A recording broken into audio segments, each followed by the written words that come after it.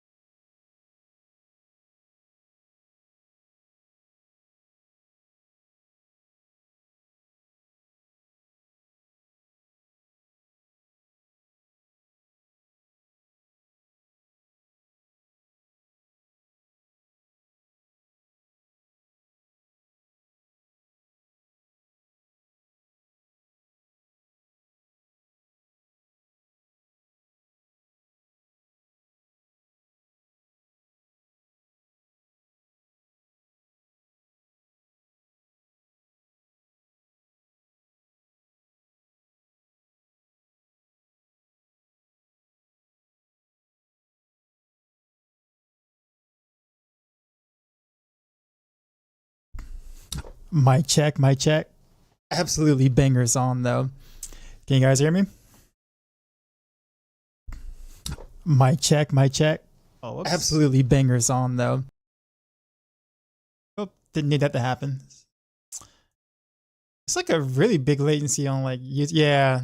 It's like a big latency on like YouTube for some reason. And I don't know why I wasn't muted. Hopefully it'll catch up though.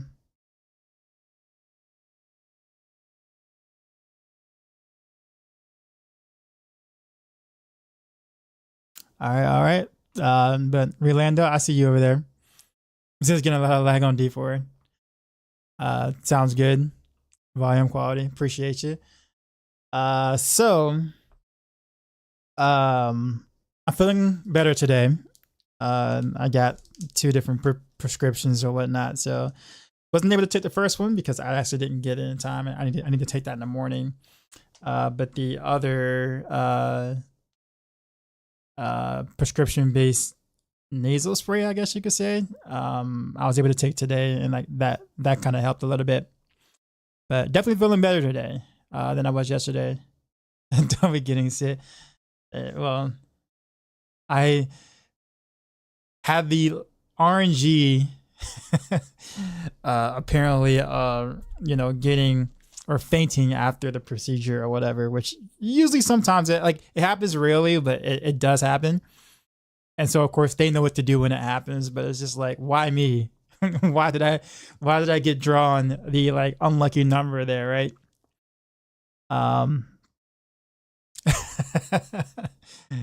Yeah, it was awful.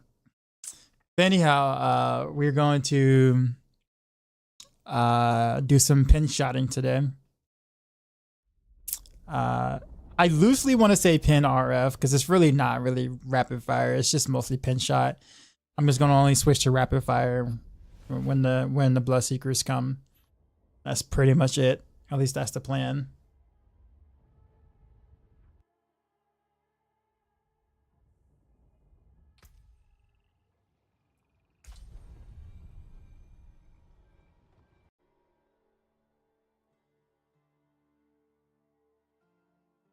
Yeah, it happens. Yeah. Anyhow, I have to actually build out my pin shot build because I haven't like I did some exploring a little bit earlier, but I haven't like actually like did anything. So I'm gonna have to put stuff together and whatnot. Got a pneumonia from a procedure once, and then I had to stay in the hospital for 3 days. No, I only had to stay for like an hour, which thankfully, you know, wasn't too bad.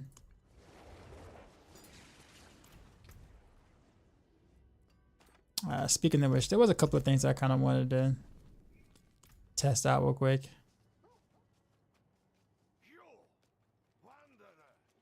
Was this new AoZ bug?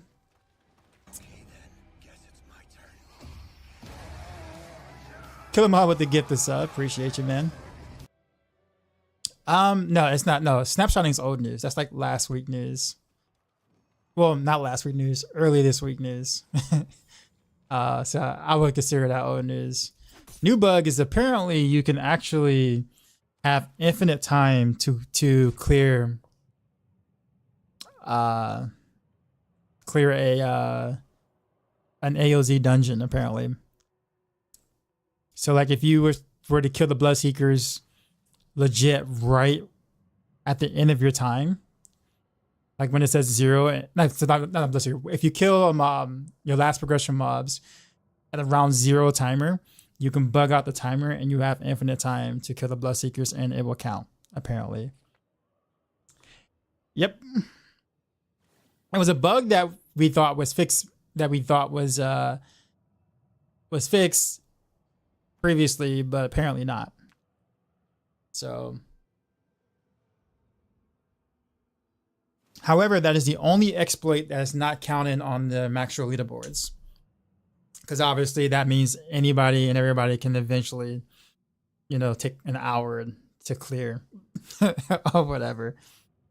Doesn't sound too helpful. I mean, kind of. I mean, sort of. Yeah, sort of. Because I mean, it's like, I mean, you can. If Bloodseekers were, I'll put it this way. If Bloodseekers were an issue, like let's say on a Druid, they're kind of a pretty big issue to kill in time. Like Druid can easily go up many tiers by having an infinite amount of time to kill Bloodseekers, since it doesn't matter how long it takes. Really, yeah, you can do that. It's a pretty simple switch from rapid fire to pin shot if you're not doing poison, but I will be doing poison because I mean that's just kind of all it is. Ra's video on domination. Yeah, well, yeah, that's, yeah, well.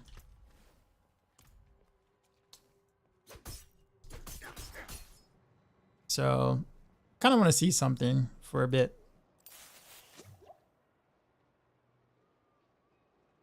Let me have to get rid of this here.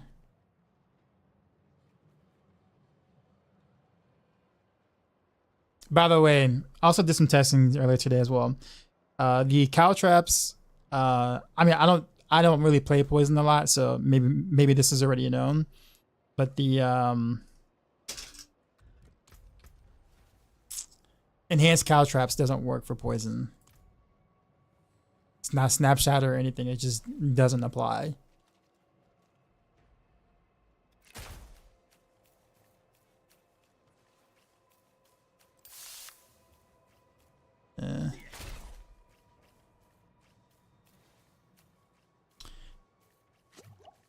I'm debating on whether or not I want to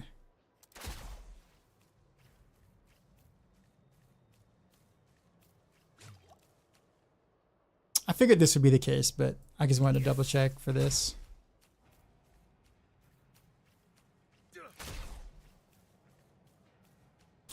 Alright, so the poison will snapshot over if I hit it with the big element tool. Well, elements.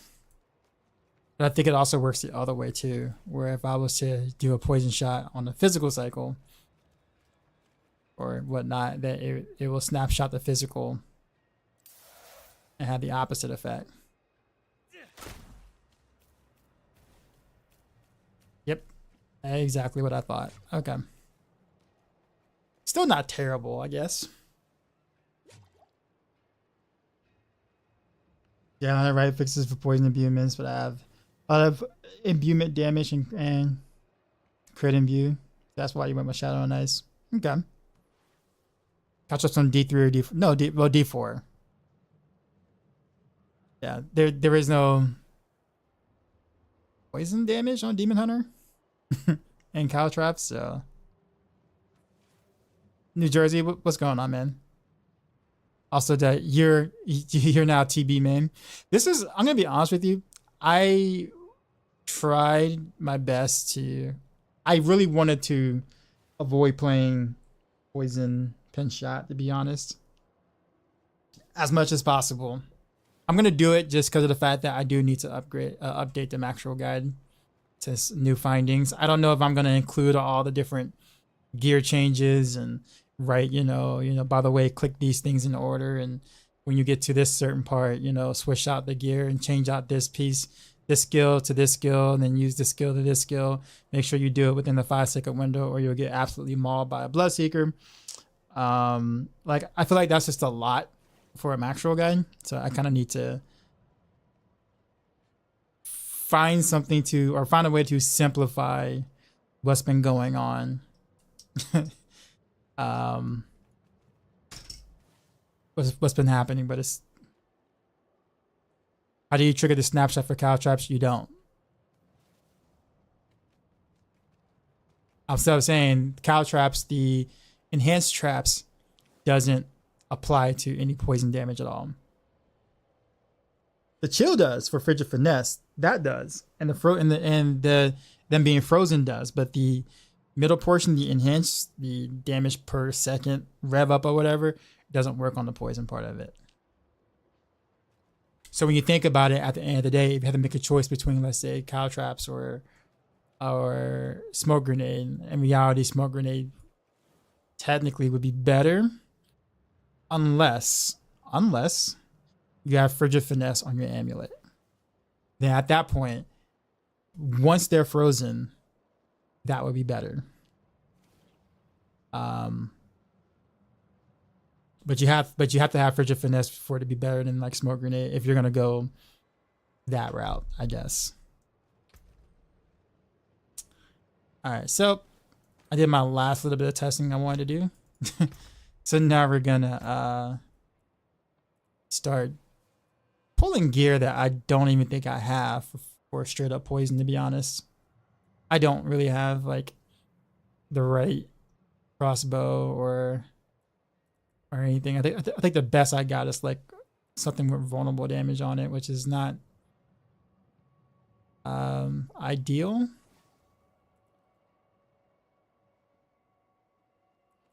I'm trying to find one without core damage, but yeah, this right here. This is probably my best bet. And this one already has whatchamacallit on it, although a low roll. Sigh. But yeah, I'm honestly just not a fan of like building pure poison around pin shot. I guess to me it feels awkward, and here's why I say that. So like you take a I don't know, like think of it as like shooting a shotgun, right? When you shoot a shotgun at something or someone, what is the expected effect? That things just blow up, they explode, they just, guts everywhere, big boom, and it's like satisfying big boom, right? You don't take a shotgun and you shoot the shotgun and then you end up making them bleed out over like 20 seconds with like next to no impact of the actual damage you dealt with the shotgun. Like that's not nearly as much fun or like visually pleasing or even audibly pleasing.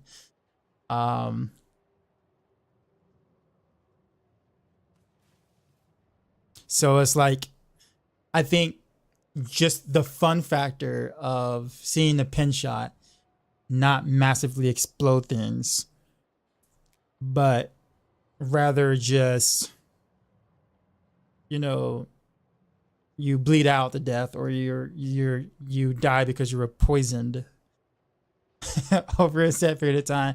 Just doesn't really sit right for me in terms of like a pin shot. You know, like a dagger, sure. Like you know, you're stabbing something, okay, you're bleeding out. You're not, you know, stab something and then, you know, your guts go flying everywhere. That's not generally how getting stabbed works.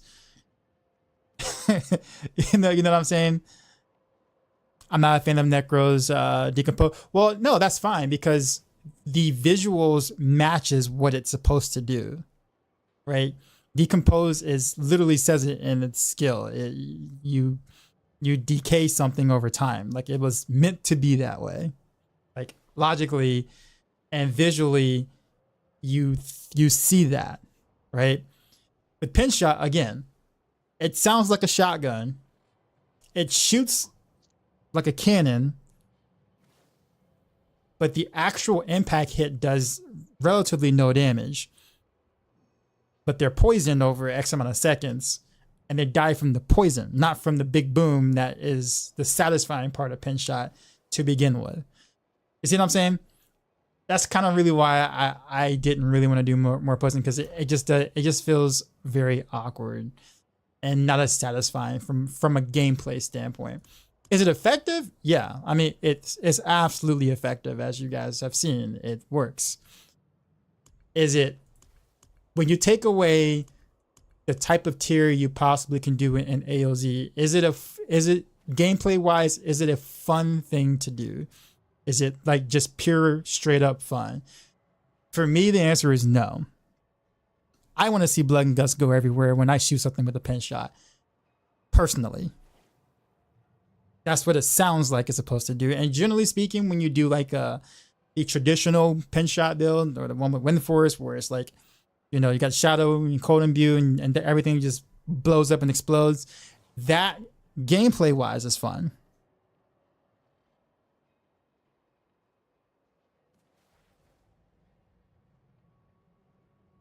You see what I'm saying? So I'm just saying, the gameplay doesn't necessarily match the skill. The skills, feel, design. It's a different style. I know what you mean. I think you're kind of missing the point of what I'm saying, Capital Board. It's effective, obviously, which is what I've already said. It's effective. I know what it does. I know what the poison does. It just seems it's awkward. Again, when you take a shotgun, you're not trying to bleed someone to death with a shotgun. You're trying to explode them. That is what you do with the shotgun. When you hold a shotgun, you blow them up, etc. I'm not saying you can't go around shooting a shotgun at, and you know, whatever, and things bleed out and you run and do something else, and then the person dies 20 seconds later. I'm not saying you can't do that. I'm not saying that isn't effective. I'm just saying, would you use a shotgun if you knew that's what it was going to do initially?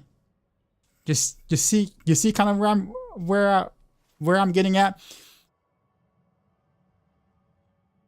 And so I think the idea right now that poison, that bleeding someone out is by far the most effective use of a shotgun, just seems very awkward to me. And I know it's a seasonal thing. It's mostly a seasonal thing, I guess you could say. I mean, you can kind of do this on the Eternal Realm, but it wouldn't be nearly as effective. But for me, if I'm going to play pin shot, I'm going to shoot something and guts go everywhere.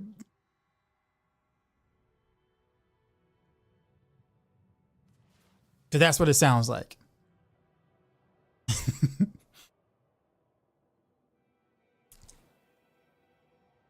But again, like I said, twisting blades and even Flurry, you know, they're daggers. You stab something, they bleed. They don't explode, they just bleed.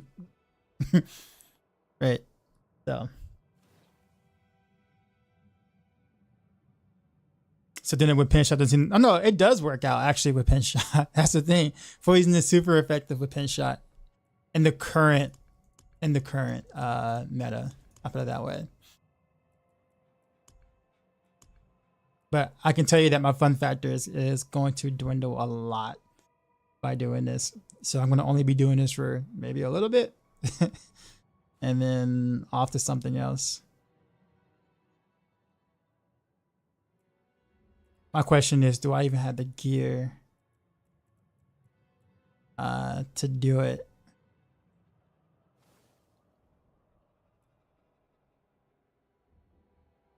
Alright, this has this on it.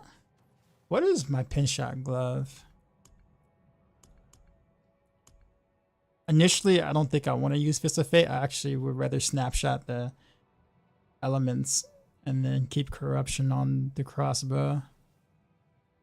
Technically, that'd be a little bit more damage than Fist of Fate.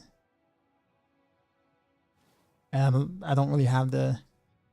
I shouldn't make them unstoppable either. So I wouldn't need to put that on my boots. I don't know. We'll play around with both different ways. Okay, so this is my pin shot one.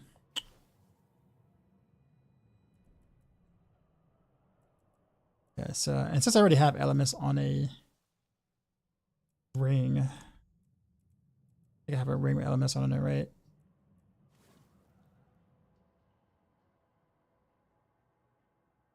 Imbued damage instead of crowd control damage.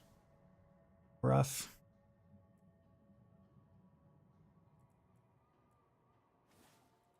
What is this one? I think I can probably imprint over this one, right? Yeah, I can. I totally can. So we'll put pin shot here. Elements here.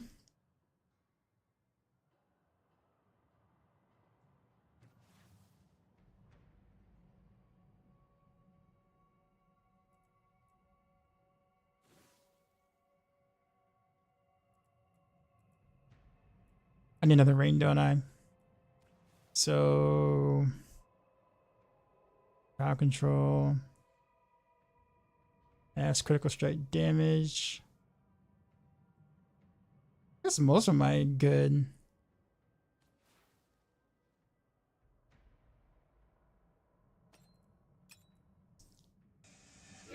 Just want to make sure that I don't like mess up. Only got 9 mil gold too, so I can't even reroll stuff. Lucifer, appreciate the follow.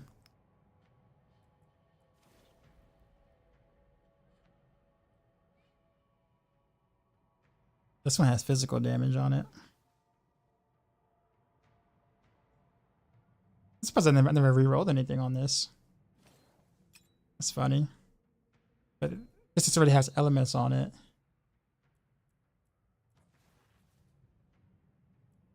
I can go ahead and use that one. And then imprint over this one since I don't use this one anymore. This will be my 2 rings here. Now I'm gonna need to get a bursting venom somewhere. Yeah, do I need gold? I don't know. Going to be 100% honest with you, I do not know.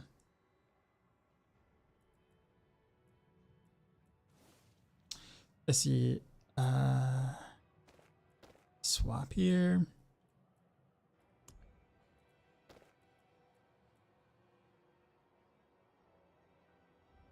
We can just put pin shot on this. Why not?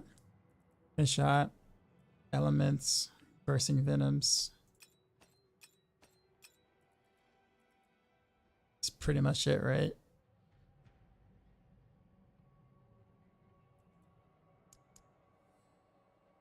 Trick.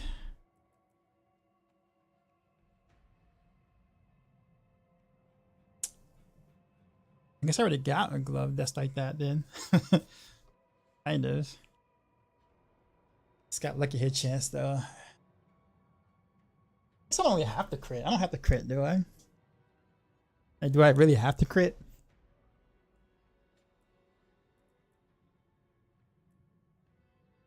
I mean, we're just talking about poison here.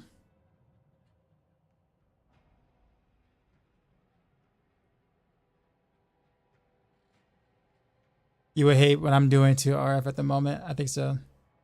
See 8.3 from the glove.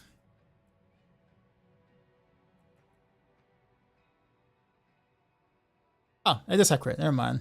It doesn't have attack speed. That's what's missing.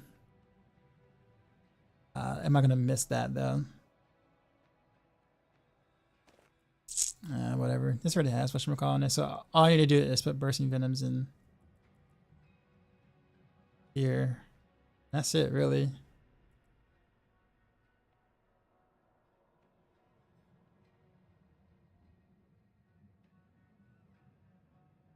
Using blaze shift for rapid fire.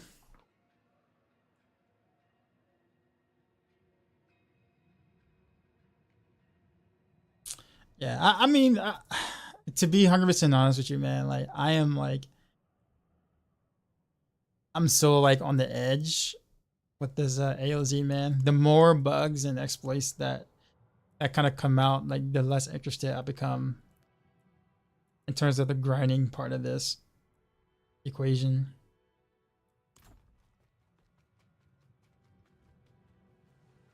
However, I mean, this is kind of what we're stuck with, and I don't think they're gonna do anything because, you know, fixing bugs right now or main bugs or exploits isn't really their MO this season unless it completely ruins AoZ.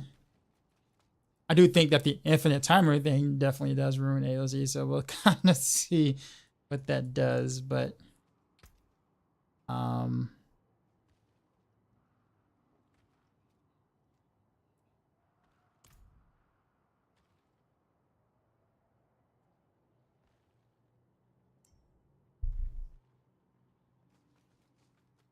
that wasn't fixed. We thought it was apparently, and then someone was able to reproduce it today.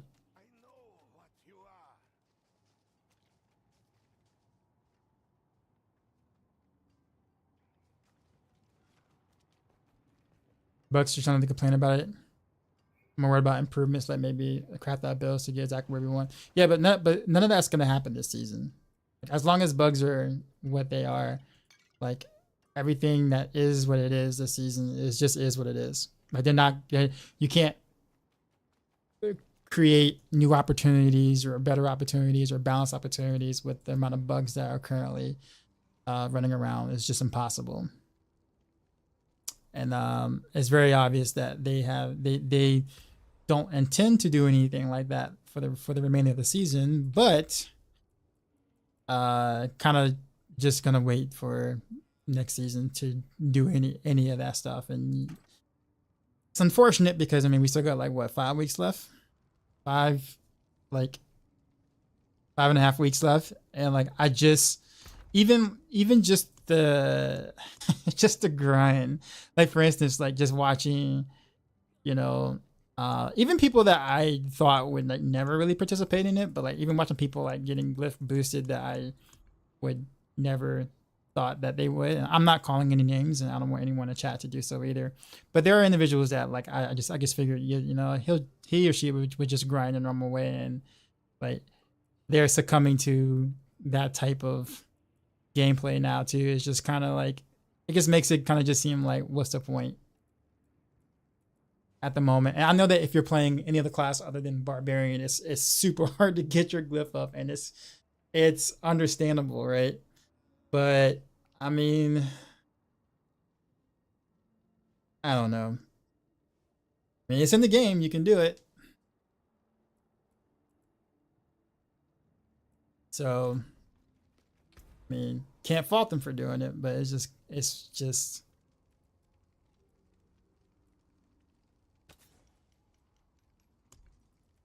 okay, so let's get bursting venoms on this. I thought I put bursting venoms in here, did I not?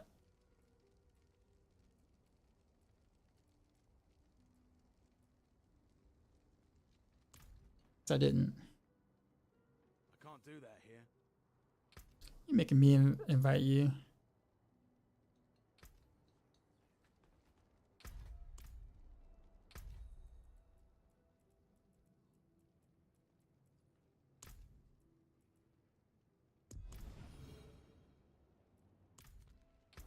Father bless.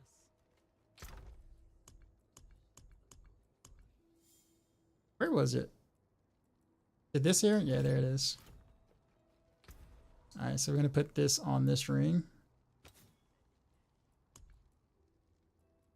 You might put on a better ring later if I actually roll with this, but this is fine for now. So we're gonna swap out now these two.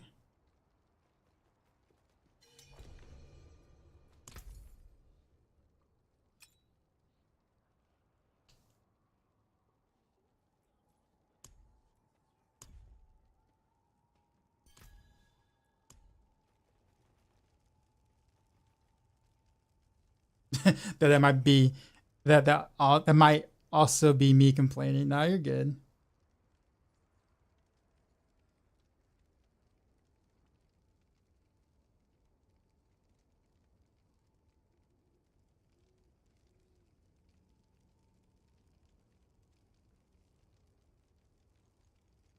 You just expect them to touch the glyph XP again, not to nerf or how others doing it, but to make it less desirable and necessary. Well, I mean, that's pretty much all you can do at this point, right? You definitely can't stop. You can't stop them from doing what they're doing, because then the people who didn't know about it until later and then they just started doing it, like the people who've been doing all this time, will have an advantage that you cannot participate in anymore if you did that. So they can't stop it now. Like, they have to let it go, because otherwise that's a completely unfair advantage. I mean, it's unfair advantage now, but like, you can't, I mean, if someone wants to take the option to do it, they can. You know what I mean? They can't really just completely prevent it without like a lot of, you know, catching hell, I guess, for lack of a better word. A shadow resistance. Ugh. I guarantee it's because of the ring I used.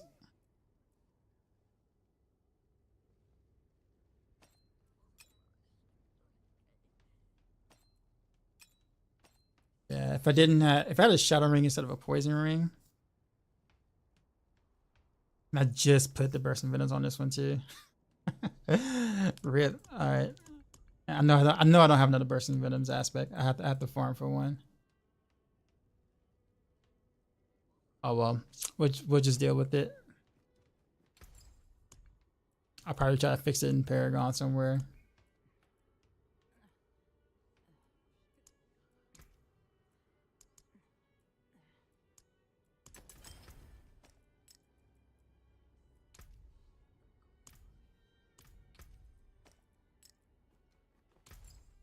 Nah, that's alright. I'll fix it Paragon wise. It's fine.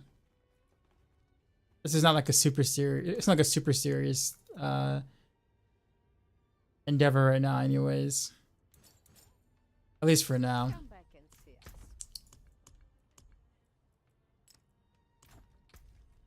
Okay, so this needs to remain.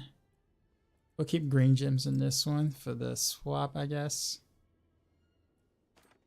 It's here.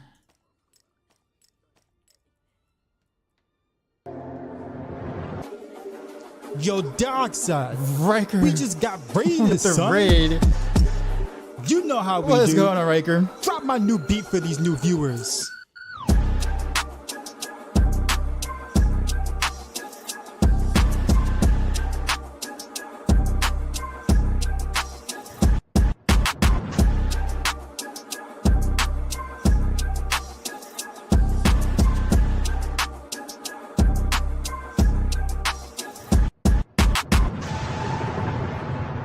Sheezy out. What is going on? Riker raided my Mr. stream Riker. with 441 views. Thanks for the shout out, Kill 'em all. I'm pretty sure you guys all know who Riker is. I don't think I have to. He needs no introduction there. Appreciate you, man. Said the new Sheezy beat. Yeah, kind of have to, because there was no way for me to keep trying to get around that YouTube claim every single time. Even though I have permission to use the previous song, YouTube still keeps striking it, or keep putting a claim on it that I have to release every single time when I'm dual streaming. And that's just annoying. So I just decided to pick something else that I don't have to remove a claim for every time.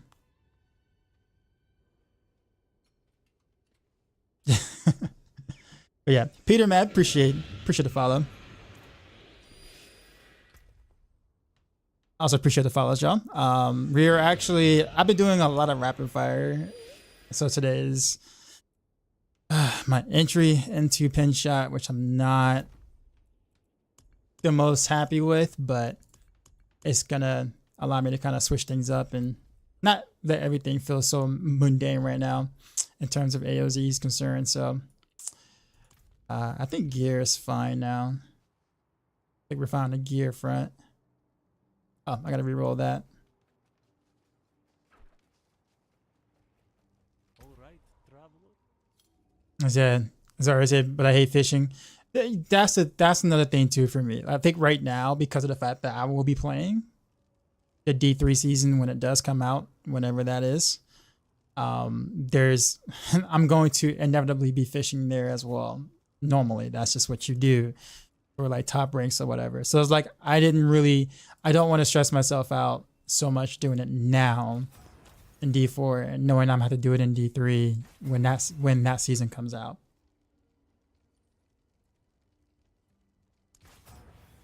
What do I want to get here? Crit chance, I think. I guess crit chance doesn't really matter as much, but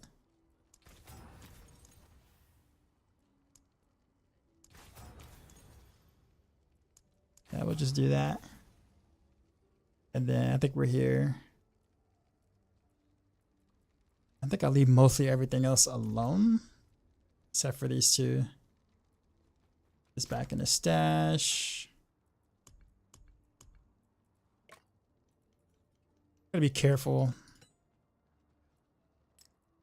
with my gold. Okay, skills. What am I gonna do here? What do we want to do?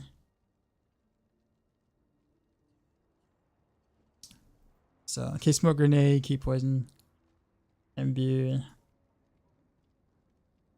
Probably poison trap, honestly. Since I don't want to play directly on top of mobs.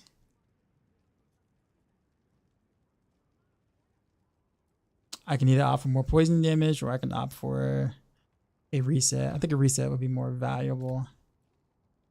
And yeah, I have bursting venoms, but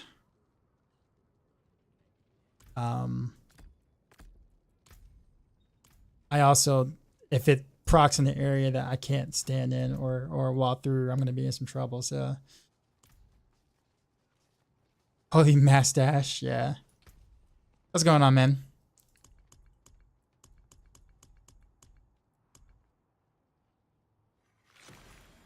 Am I missing one chalice? Okay. Where do we want to get this from?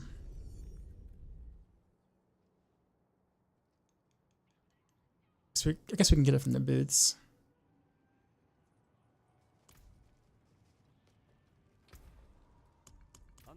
So let's.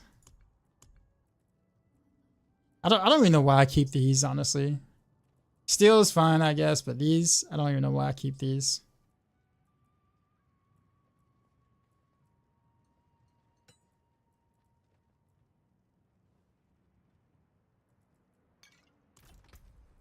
So let's cleanse.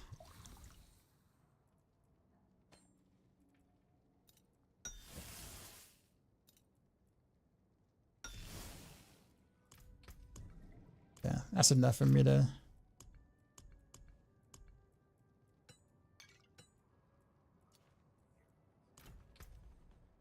Okay. And ironically enough, I think the, what is it? The elixir I'm probably going to want to use is actually this, the seasonal one, or in the new winter event actually now. The health and the lucky hit chance is actually good here.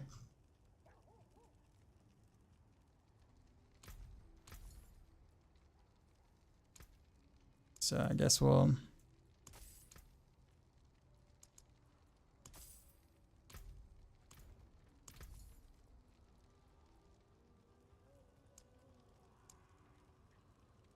Wait, how many do I have of these?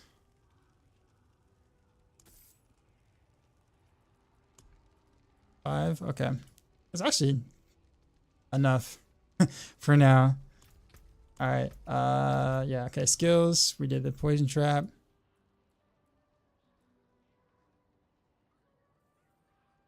I think we maxed that out.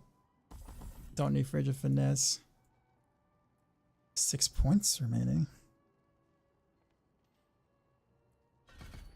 Get the dodge back. Don't need any of these. This is actually useful now.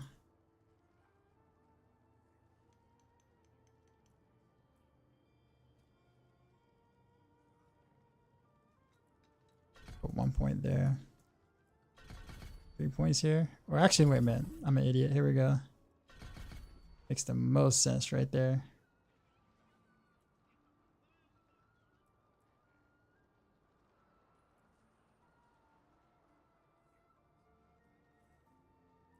Actually, Weapon Master.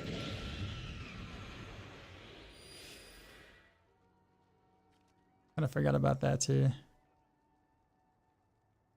Appreciate the follow.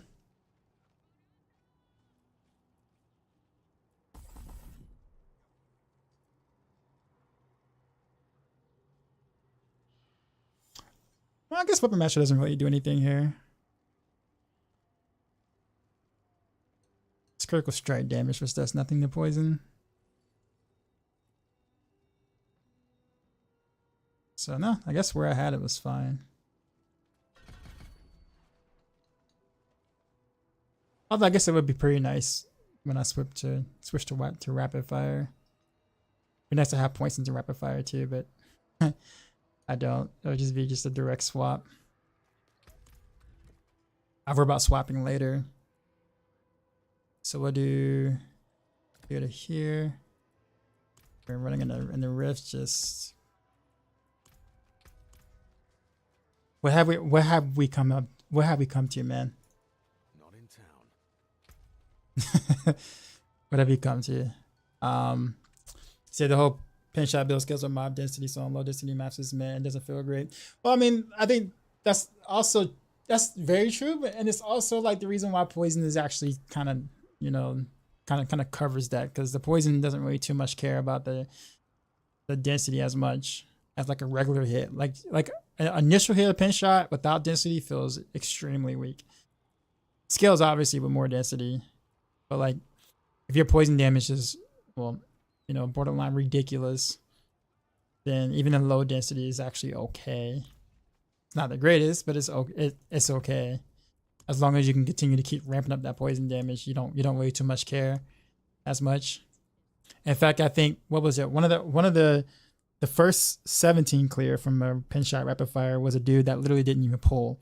He was fighting like 6 or 7 mobs at a time the entire time. He didn't even like try to do huge pulls or anything like that, which I thought was kind of awkward, but he cleared. So it was just like, oh, okay, no.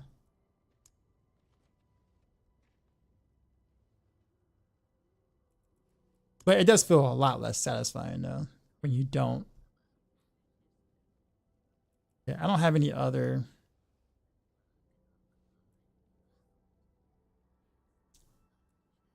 Yeah, but I think what he meant is more like, you know, the farming aspect of it. It doesn't really feel great to farm with, which is actually, I can probably understand that. Say probably because I haven't really done this to this extent yet. Like I've done some really scuffed setups, but nothing like what I'm trying to do now. Okay. I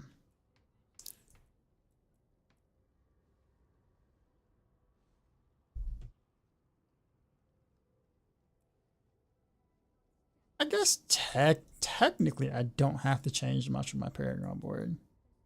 Technically. Or too much.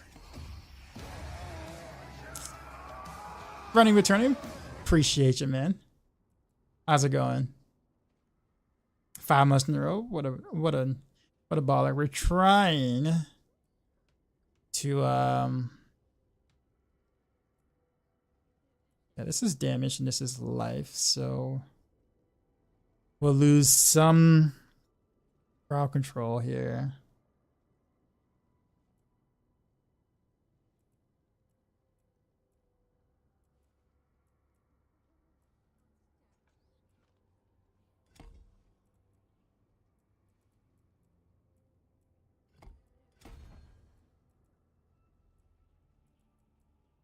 Yeah, let's get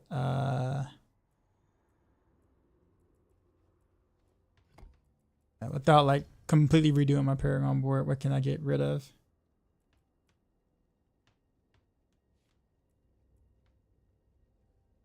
Oh, okay, never mind.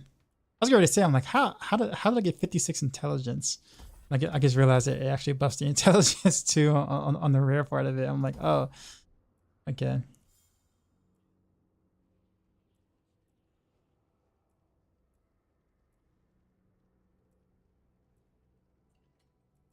Guess I can have to get rid of quite a bit of intelligence here.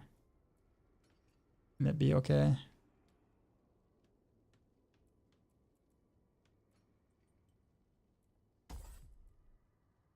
$29. So that gives me 6 points.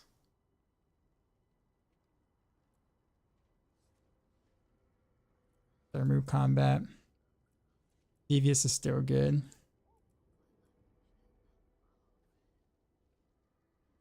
I guess I don't have.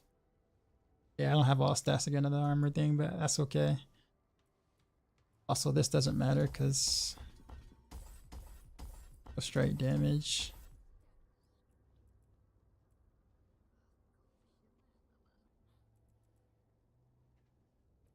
It's life. All res.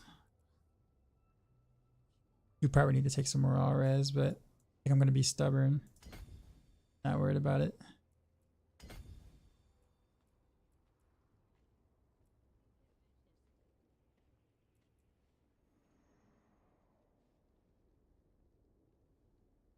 Guess I need to ask somebody about this. Does the damage to help the enemy snapshot on poison? Like, does it actually work on poison at all? Like, if I was to poison something at above that threshold, will they remain? It does? Okay. Oh, I know what I'm taking. Alright, well.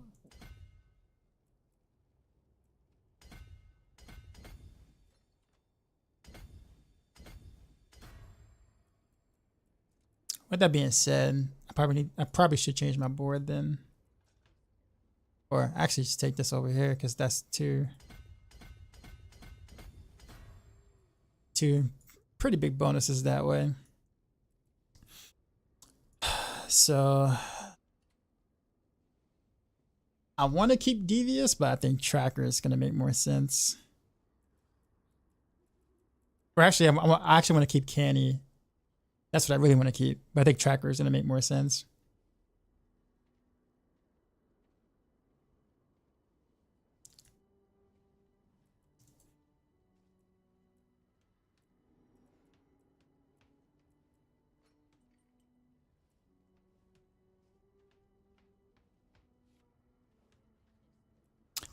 Tracker's a dex glyph, isn't it? No, it's an intel glyph. Okay, so it's just the easy swap. Yeah, that's all we're gonna do. Just trying to, I'm trying not to redo my entire Paragon board.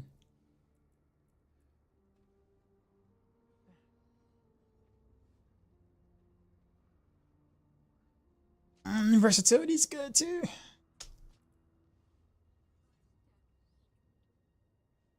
What is versatility though? Is that dex? It is dex. I could just do a devious and versatility swap. That probably makes sense. We'll see. But I didn't pick up anything down here though.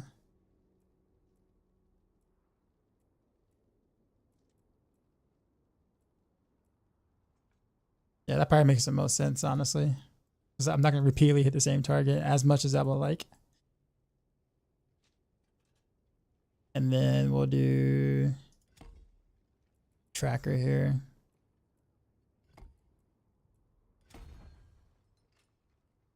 just as a direct, literally a direct swap.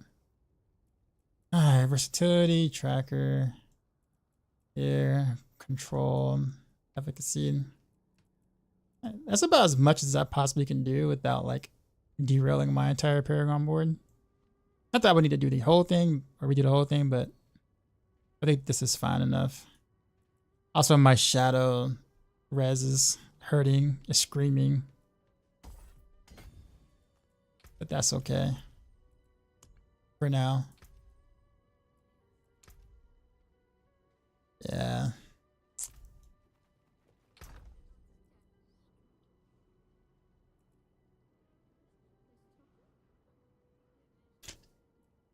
Like I say, I could just swap boots, but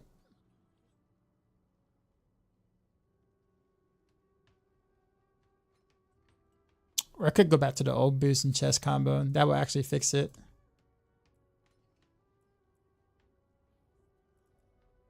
What's on amulet? I haven't changed anything. It's just this. But in reality, I don't think I have like a better amulet to use. I'm not going to be able to squeeze out like a very specific passive. Got the scope for Shadow Gem. That is actually very, very true. I don't know why I didn't think of that. I have many fine pieces, rare and beautiful. Do I have another purple gem? I probably don't. Alright.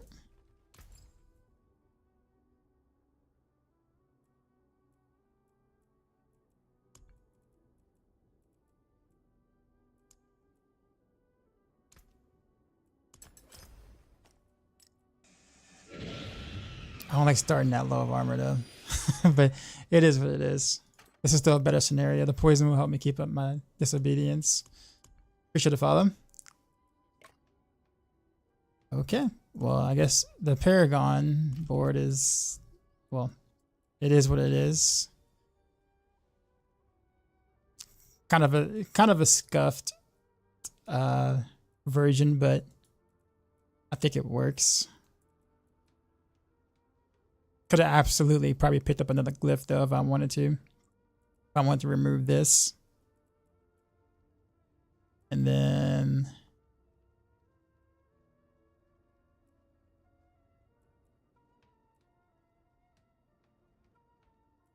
what else is there? Actually, which one is this? Okay, yeah, it's that. That life is actually really nice to have.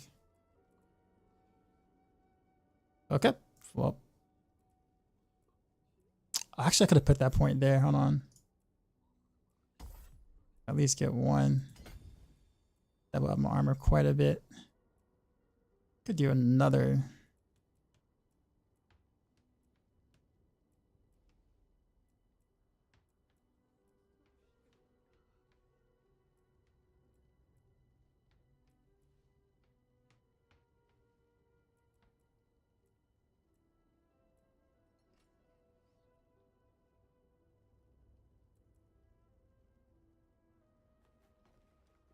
Yo, Sig, what's going on?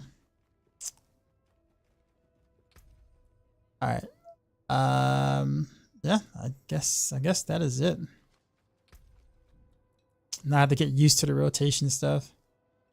I'm gonna hate, absolutely hate running around and bursting venoms. Like legit, just absolutely hate it.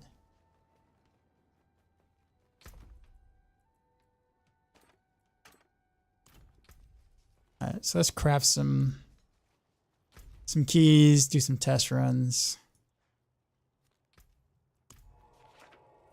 Play it like Diablo 3 later on.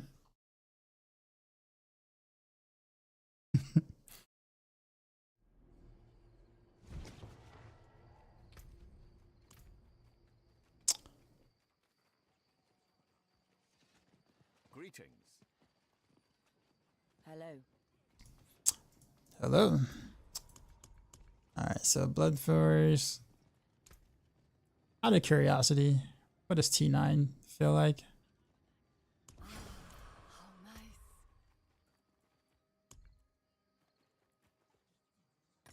I'm okay on gold.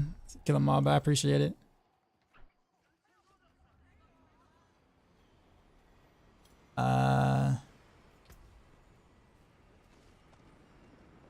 Making sure I got everything.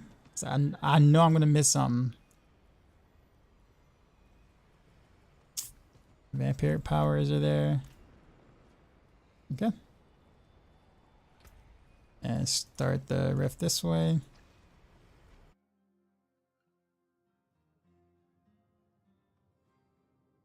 No, that's without disobedience on amulet. Well, I mean, he has disobedience, but his base armor is 8100 is what he's saying.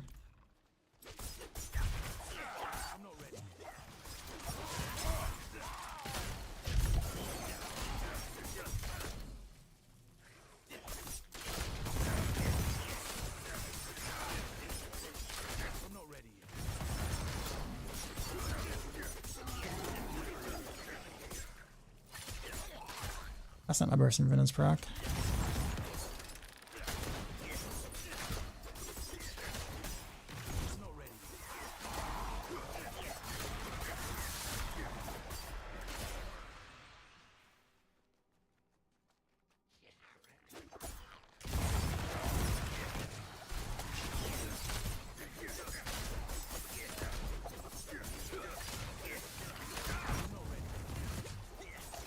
I don't know what hit me that hard.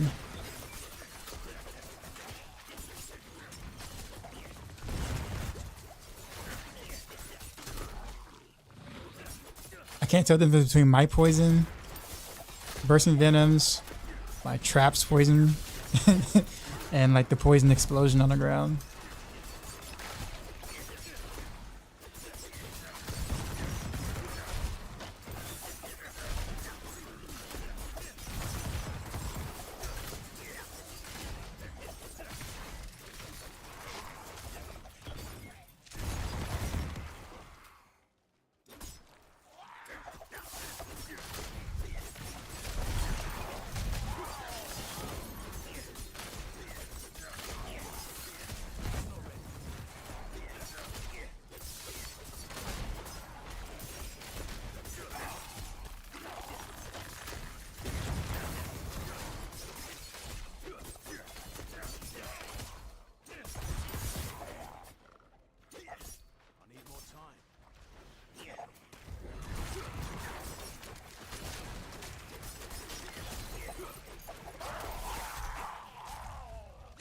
Or I survived the explosion.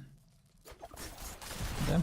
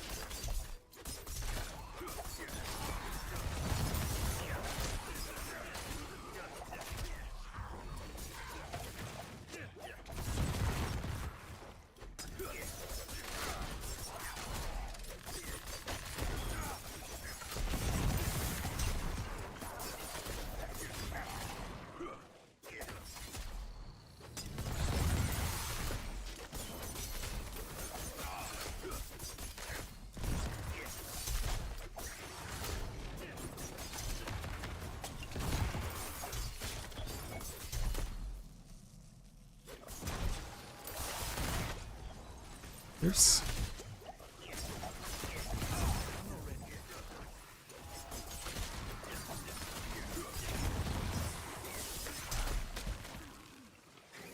Boo.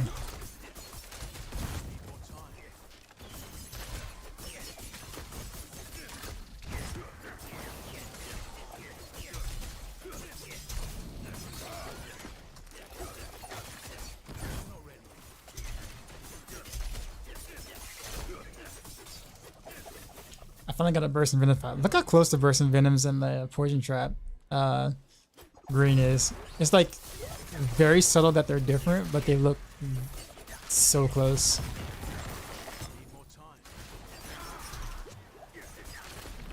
And then that poison bubble.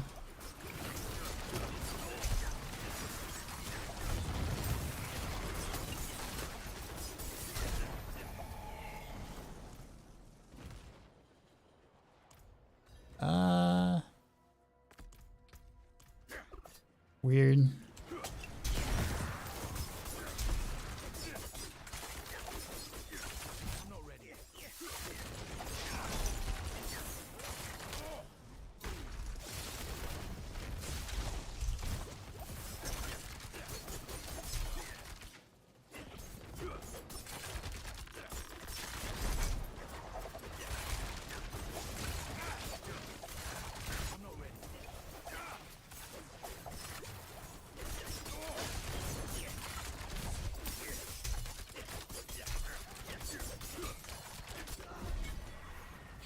Yeah.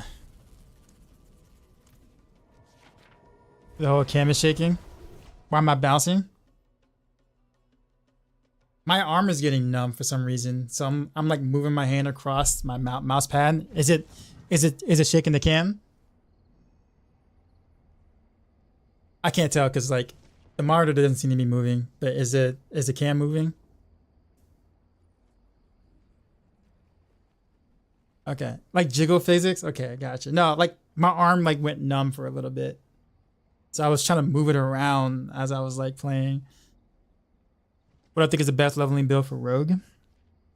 I mean, at the moment, as long as you have Hemomancy, Vampiric Power, you can pretty much level with legit any Rogue build, because the Hemomancy is gonna one shot everything anyways on the way up. But yeah, I mean, you can pretty much use anything, whatever you find the most fun. I would probably list them in tiers if it wasn't for the seasonal Vampiric Power. But with it, I mean, honestly, you can't have a bad time with any of the Rogue core skills. Leveling up. The Poison Chant is the worst. Looks exactly like BV. All right. Well, like some of that dungeon felt it just felt kind of awkward to me. I don't know. I'm not. I wish I didn't have to play around bursting venoms.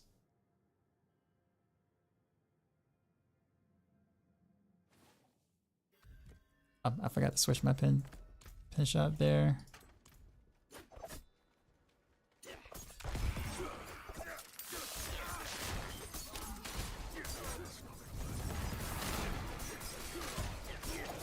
My arm still feels a little numb, but I'll try not to move it already.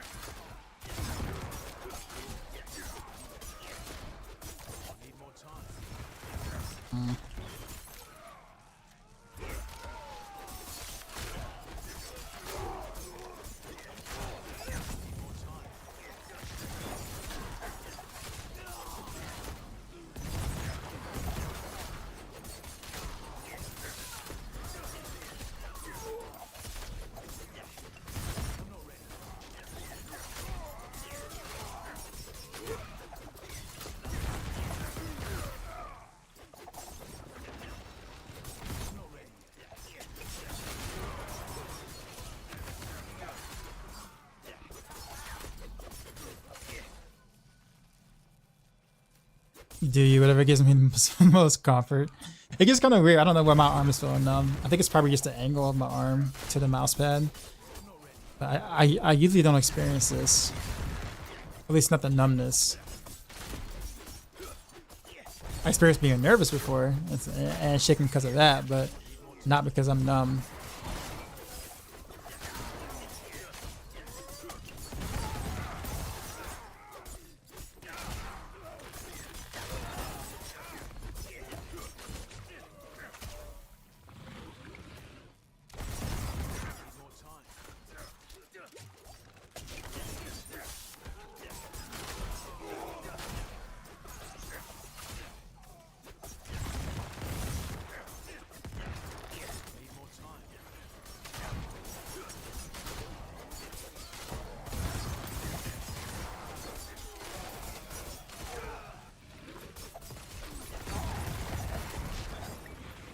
I'm constantly like jumping into I have no bursting venoms.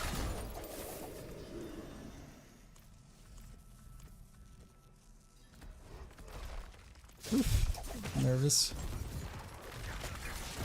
I could be faster on that switch.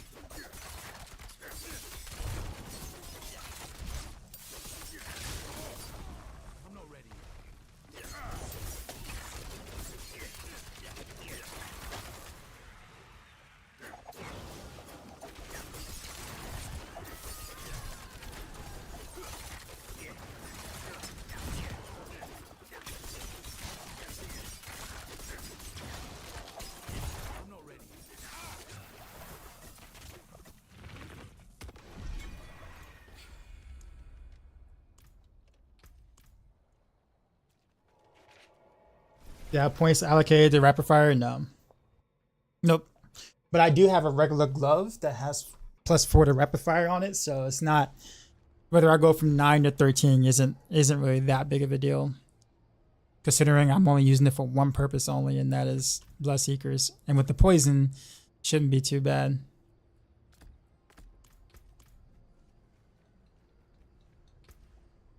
Yeah.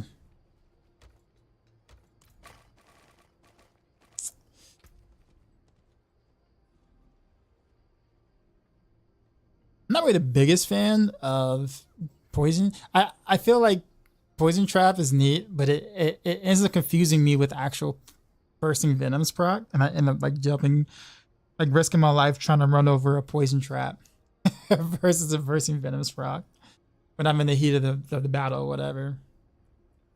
So I think I might just replace it. Yeah, I think I might just replace it with something else. I like the idea of it being able to, like, you know, have a chance to reset my imbuements in case bursting venoms wants to act like a butt. But I mean,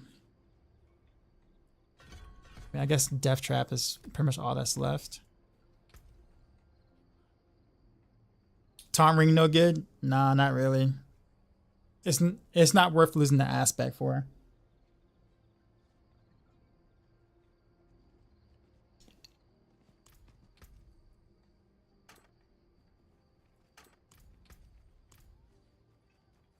I guess we'll do a couple more, and then I'll probably just end up YOLOing it.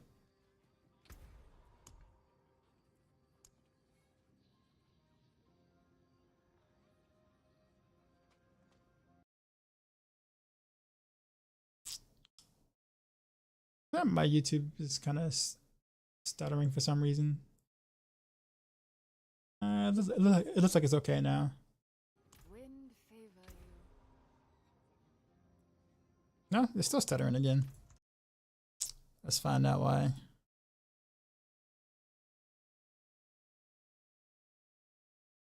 It says my stream is healthy.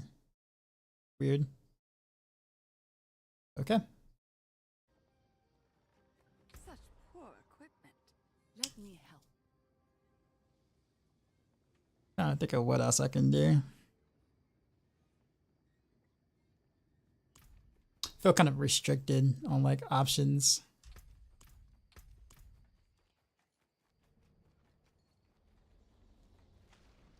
Oh, I didn't craft anything. So I guess I'll use a death trap to proc the other bug. The server lag bug.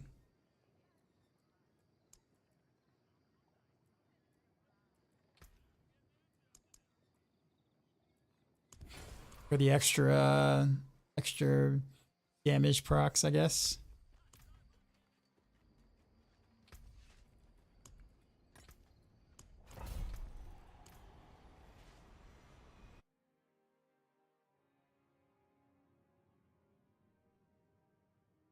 I guess what should I put on Big Stem? Right now I have Shared Misery, but I don't know if that's like really the play here, considering I have a slow with Pen Shot.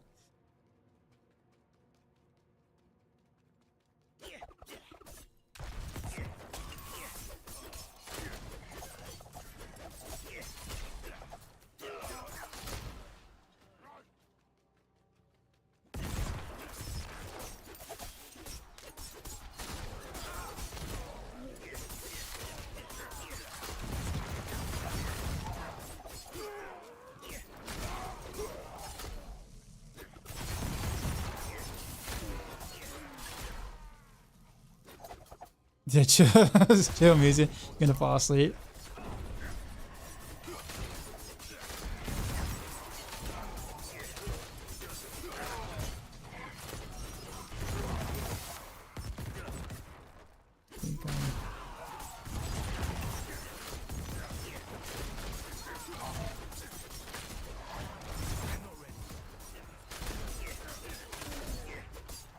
Yo, where's my there we go. Like no bursting Venice for a while. Is that how my pushes are gonna look too?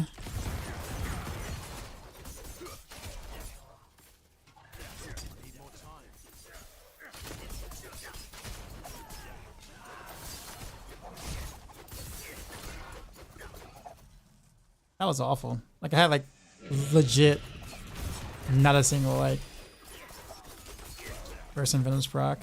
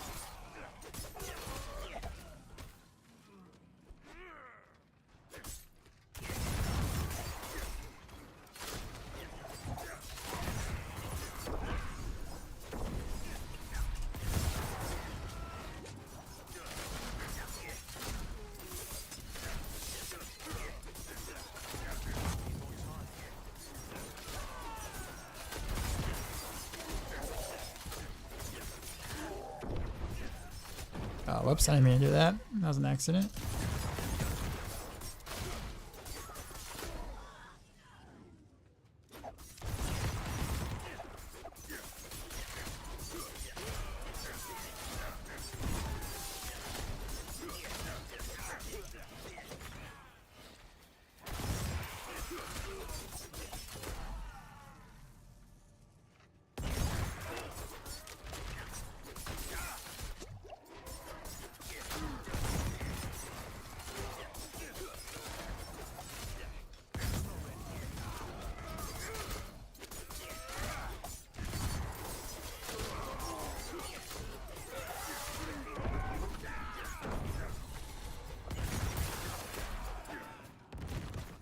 I almost feel like I need pestilence points, because I feel like I have like very little chance of like really proccing it, like outside of like getting like a real big large pack.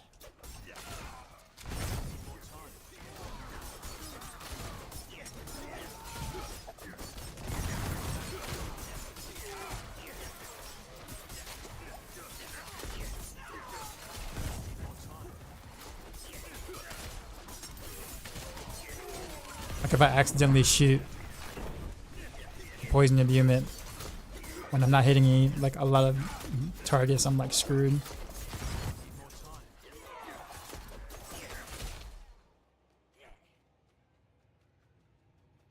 I mean, it is because I mean, the more mobs I hit with a poison imbuement and pin shot, the more I'm guaranteed to actually get a few. But if I accidentally hit just one mob with poison imbue, I'm kind of screwed.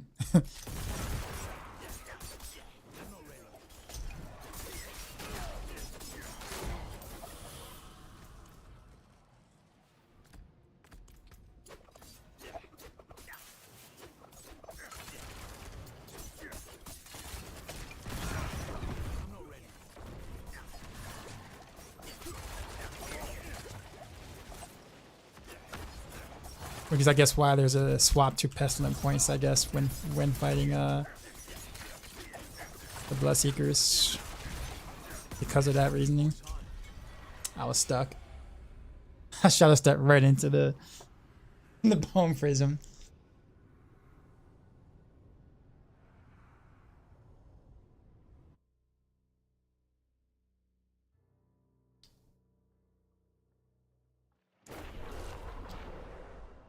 The road used DT on me. No, I probably hit that on accident myself. Okay, so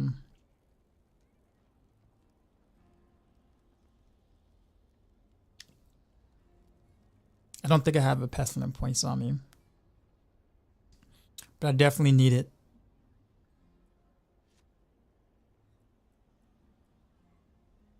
Like I have to legit swap out another glove.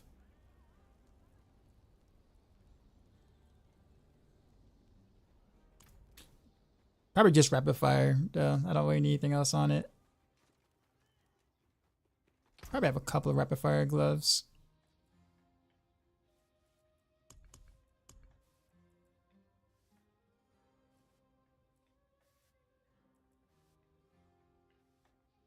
That's my good rapid fire glove. Where's my other one?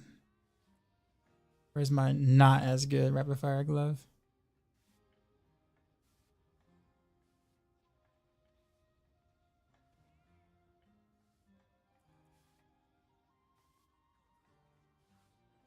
Where's another? Here's another rapid fire pin shot one. Yes, I can just use that.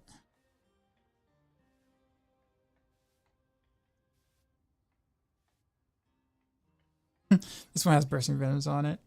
Can't remember why I made the change I did here, but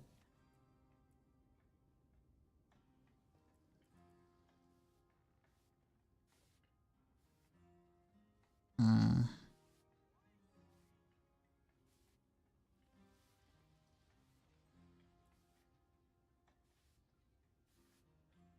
guess the healing wouldn't be bad. Even, you know, regardless of how teeny tiny that is. But I have to like spend gold to reroll that.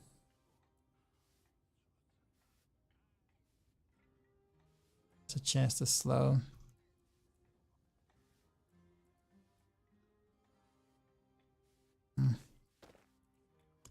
Yeah. I just don't have past no points. I'm about to gamble some gloves. There ain't no way I'm really proccing any bursting venoms with rapid fire without it. And next, fine quality. Well, the win. Maybe you can sell it.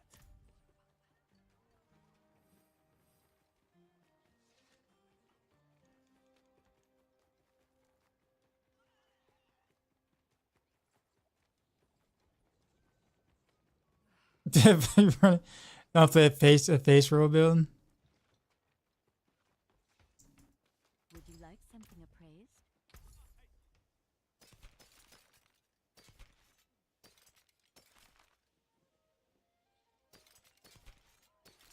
Okay, that's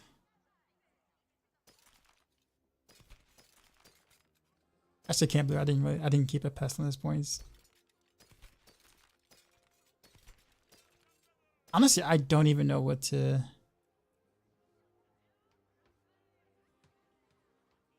put on my boot because I don't really need the whatchamacallit. I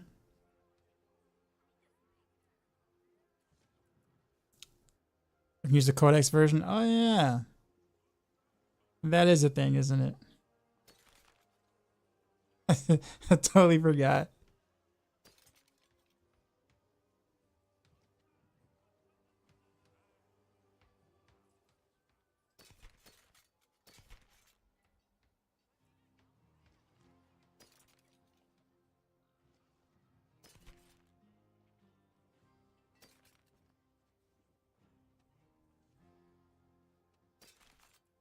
Goodbye then. But yeah, totally forgot about the Codex of Power. Wait, actually, wait a minute. Did I sell on my glove?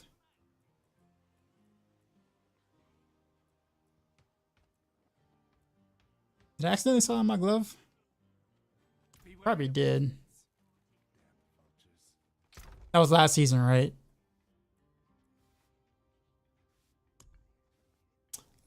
Well, never mind then.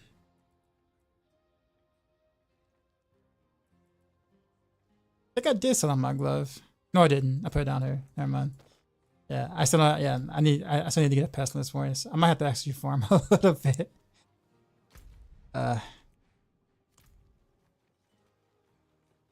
I'm probably not gonna be able to, like, if I want to act like do a semi serious push, I'm gonna have to have pestilence points. I'm short on coin. And oof.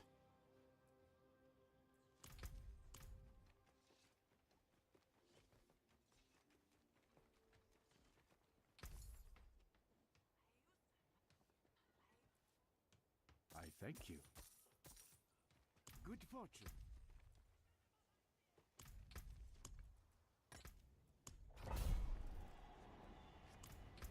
So I don't really too much like Death Trap. I guess because I'm also not like 100% melee. It's probably the reason why. But don't like Death Trap. I guess there still is Cow Traps.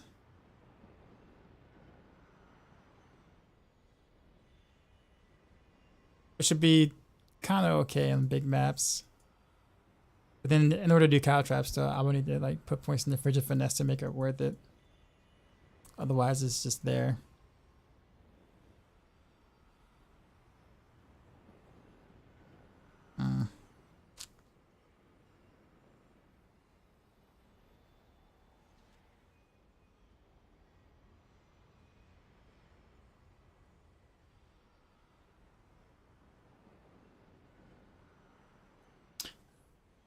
I'll give it another try.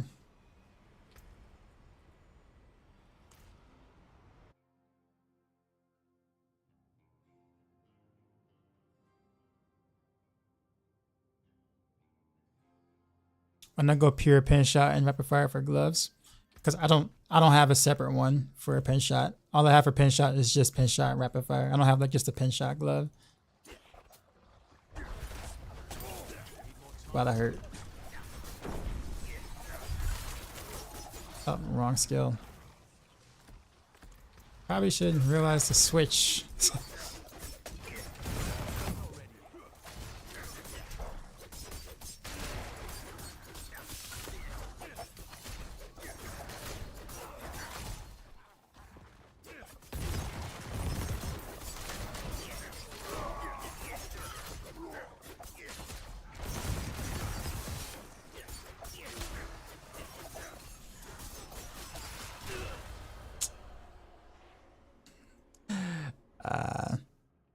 Saw that coming. Thought this animation is slow. It's really not that bad with Ravenous, but what are you linking me?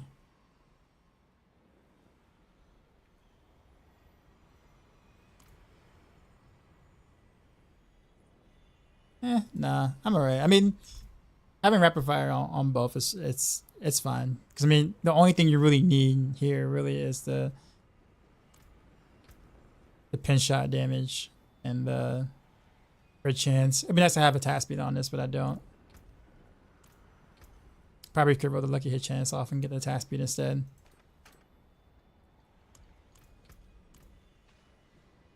Yeah, but this should be fine though. Like, I don't think the heal or the chance to slow is gonna really make a difference.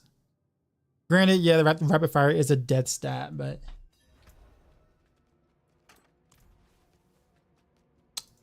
doesn't bother me that much.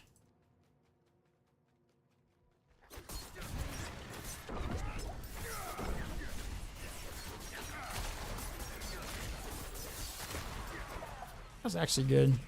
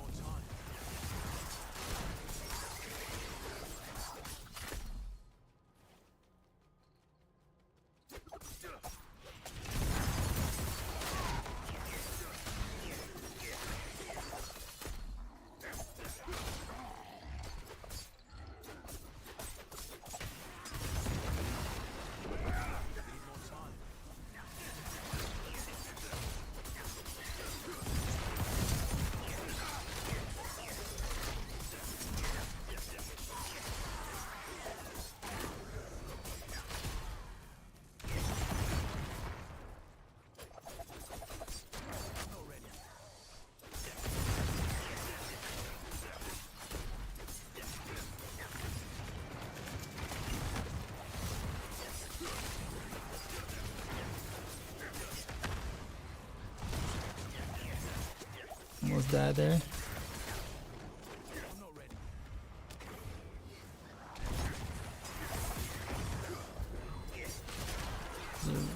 Really weird run so far.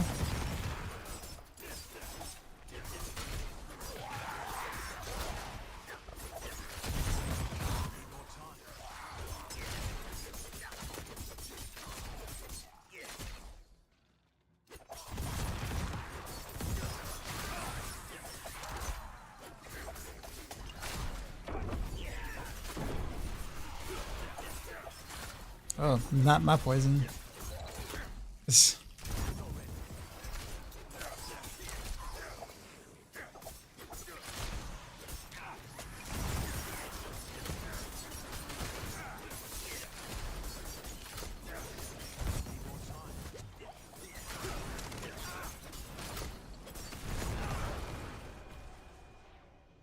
I must have shadow stepped into an explosion, didn't I?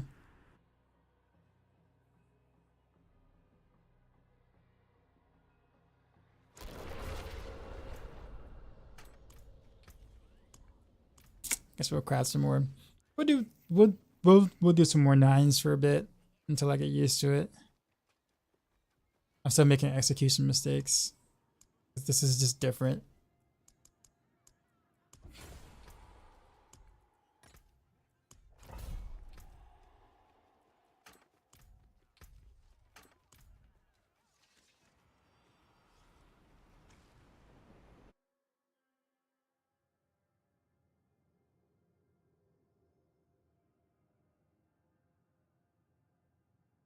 I do miss playing rapid fire a little bit though. I think that's a bit more fun.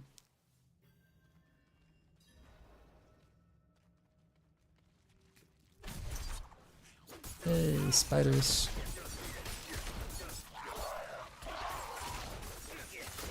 Kind of spiders.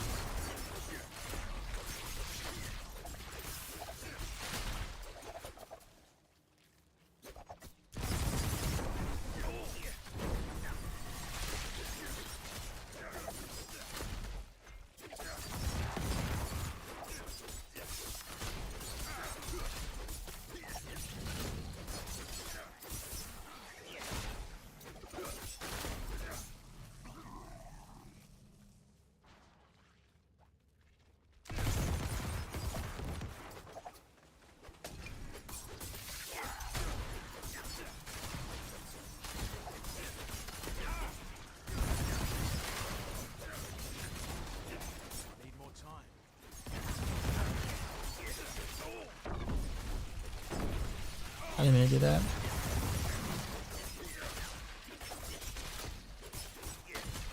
I'm not ready yet.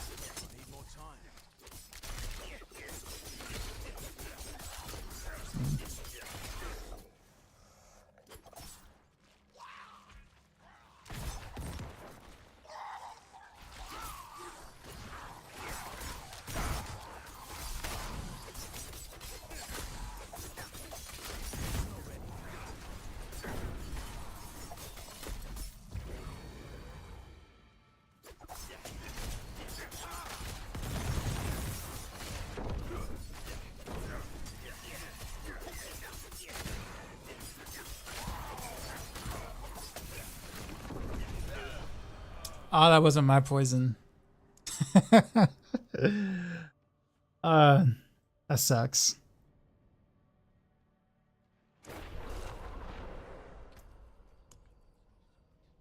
Oh, I also had the wrong weapon on. Didn't have corruption.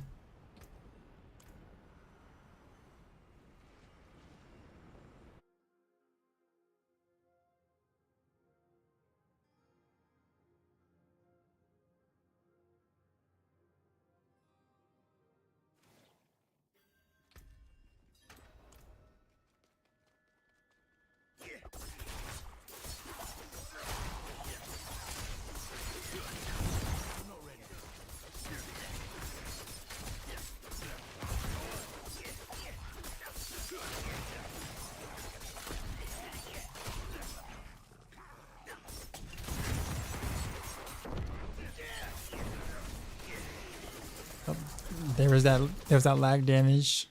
That literally one shot of that effect.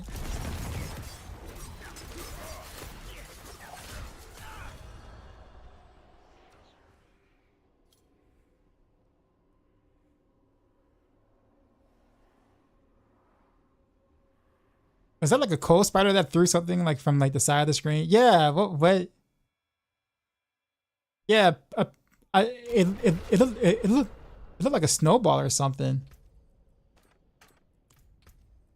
But that hurt.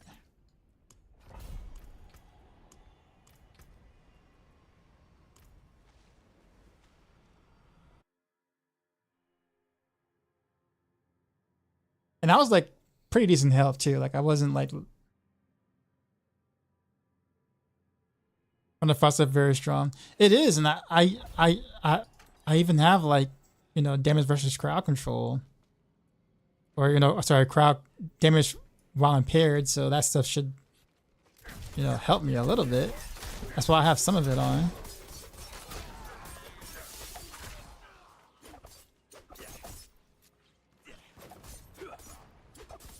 I'm not ready yet.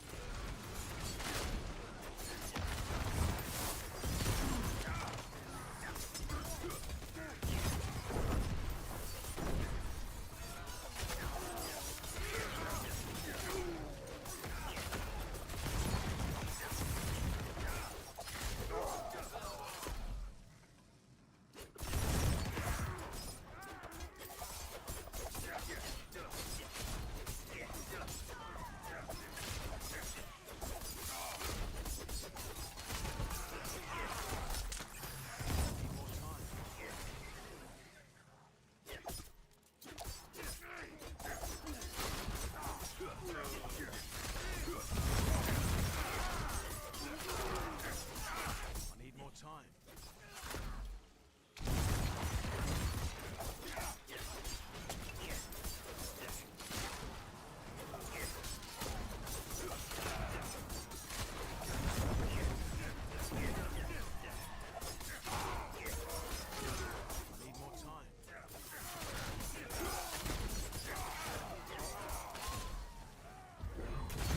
need more time.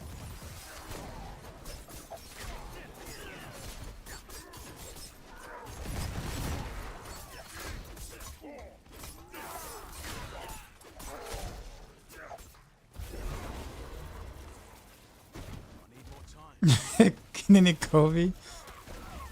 There's a high arcing shot that you don't know where it came from. I'm not ready yet.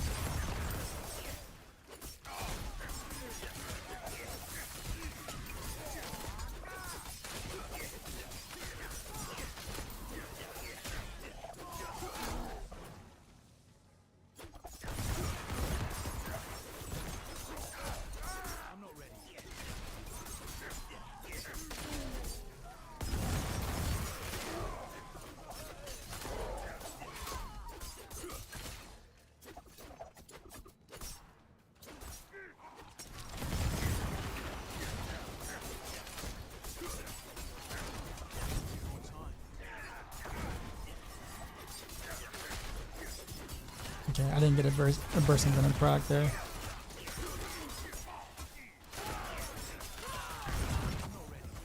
Yeah, like pinch shot feels incredibly awful without bursting venoms, or without, well, any sort of poison. Need more time.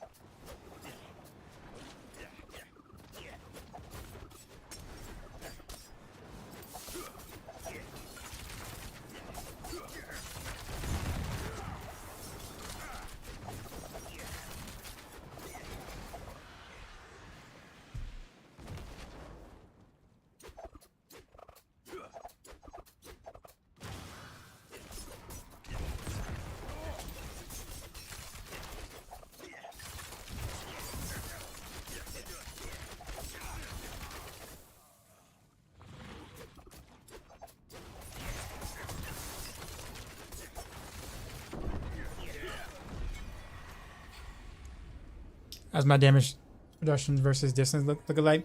I actually don't have any rolls, unfortunately, but I do have extra health on my chest, and I have 30% damage reduction to whenever I'm crowd controlled. So that 30% should equal to more than what a roll of damage versus distance would have been. That's why I'm confused. Because that snowball attack CCs you.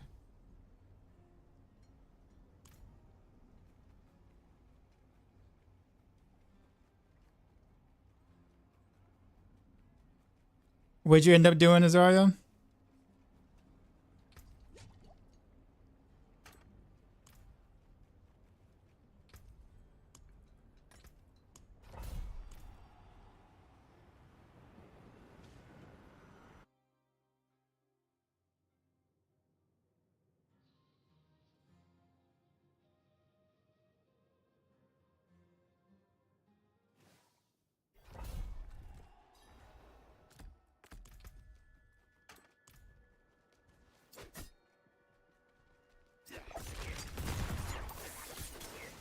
Did you do? You said is it just cold imbuement? Oh, are you resetting? Are you resetting cold imbuement with hectic, so you can get more cold imbuement?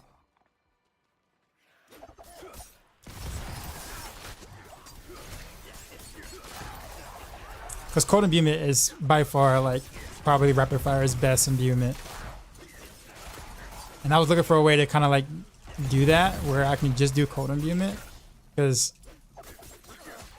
a good cold imbuement shot will just annihilate the entire area. Need more time.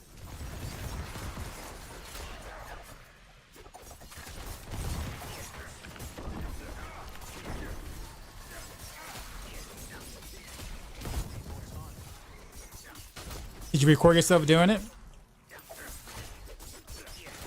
Yeah, I was hardcore. Not in Diablo 4, no. I don't have the internet connection, honestly. Or my internet connection is not stable, I'll put it that way. And I would just run more tanky if I was playing hardcore for sure.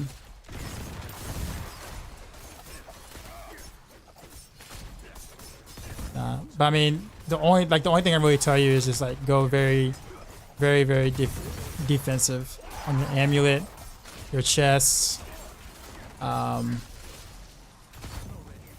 Don't skip out on anything defensively in hardcore when you're on the road.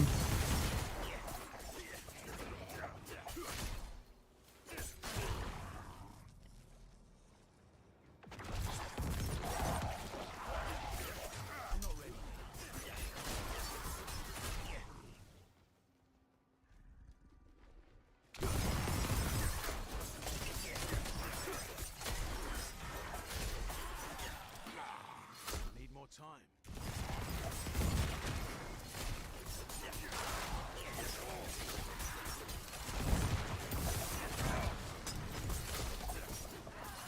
Need more time. I dodged the explosion. Wow, like an actual like RNG dodge.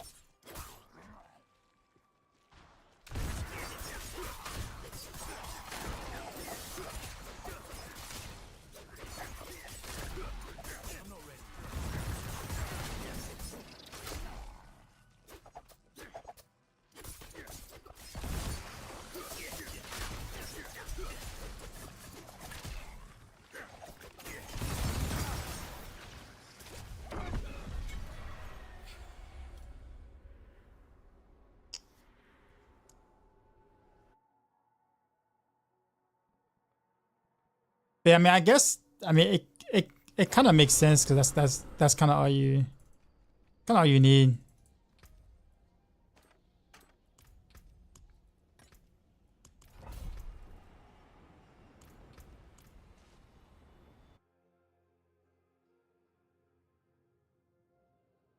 I guess with meta though, then you wouldn't need a cursed touch, right?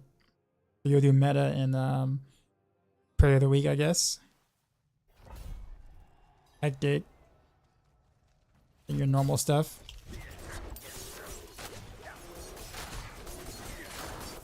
Or is your rapid fire, I guess.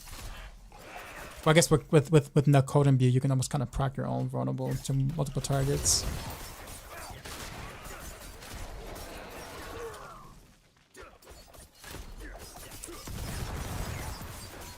How much would I think it'd be safe? It's kind of hard to say because it just all depends on like the amount of like how high the rolls are of the defense you have. But yeah, I mean it also depends on the content you're doing. Also, the build you're playing. There's a lot of factors, honestly. But generally speaking, like for instance, on your amulet, you won't try to get as many damage reduction stats that you possibly can on it. You will almost exclusively have to search for a chest with like, instead of trying to get your resistances in the chest after getting them on your boot, you might have to like finagle how you're gonna get your resistances. Get like the same resistance on 2 different rings, and then use your gems to kind of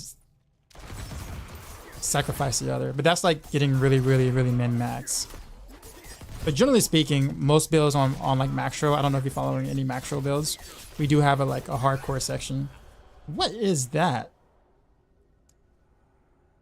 What did I just die to? Or what did I get one shot by? I'll put it that way.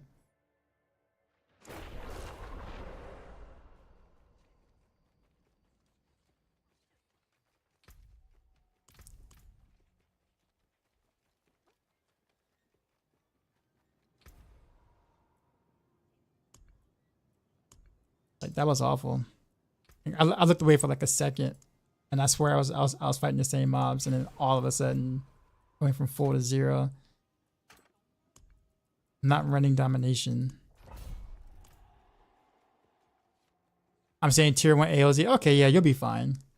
So okay, so thing about it, Alex, is that like for every build, you're gonna want to cap out your armor as well as your resistances. So it doesn't matter what you're playing, you're gonna want to cap out your resistances and your armor. So you're gonna want about 13.7k armor. Period. You can reach that with just going disobedience with over 9k base armor, or you can try to stretch yourself and kind of get it through Paragon and like an iron elixir to get to that amount. I would say the safe route would be disobedience because it's just easier to do. Like I said, most builds on Maxroll will already have that set up for you, and the only thing you have to do in order to play that for hardcore is just look at the hardcore section, and we tell you how to build whatever it is, whatever the build that you're trying to play for hardcore.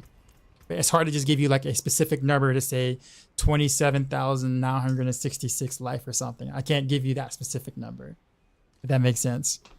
Because it's not, more goes into it than that. Like you'll do better like just like kind of looking at a guide.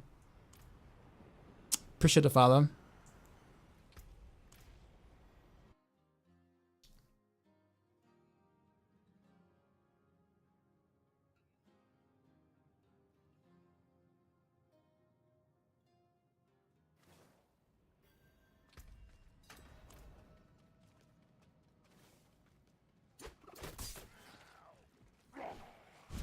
Need more time.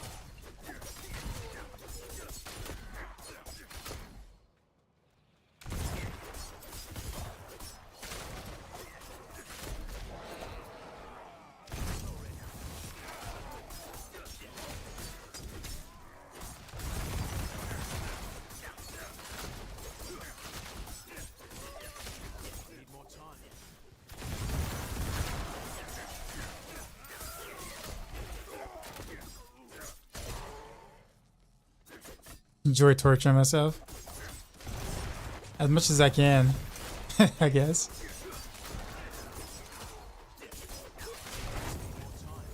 I seem to like die to like some like spike damage sometimes that I'm not used to dying to, even despite being a little tankier, I think, because I actually have damage to enemies that are on poison. So I don't know what I'm doing.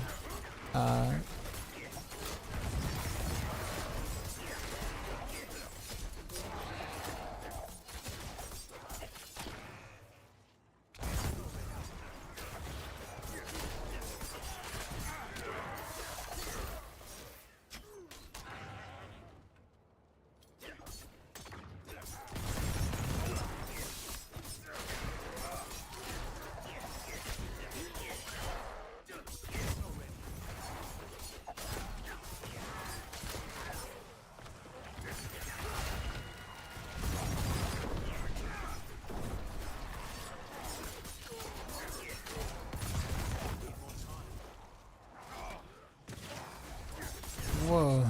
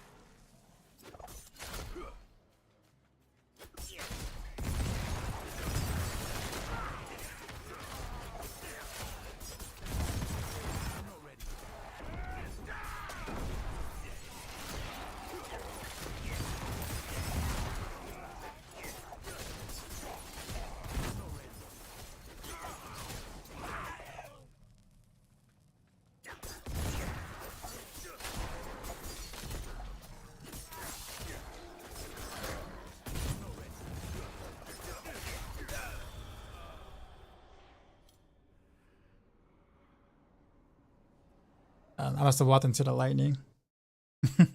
I looked away and I walked into the lightning. That hurt though. Alright, whatever. Apparently I came and finished at 9.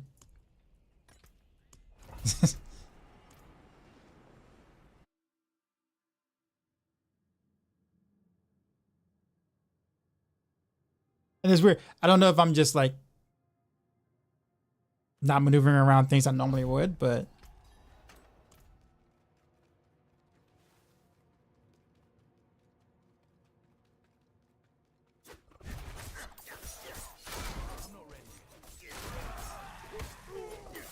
I hate bursting Venice with a passion though.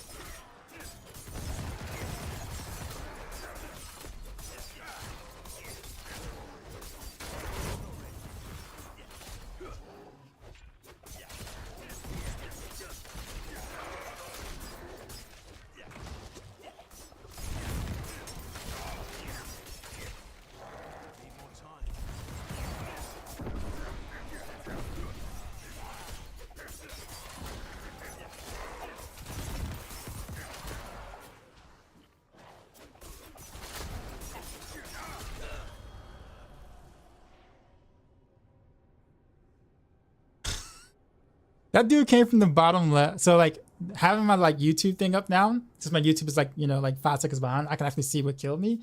The dude came from behind, like the left side, just ran up and just threw like a or did that little like, yeah, just from this side.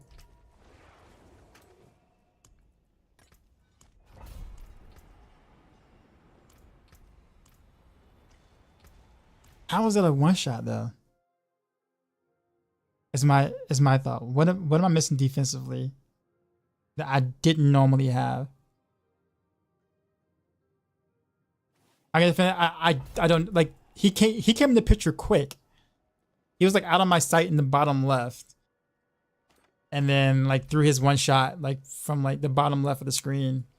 And that was it. I was pretty much full health at the time though. He wasn't poisoned though, so I had my normal amount of BR.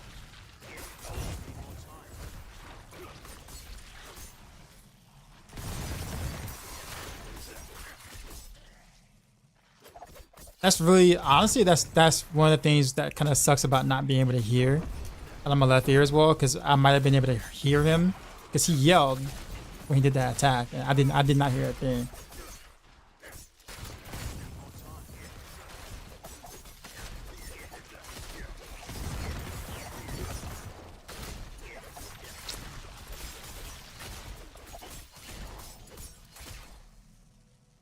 Was your fortify max health? I don't have fortify.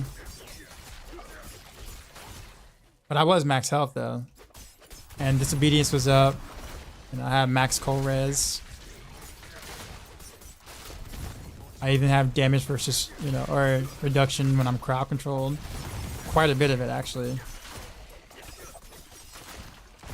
And that's a cold attack, so that's that crowd control, so I'm confused by that.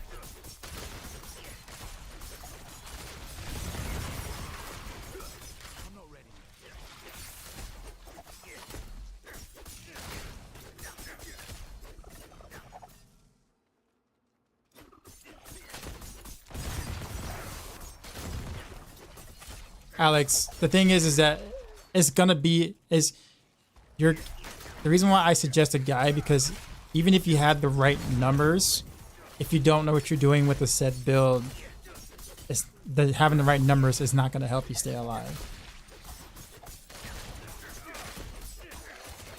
That's why I was asking, like, what build are you playing?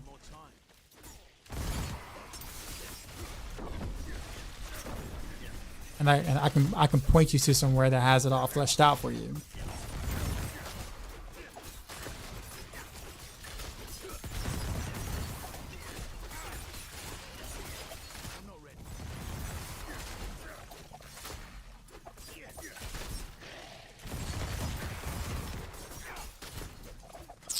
You're twisting blaze, okay?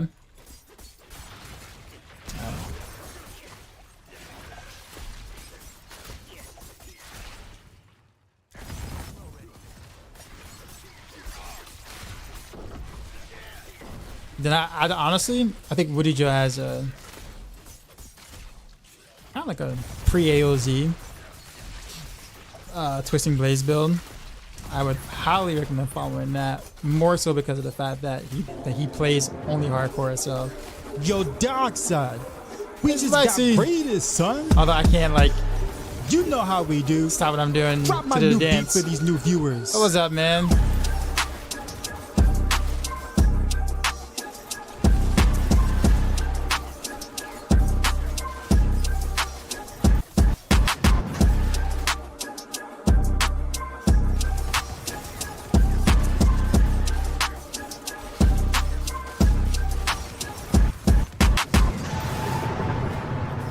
Sheezy, out.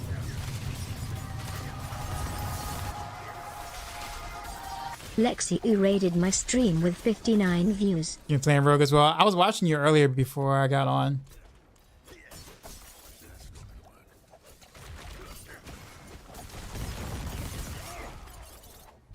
Stun lock.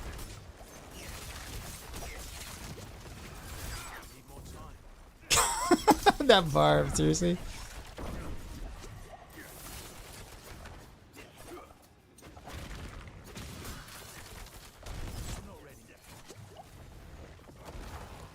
Really?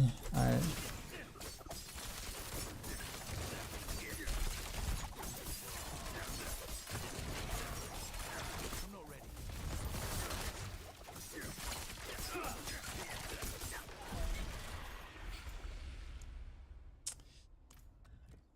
Man. Well, appreciate you, man. I'm just trying to entertain myself for the remainder of this the season. I normally just play rapid fire. Did you re-record Dashiza too? Yeah, I did. Test pass, what's going on?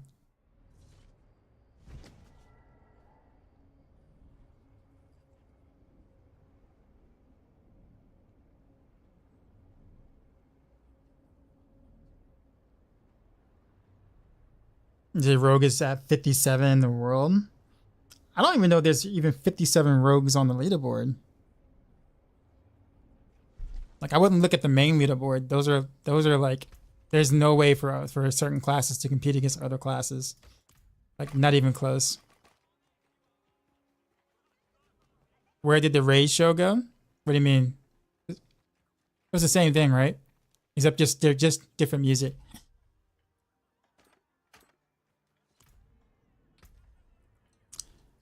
We're gonna do this a few more times and then we're gonna just YOLO some riffs. Rolando's going on. You say you're free at last. But Zario kind of like sparked a little bit of hope. Cause like other than like, I've been wanting to find a way to be able to just do cold imbuement and just cold imbuement for a while. I don't know how I feel about Blaze Shift though. But because then you got Blaze Shift and then you kind of have to go Metamorph at that point. But I don't know. Used to put on the glasses and make moves that I missed that. I was in the dungeon. You can't pause. You know how like in Diablo 3 I can pause? Like push it to follow. You know how like Diablo 3 I can pause a solo riff and put the glasses on and do it. So if I'm in the middle of an AoZ dungeon, I can't pause. So I can't like stop. And I can't die because you lose a dungeon if you die once. So if I'm in the AoZ, I can't really do the dance.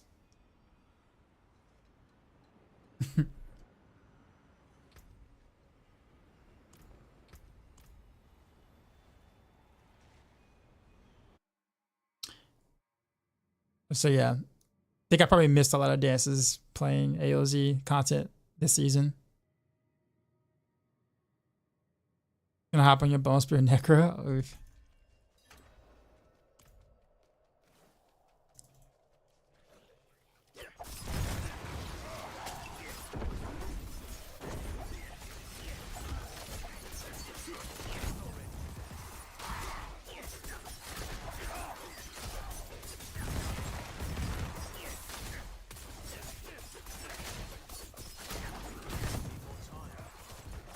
So the cold view does not do damage. Itself, it does not. It buffs your damage like crazy, but it itself doesn't do damage. It's basically like a support, basically a offensive support skill. Imbuement per se. Skyrockets your damage.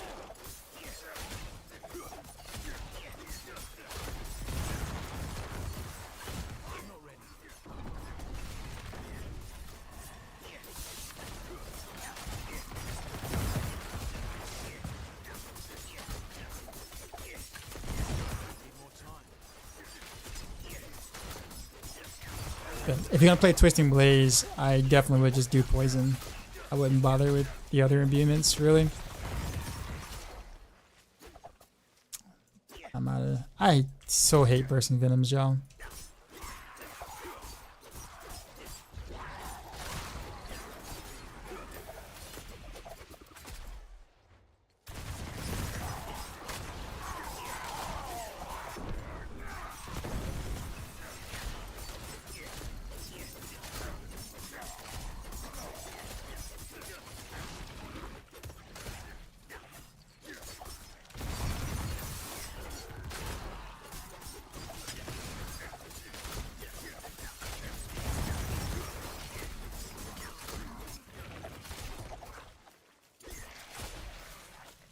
It's a good rogue build for leveling to 50 to 100.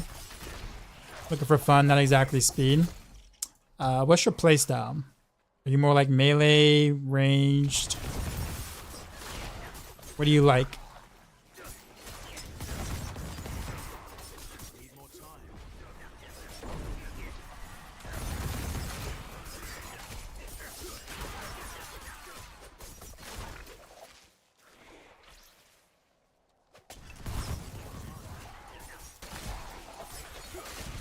Okay, well, there's only like one semi-true way to like do range right now, and I say semi-true because it works fine basically in all content, with the exception of like high-level AoZ. Type exclamation mark build.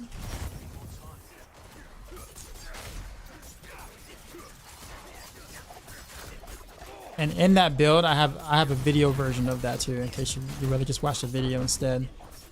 But basically, like, it's a pure range rapid fire build with victimize as the passive, which will do just fine for leveling. Like, you won't have any issues with that. I wouldn't take that into AoZ per se, like, you know, in the higher levels of AoZ, but it's the only way to really kind of give you a ranged build per se. Everything else is close quarters combat, and that's mostly melee at this point. I'm not ready.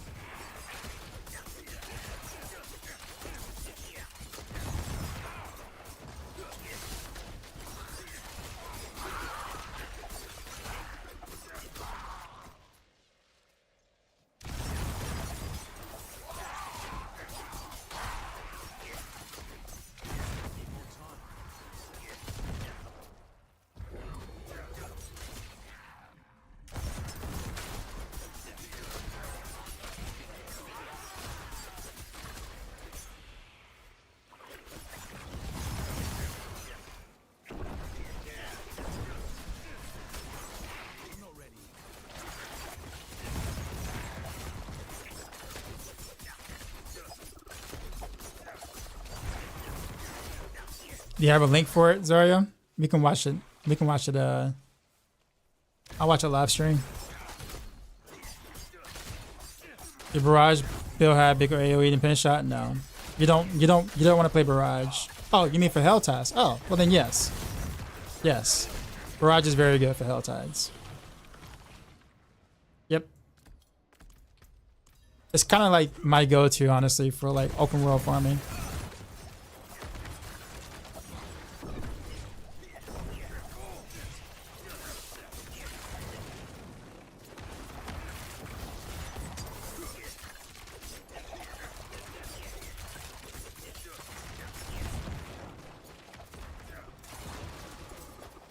Need more time.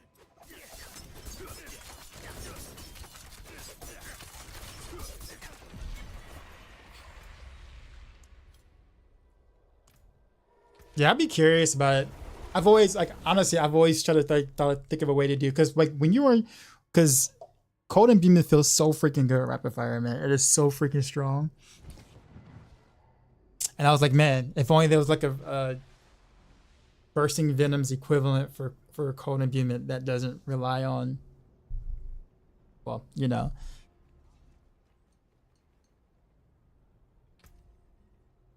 Like, you sent the link on Discord. Let's see.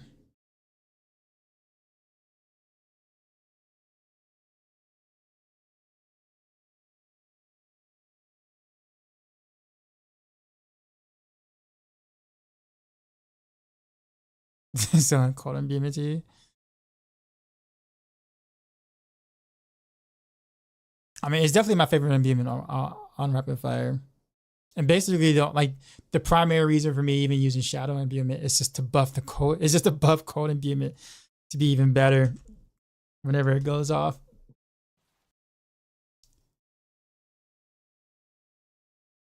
Anyhow, let's do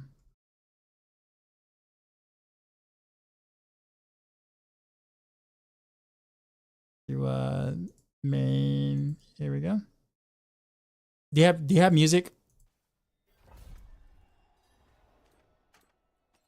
Doesn't look like it. Okay.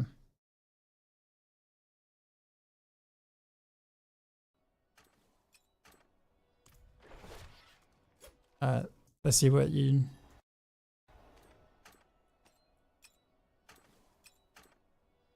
Okay, so you did accelerating with this too as well. Accelerating snapshot too.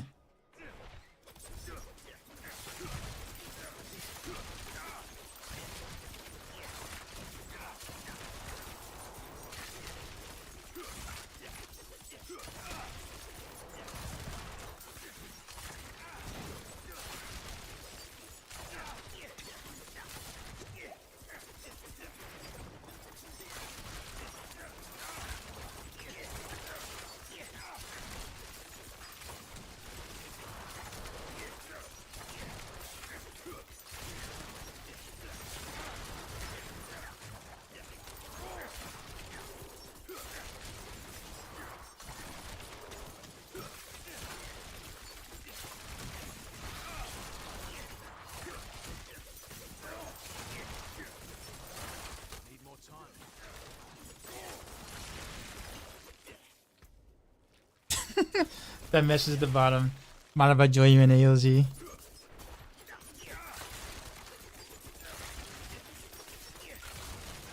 more time.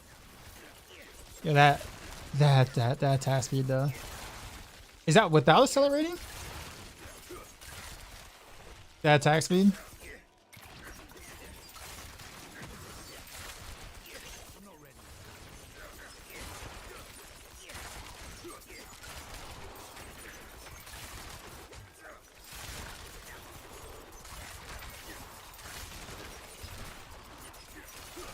Oh, you have rapid?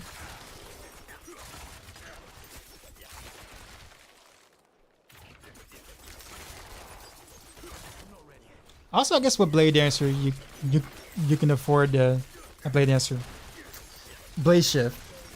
You can afford to attack like 6, 7, 8 times because you're not really wasting time. You can almost ensure that you get your proc.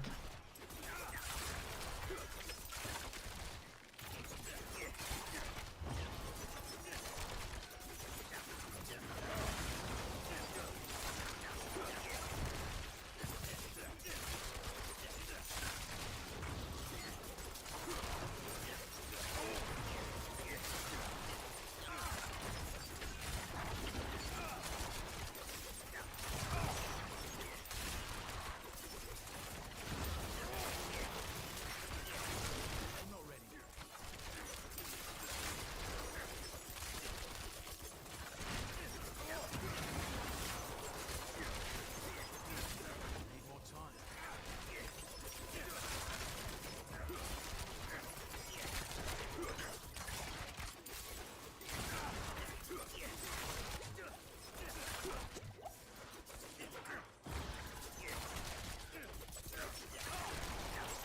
Okay, so the only source of vulnerable you have is from the Cold Imbue. So Metamorph, Ravenous, Hectic, Domination,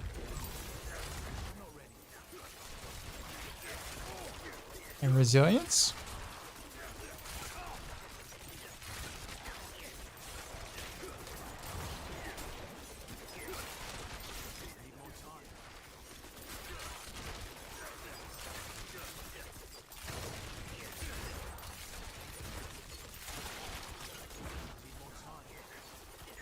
Oh yeah, I forgot about Undying. Totally forgot. Alright. Alright, Hatbox. There we go, one. Is Torment harder than Inferno in Diablo 3? No. Greater Rifts are though. Greater Rifts, like high level Greater Rifts are technically harder, yeah. But not Torment.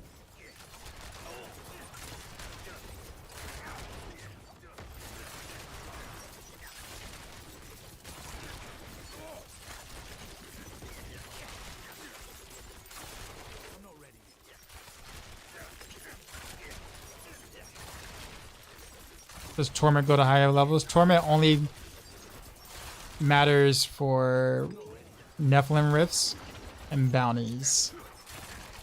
Like the Outer World stuff in Diablo 3. The majority of your time will be spent farming Greater Rifts, in which the game difficulty at that point doesn't matter. It's all about the Greater Rift difficulty. But yeah, you can go up to Torment. Torment 16.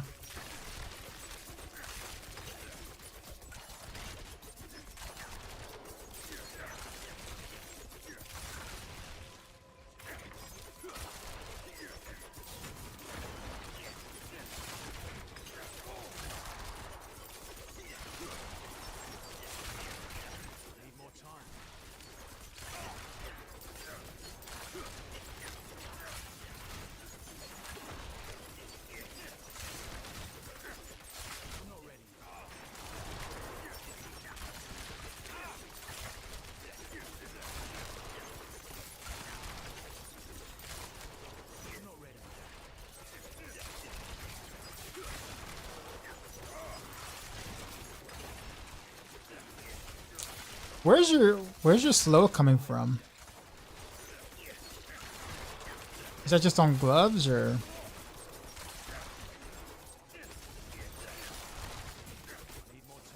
Okay.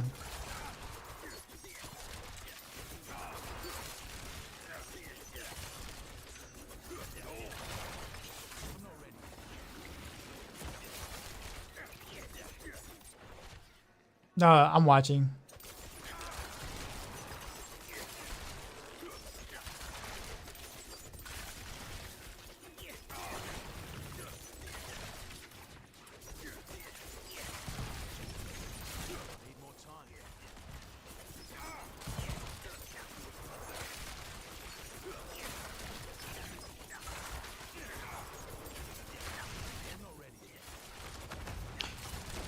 I wonder if I have a pair of gloves with slow, because you definitely would not be able to do this without that. The damage reduction is so crucial. Not one stat.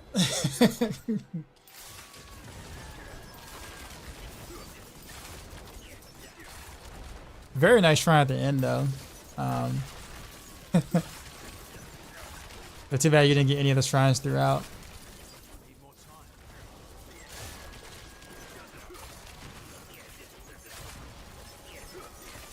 No, Fist of Fate doesn't give you slow.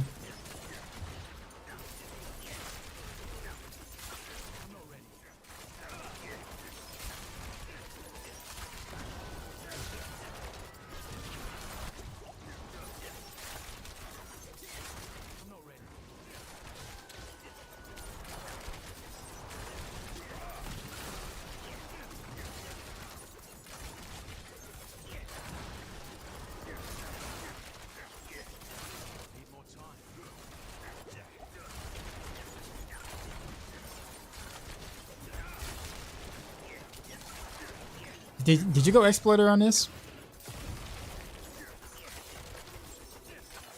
It's a very good time considering you had no shrines, but it is a really good map with really good mob type.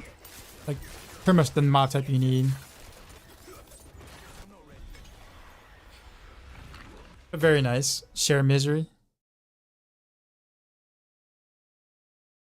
Okay. So now that I look at the whole run.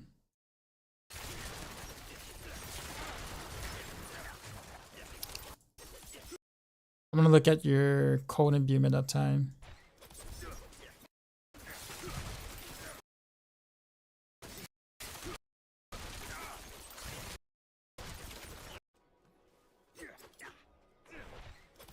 Okay.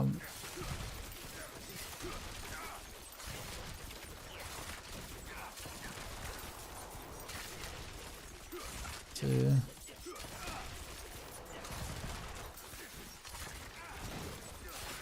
Yeah, there's a couple of times I guess you fired or you evade before you could have used your cold imbuement was up. So like you on perfect timing interval, which is going to be really hard to manage, obviously. It looks like you can have it at 2/3 of the time.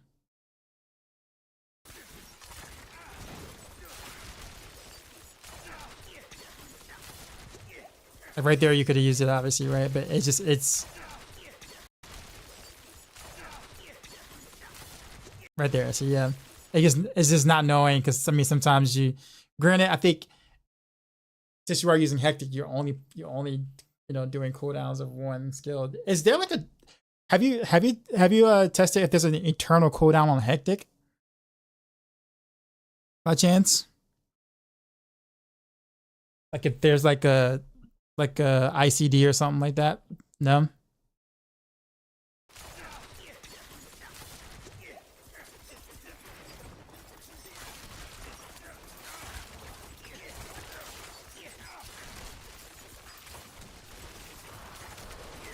So do you have rapid instead of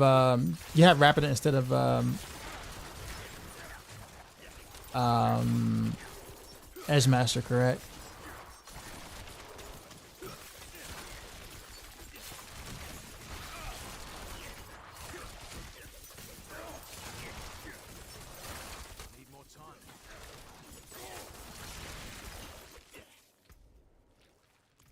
Yeah. Generally speaking, I when I play, I generally have Cold and Beam It up.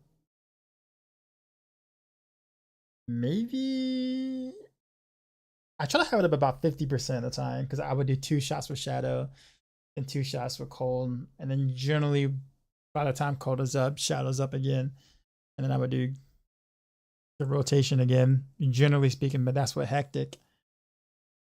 I don't have near the attack speed that you do though. Yeah, 2/3 is actually nice. Having a Cold and Beam It up 66% of the time.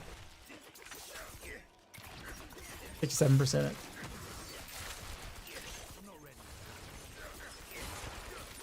You really no. You said no. You said no disobedience.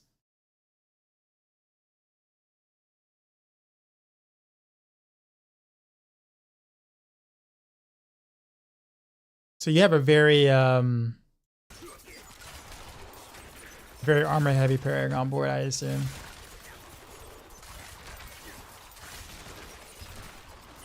An iron elixir? No, you said no elixir.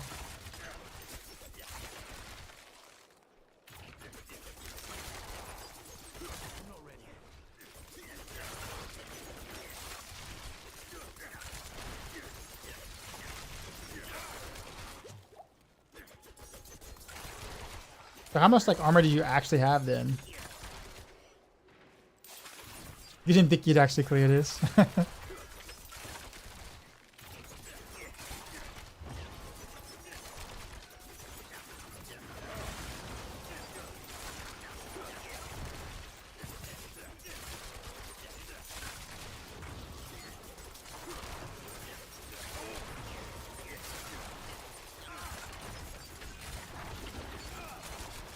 And basically the only reason why you have concealment is just to get out of a tough spot. If you TC too long, you just hit concealment.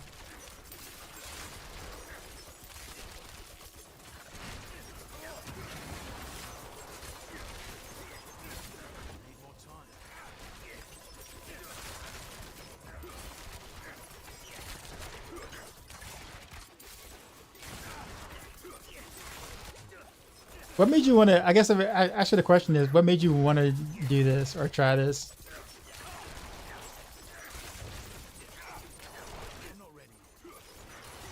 For the memes?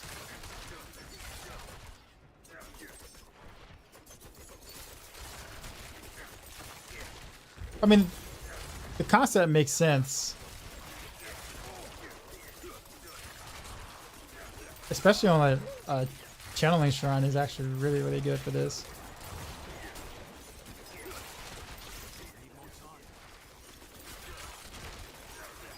Yeah.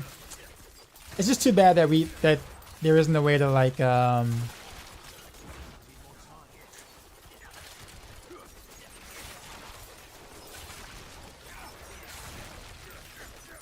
isn't a way to like do like a you know, perma cold imbuement, because the amount of damage you can get out of rapid fire with firing just cold imbuement the entire time is nuts.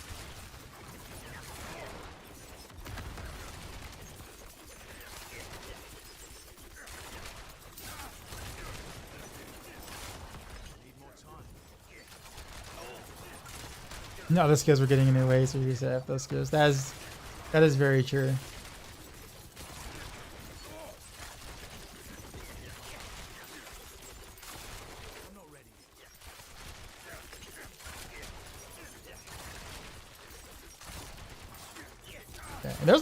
There's like 3 times right there. Actually, it's kind of crazy. 3 times you didn't use cold imbuement at all. 2, 3, 1, 2, 3. You might not have known you even had it up. The good thing about this though is that I guess with Blaze Shift you can use Tricks of the Trade, legendary node, which a nice 25% multiplicative bonus.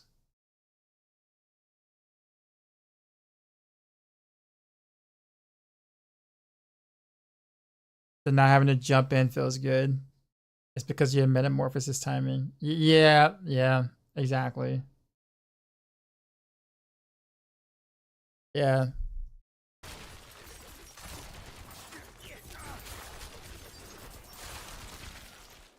I'm not ready.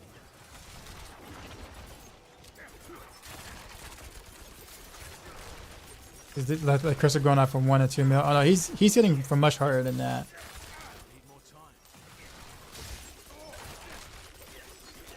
When he's cold imbue, like when you're cold imbue, you can, you know, fully buffed, you can definitely hit like,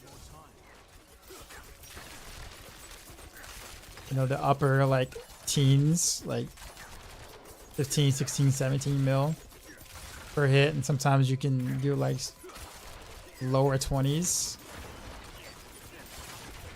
I've done that, but that was also with like mixed shadow imbuement and smoke grenade and stuff like that. But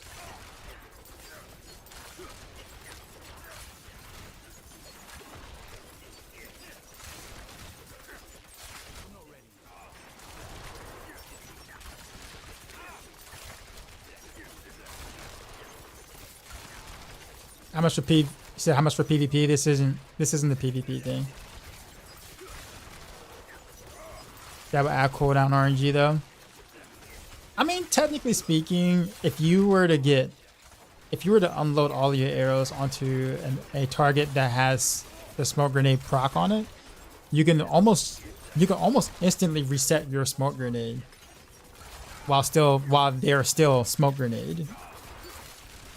That happens actually quite often in the run.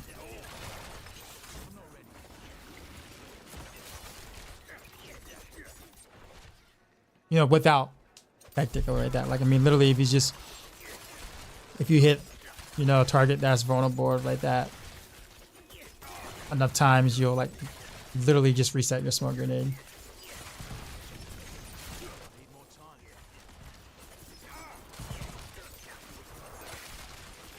You think there's any way to run this without metamorphosis? I'm not ready.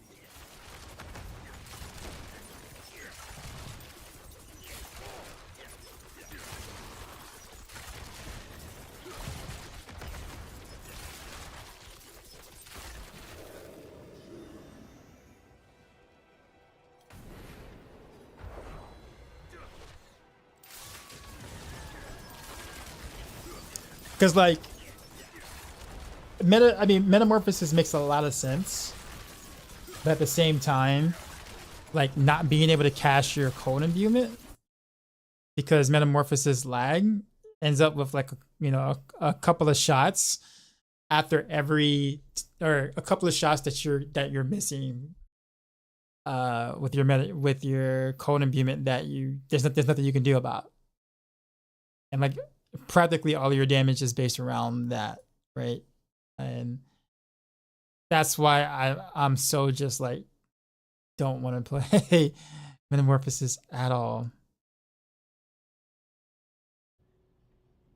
But as you know, so many bugs in the game, so many things not working properly, etc., etc. The problem is that Hectic gets eaten by those skills. Yeah, Shadow Step. Yeah, I guess Shadow Step isn't as bad, just because like if you take the cooldown one, then like if Hectic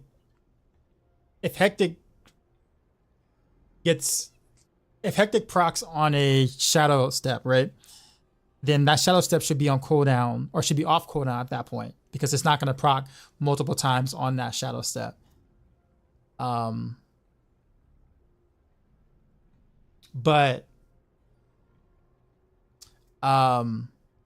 So you'll lose one proc of Hectic on Shadow Step possibly, but you're sometimes losing 2 or 3 cast of cold imbuement because of the well, you know, metamorphosis thing.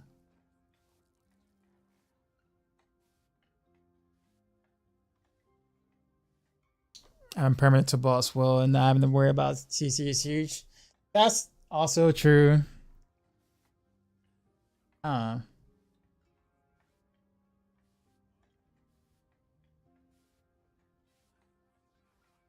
said even back in D3 that game did have a good, or didn't have a good start. I mean, I think D4 had one of the better like actual launch starts. It had a really rocky season one, but in terms of launch is concerned, I mean, D4 had one of the better launches.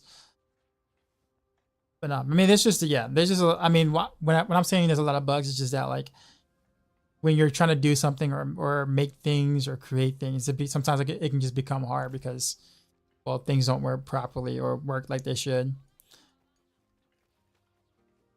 If they stay in the melee range, you get CC'd a lot more. Yeah, I guess that's just yeah.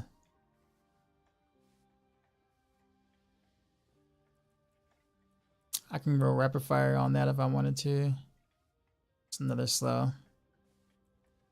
I think I do have a couple of yeah, here's another one. Chance to slow.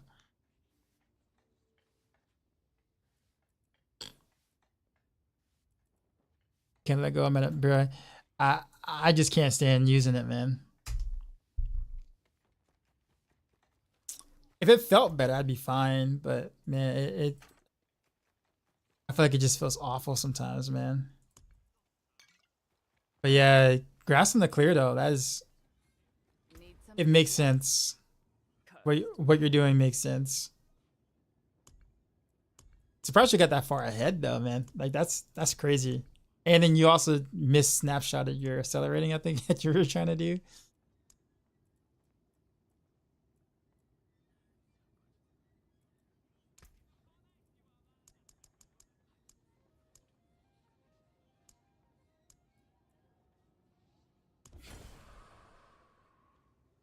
You will be back.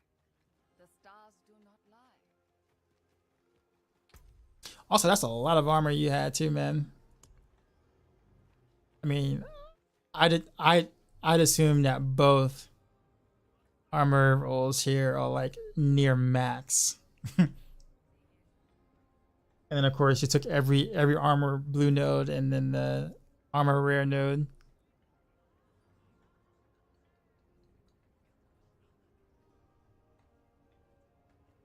I was gonna ask you why didn't you just take it off, but then you said you didn't even think you was gonna clear that, so I guess that makes sense.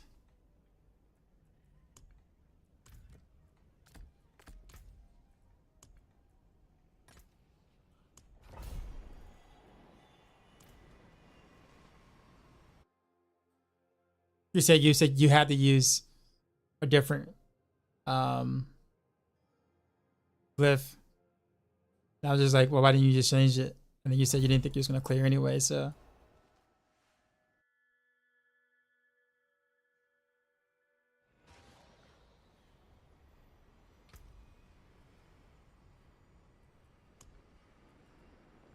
Oh, you need it to clear it. Okay, gotcha.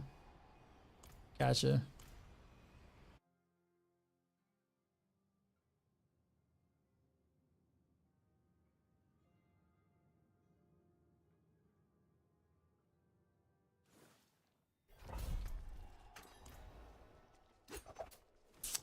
Scuff attempt number 1.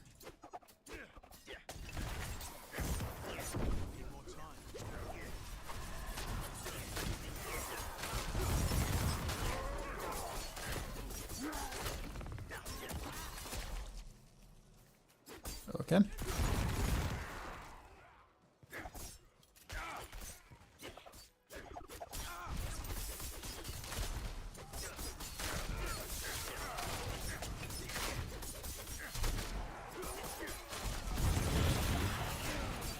Appreciate the follow.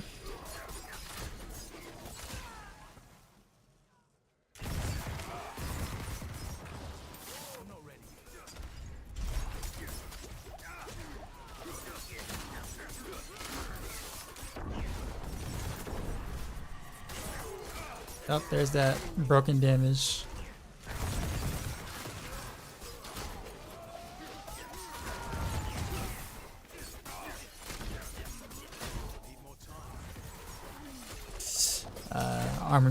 Arm filling them again, sorry.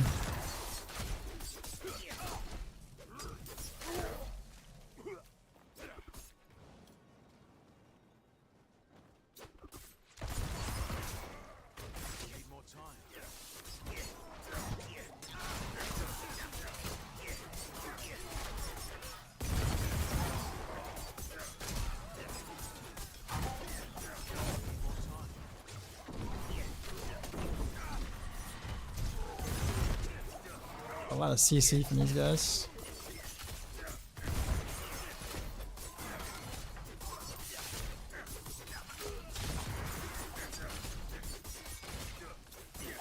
Need more time.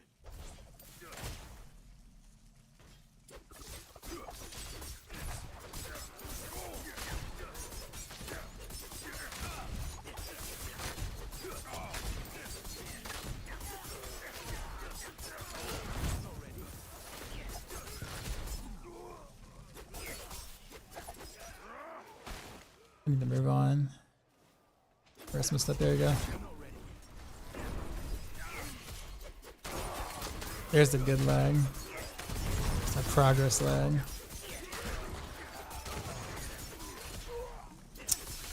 It is so stupid. It's like that, man. Why is that even a thing?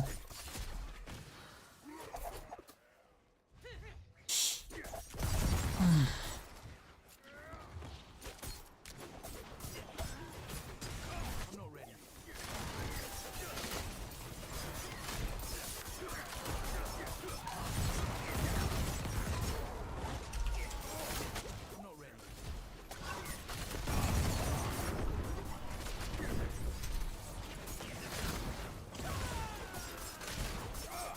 I'm not ready.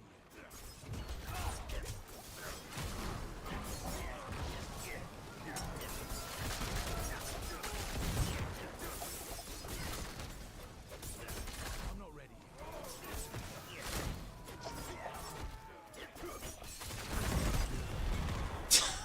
yet. I shot him stepped into an explosion. That's what I get. Low life sort. T25 clear. Was it with the infinite time exploit or no?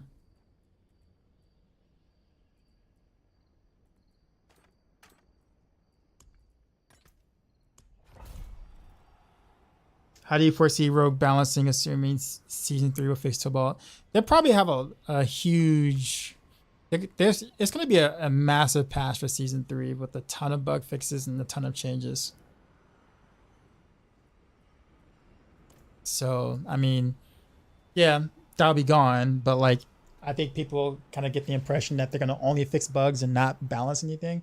Just like in season 2, like they actually like did a lot of changes to skills and stuff like that. And passives, they'll do the same thing.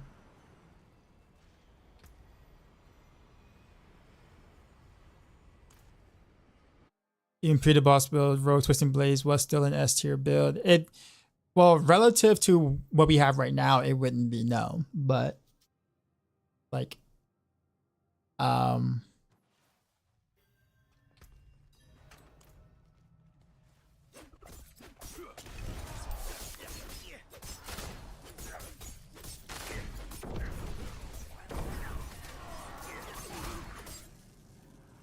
need more time.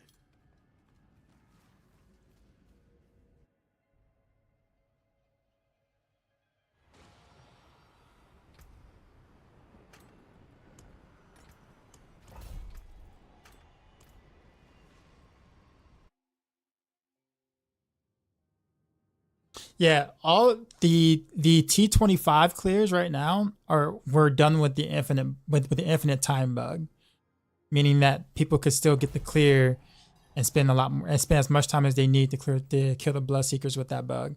That's why none of those clears are counted on the Maxroll leaderboards, even if there are videos on it.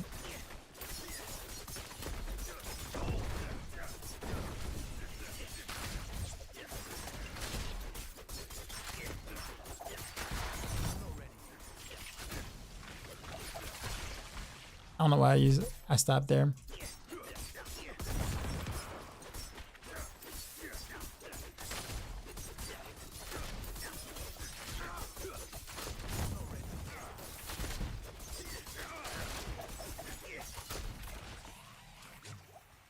I really need an open map, but the mob type is nice.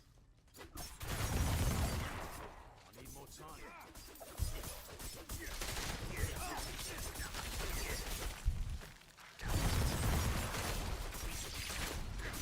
I'm not ready yet. These cold spiders. I haven't fought a single elite yet. Where are they at?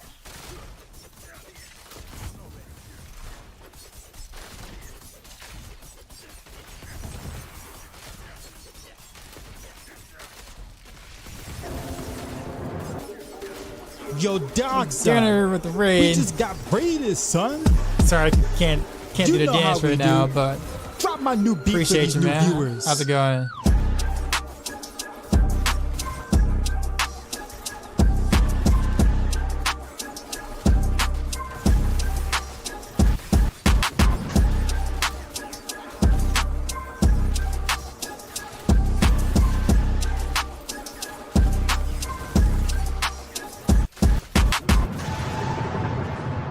God, cheesy.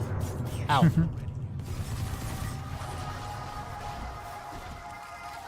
Dan has raided my Thank you stream for the with raid. 2 viewers. To build, this isn't it's kind of the one on Maxroll, the pen shot Lucky Poisons, similar, I guess. Need more time. But I just put this one together like today, so I haven't like linked the build or put a link to it. Sorry. It's gonna be a very scuff clear if I clear this.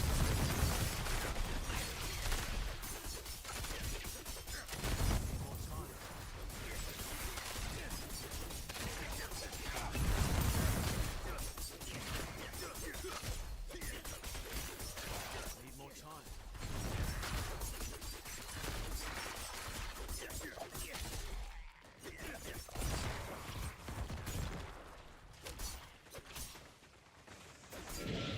I can't even find it. There we go.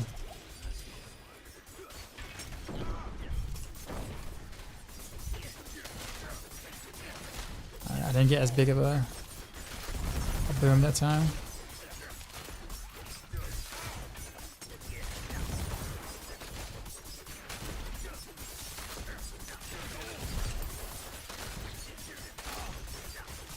Need more time.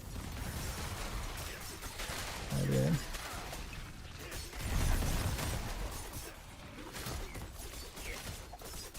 Well, I came back.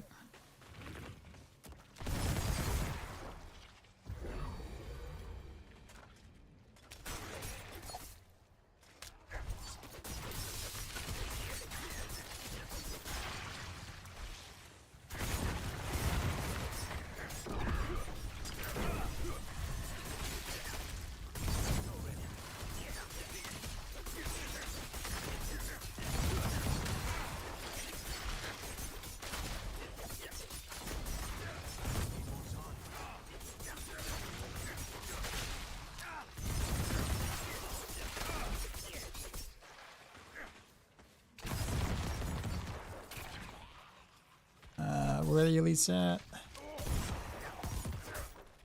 But there's like no elites on this map.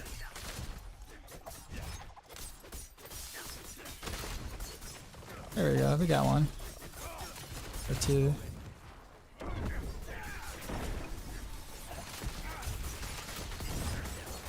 I didn't get a good pull there. Need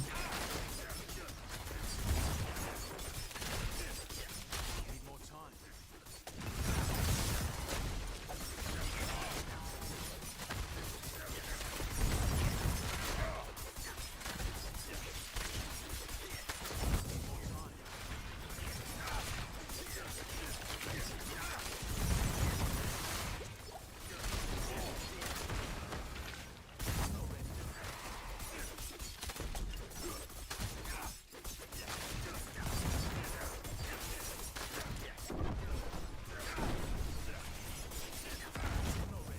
I'm not getting any bursting venom procs,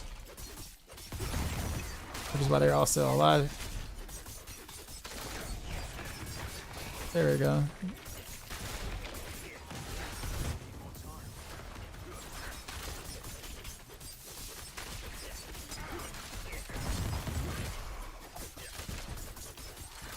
Need more time.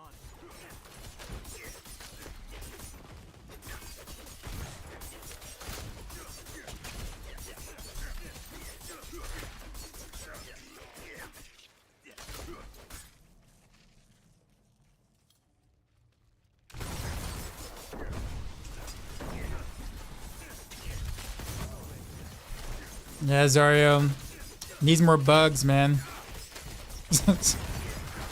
Not enough bugs. Unfortunately. Need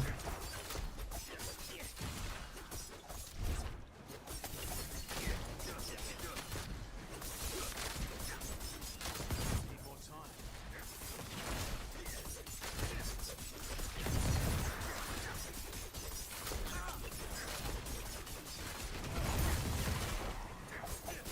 I'm not ready yet. It's like bugs are like the crit vulnerable of like preseason.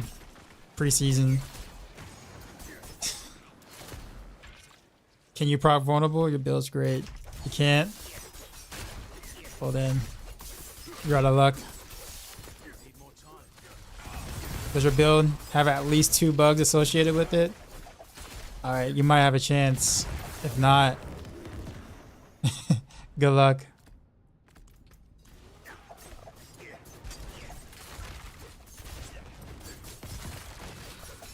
I'm not ready. I'm fighting too many secrets at once.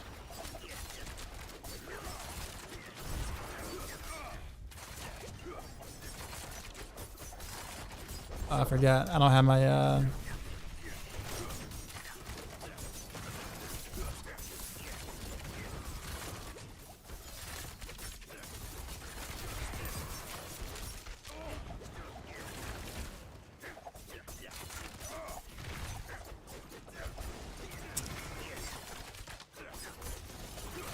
I'm not ready yet.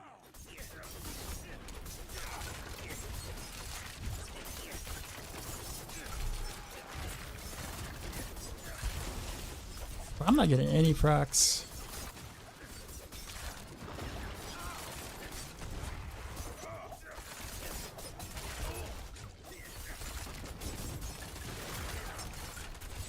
Need more time. I'm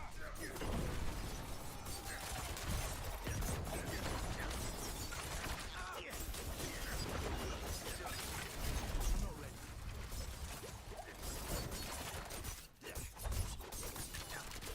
Nah, one Blood Secret is taking 0 damage.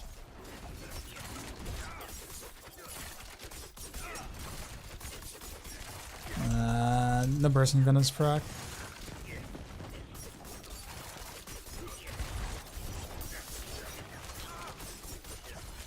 I'm not ready yet.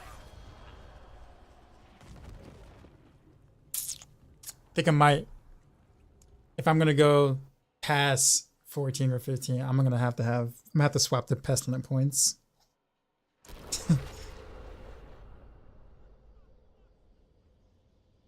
I do absolutely 0 damage without a Bursting Venom's proc.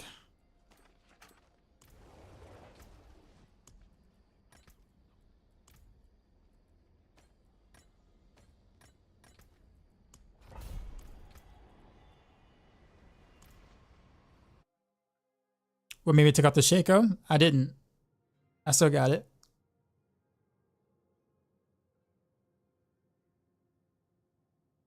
I think I do.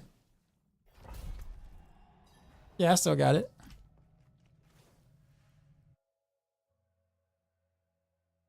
That's what they say. I'm like, did I not have my Shaco on? Man, that's nuts.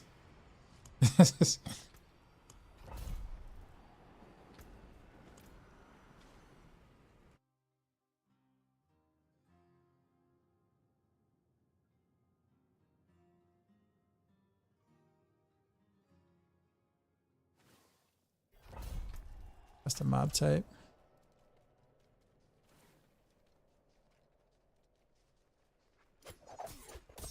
Oof.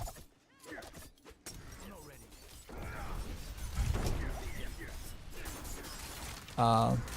Whoops. Wrong. I got the wrong skill on too. Let's just reset. I got the switch back out.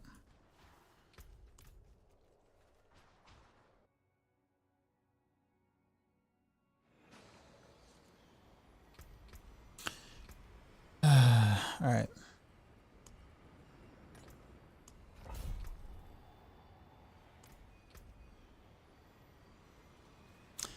This is really not very fun. I so much prefer rapid fire.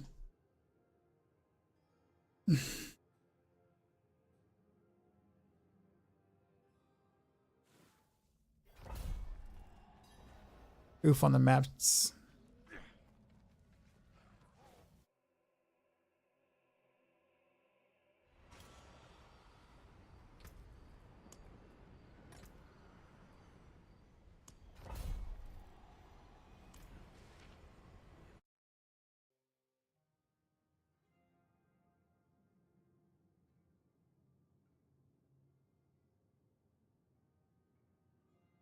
Am I gonna do Twisted Blades at all? Probably not.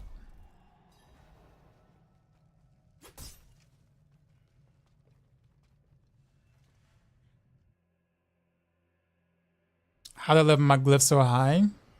My glyph's at 24. I don't really consider that high. There are people who have like, you know, who are in the 50s now. Glyph hopping, or you know, or glyph. What do you call it? What's the correct term for it now? I guess. Yeah, my glyph is not high at all.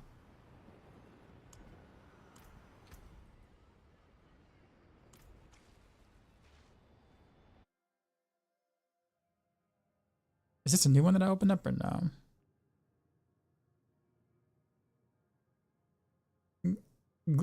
Glyph leeching.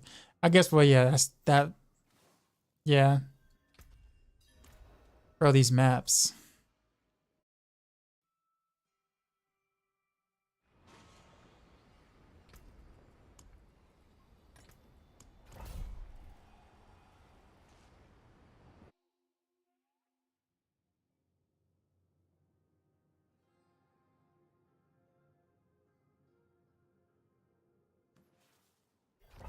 Jeez. Can I get a non-completely corridored map?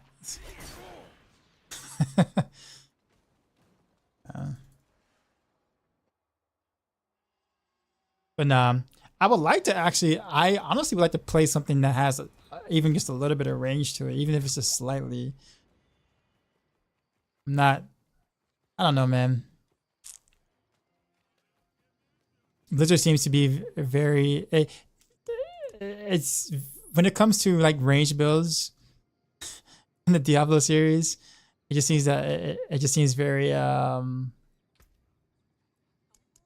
almost non-existent. Everything ends up being either close range or melee range. Area damage was a big culprit for why even Demon Hunters played pretty close range the majority of the D3 lifespan.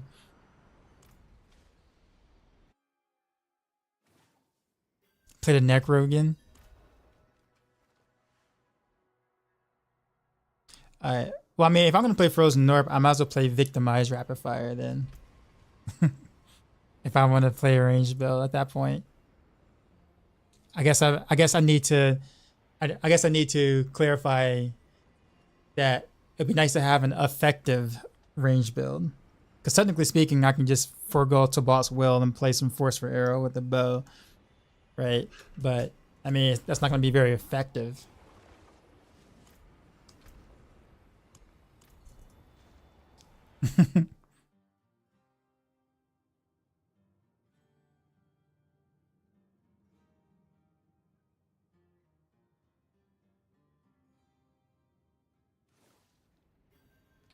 I finally got an open map with some mob type. Skellies, okay, good sign.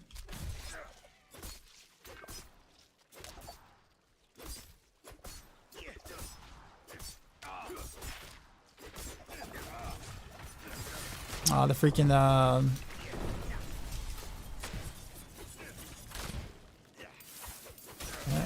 this lag means progress, y'all.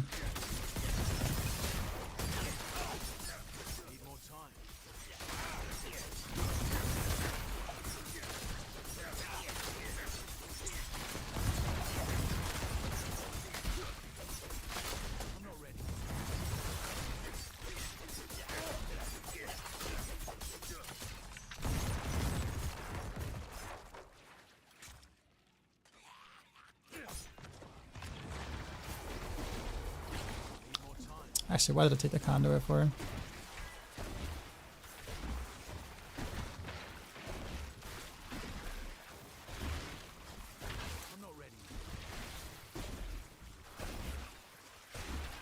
such a huge damage loss compared.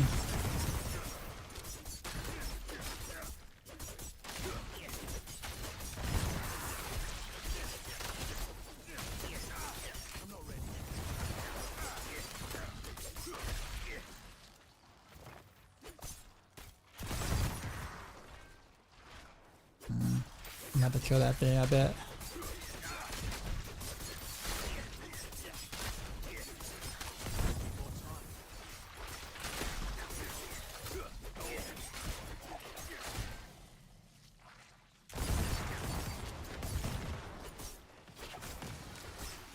There we go, get them all together here. There it is, huge lag. Progress. Instant give, pretty much. Balance.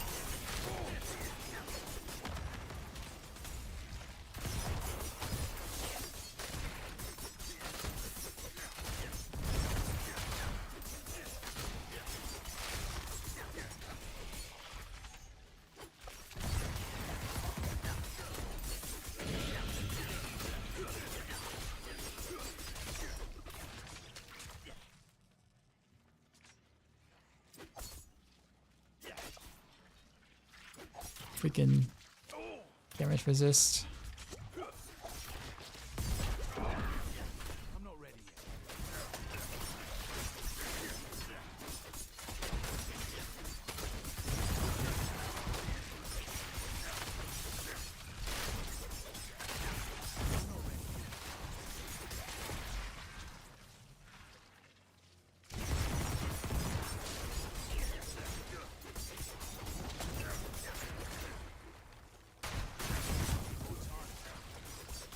There's nothing fun about that lag.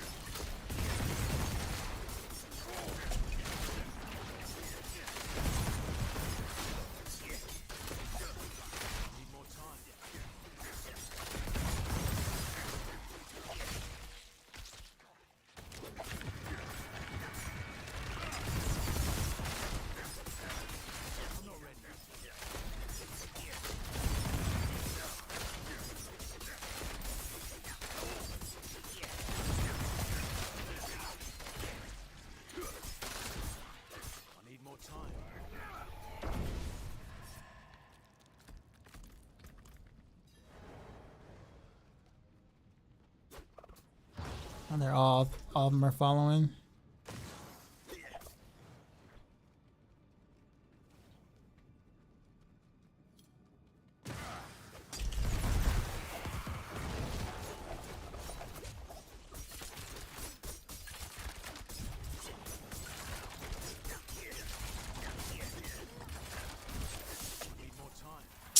Come on, man, really?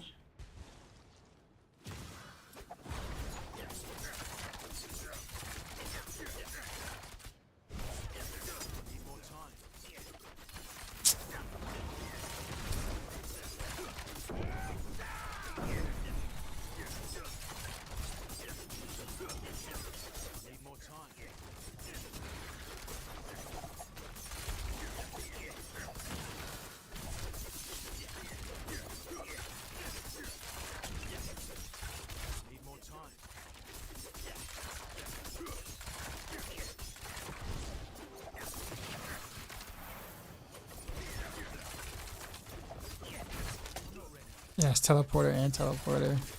Keep missing my shots.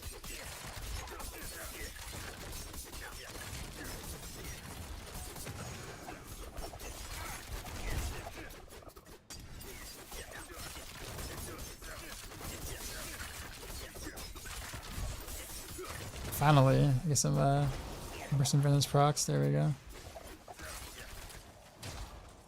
Oh, one has a fire enchanted.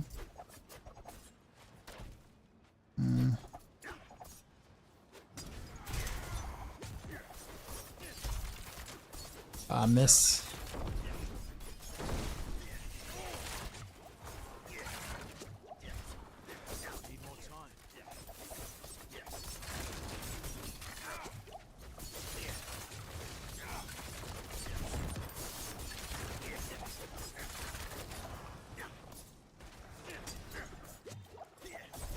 Need more time. Need more time.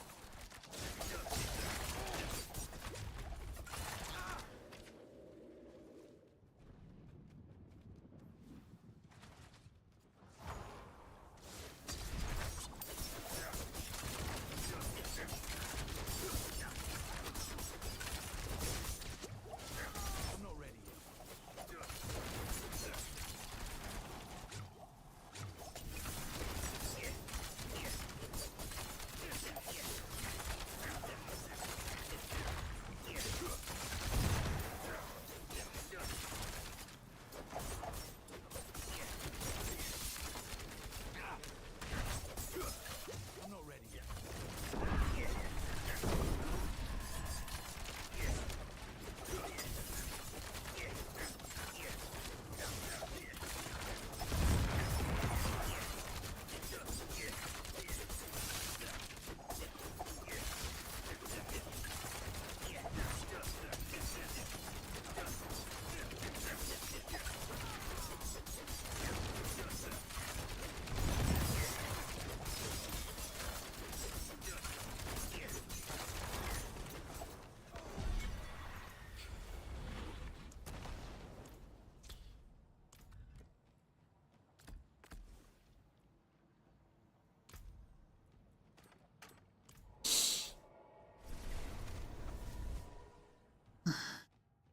You ever test out Victimize? Every time I start, I get distracted, so I never like. I do think it's the combo point thing though. I really think it is that Victimize doesn't get the combo point buff. Like the very little bit that I did do, I honestly believe is that. And that accounts for, I don't know if it accounts for all of the damage, but I would say a vast majority of the damage missing coming from Victimize is that it's not getting the combo point buff. In fact, we can actually look at it now since...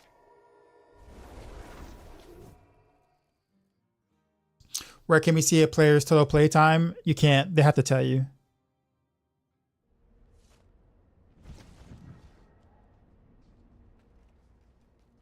Or actually, can we see our own playtime? I'm not sure. Should be able to profile myself, right? Actually, don't even know how to do that. I don't even profile myself. Social clan, shop collections, challenges. No.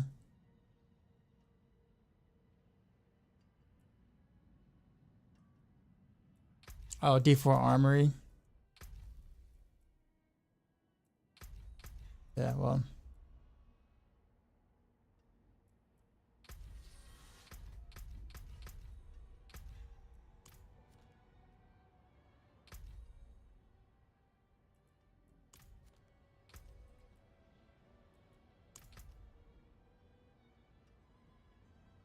Profile, options, status, edit, album. I mean, nah, they don't really. Yeah. I guess it's not surprising. How do I quickly test out Victimize for something?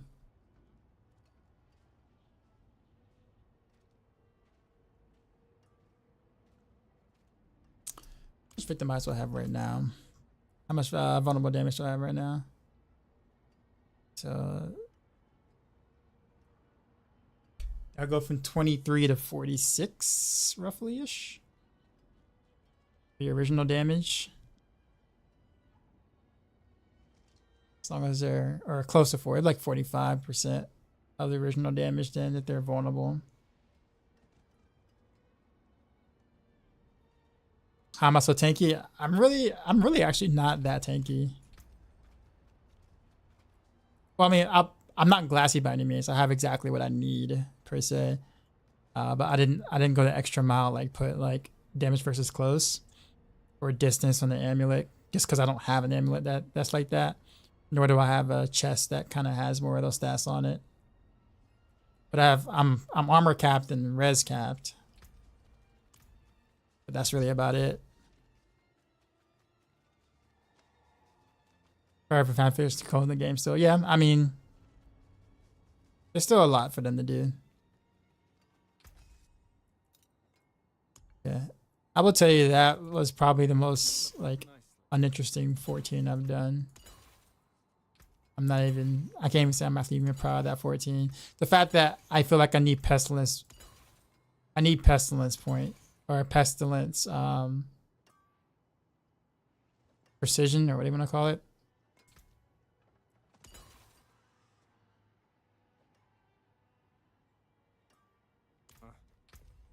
I need an aspect I don't have. And I have to switch to it. Because that took way too long to clear the Bloodseeker towards the end.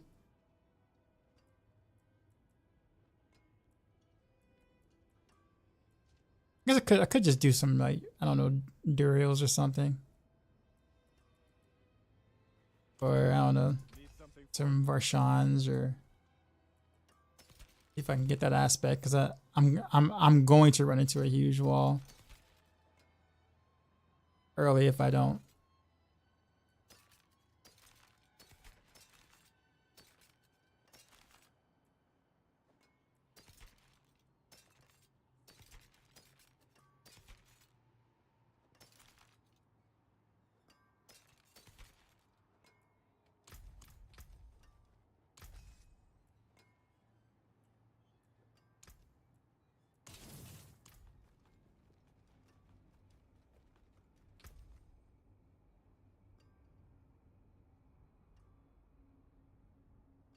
That you statistics so that all this abattoir work will be lost at the end of the season. I'd actually would be fine with it. I'm actually fine with it going away.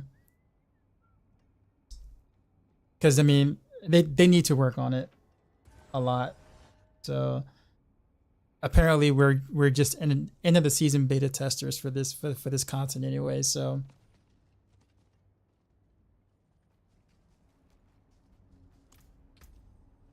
in the future, I'm gonna have to like go even further. I have to like switch skills, but also take points off of like in shot and put it to rapid fire as I'm moving. So I have to like kind of like move and points off, so I don't get hit by the Bloodseekers or whatever. They do like almost immediately, like as soon as they spawn.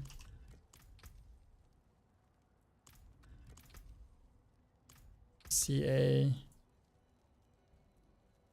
roll up, obviously take points off, points here, swap the pestilence. This is so scuffed, man.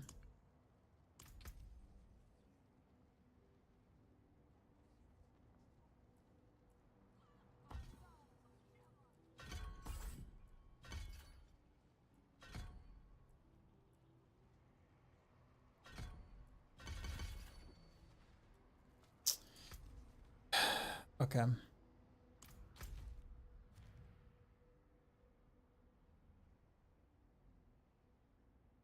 5 glyphs are just about to be level to 21 max. Nice. That's when I play everything just one shot at me, where I guess I just mess around with it. What tier were you playing? And what build were you playing? Or what tiers were you playing?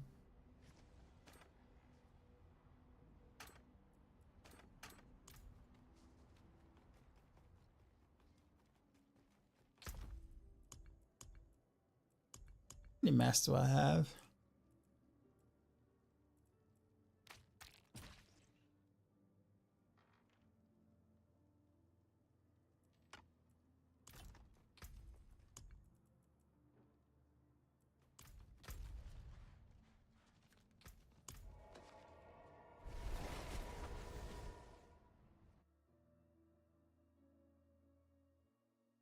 You can't give it to me.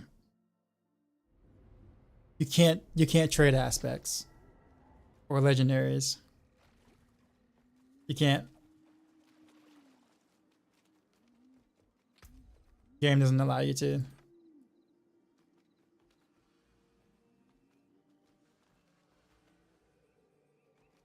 Okay, why can't I get in?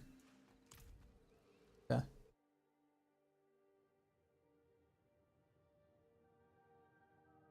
Just roll rapid fire, pushing yourself to T 60 plus nightmare dungeons. Yeah. Now rapid fire, both versions, close quarters combat and victimize, does just fine in nightmare dungeons. In fact, if it wasn't for Abattoir or Zero content, I'd probably just do victimize rapid fire because it's literally like good enough.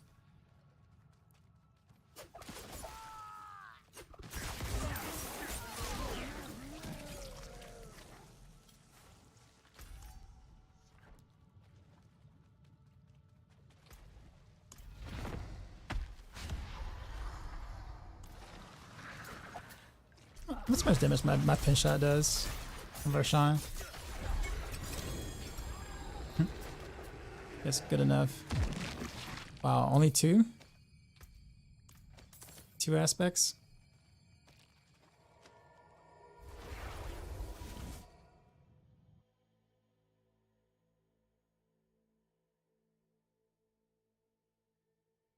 Can do the new content. Well, you wouldn't be able to do it until you hit 100, really. Like, it's not designed for you to do before you hit 100. And, like, you know, pretty maxed out gear. He was getting one shot with N4s with Rudy's poison pin. Shot rapid fire. I see.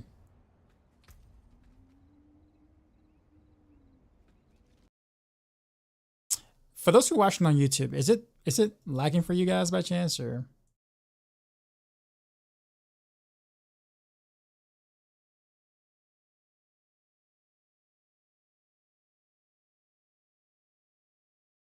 It's saying YouTube is not receiving enough video to maintain smooth streaming. Is that what it's saying?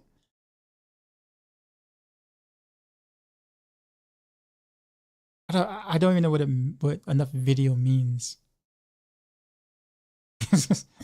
Enough video. I mean, is it bit rate, or like what is it trying to say?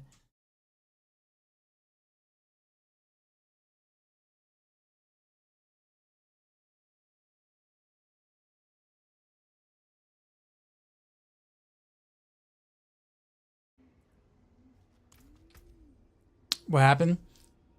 Actually forgot the procedure, but they pretty much stuck a camera up my nose, very far up my nose, to kind of see what was like the fluid blockage in my ears that just would not drain.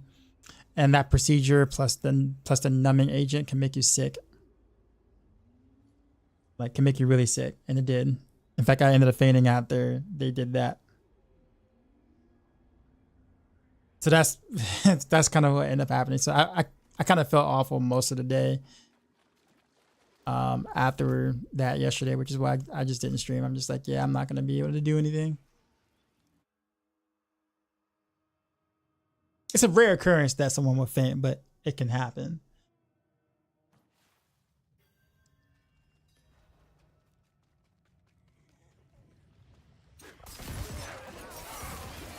So basically, I just rolled. I rolled. Apparently, I had bad RNG. And just happened to roll the low percent chance for it to happen. What's causing the fluid buildup in your ears? Basically airplane air when I flew to California for Blizzcon.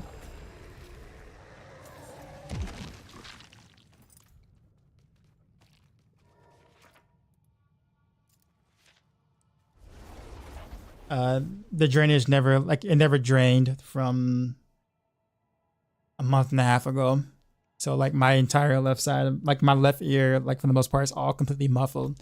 It does affect how I play though, because a lot of times I listen to cues in the game, like where enemies are and stuff like that, to react. So almost not being able to hear anything in my left ear is actually not cool at all. Yeah, it's supposed to, you know, airplane ear usually goes away like a couple of hours after you land, but mine's been like a month and a half.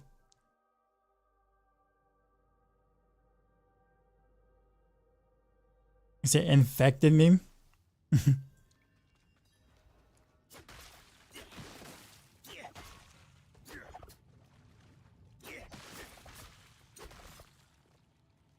You peeled the side of your Pokemon card binder off and got it stuck in your ear around top of the eardrum? That's rough.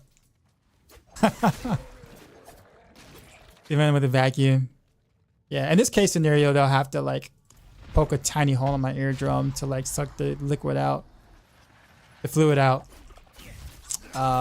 Is one procedure.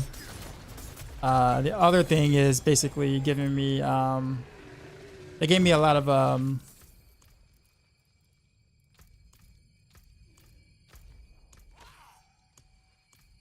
well, let me leave.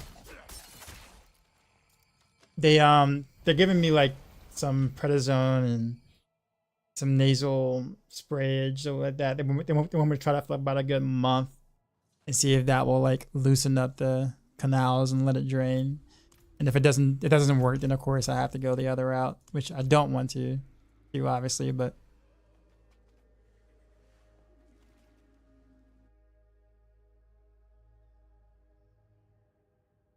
See, video quality is as great as 720 60p.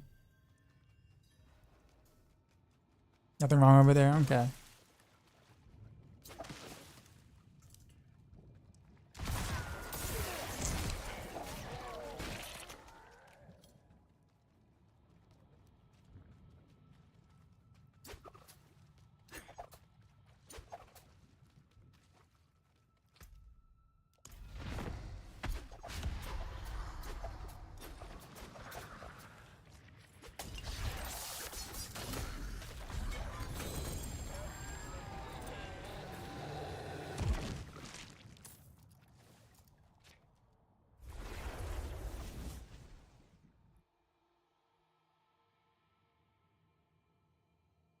That's not why I was prescribed it, but that's all I noticed.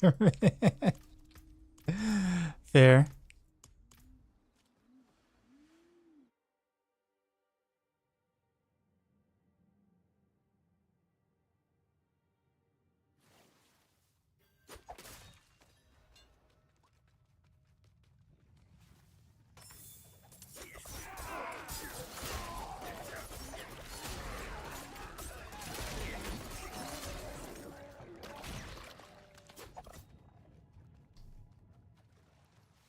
Is it faster to XP now before the break? Oh yeah, much faster than 5 months ago. Yeah, way faster. And you can do it in multiple different areas now too, so you're not stuck doing just nightmare dungeons.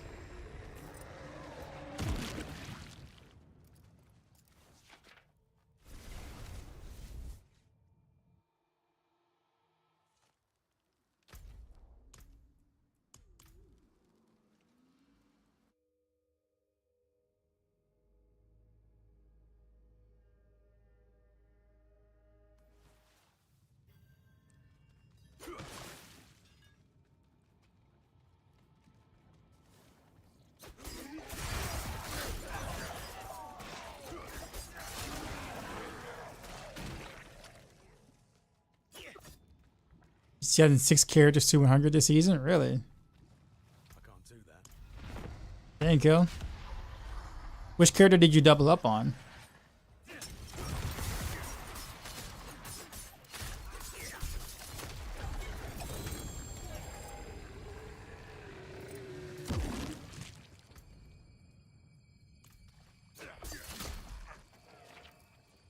Wish we had an armory, Zarya. Because I really don't like. I actually don't even like playing Poison Pinch to begin with, but I really don't like playing this for like you know, for AoZ farming at all whatsoever. Rogue got doubled. Gotcha.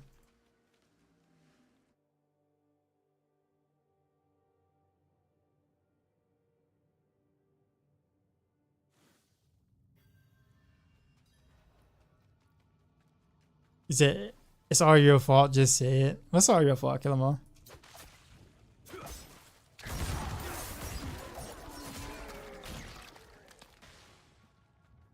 Lunatikish pre. What's up, man?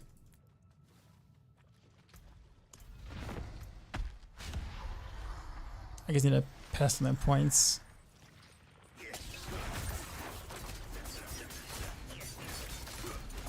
Oh, he survived several attacks. What? Lame.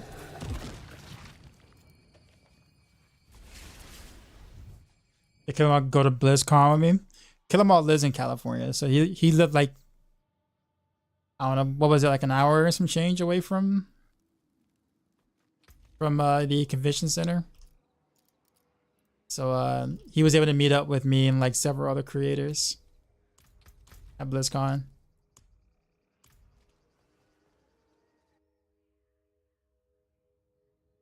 Obviously, he's not his fault. Me going to BlizzCon was, your problem is your fault because of coming to California. Yeah, but I mean, it wasn't, you weren't the primary reason why I chose to go to California. I mean, it was nice meeting you, don't get me wrong, but like, that was a decision. The only reason why I wasn't going to go was because there doesn't be a band competition that same day. It was championships. And when they got canceled, I was like, okay, well, now I can go. But before then, I just couldn't go.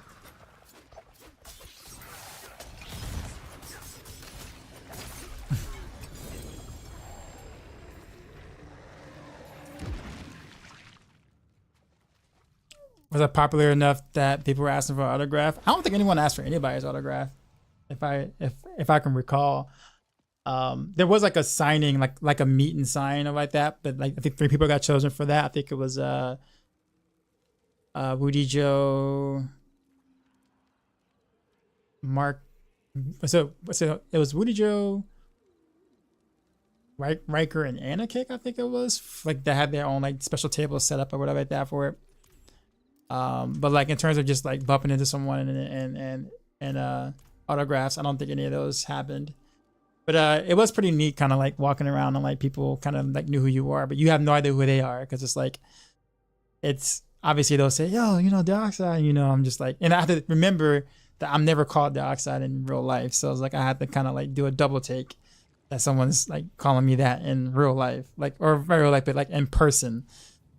And then of course I don't know who they are because, you know, I wouldn't know what they look like, you know, because, you know, online, right? So all the like reactions are always kind of like, you know, awkward for like everyone. It's just like how do you initially react to, you know, to that, right? Because it's like you don't know them, so it's like, or you don't know them by, you know, by face or look, but yeah, several times that I, you know, the people who recognize who I was, and yeah, I got a chance to speak to everybody. Pretty much everyone, all the big names casually. I hung out with, I think Woody Joe hung out with me a lot. Towards the first, like I think it's like the first day and a half, like he was like around me a lot. Initially, actually, when I was in California, I was gonna meet up with Killamar for lunch because he wanted to buy me lunch, and like I was gonna, like, it was supposed to be me and Dreadsight, and that was it, that were gonna come along. And so Woody Joe heard about it, and he's like, hey, can I come? I'm like, yeah, sure. And then and then some of the others was like, hey, can I come too? And I was like, I guess, kind of thing. So it ended up being a pretty big party for something that was supposed to be just like a small get together. But I purposely didn't tell Killamar that Woody Joe was with me because I wanted to be a surprise, because of course he wasn't initially invited. But yeah, it was pretty cool. and I got a chance to speak to the developers in person, of course. And like a somewhat private meet and greet with like the content creators and developers and all stuff like that. Like I got a chance to talk to Rob Ferguson, I guess you say one-on-one, but like, just casually or whatever. So all that was pretty cool.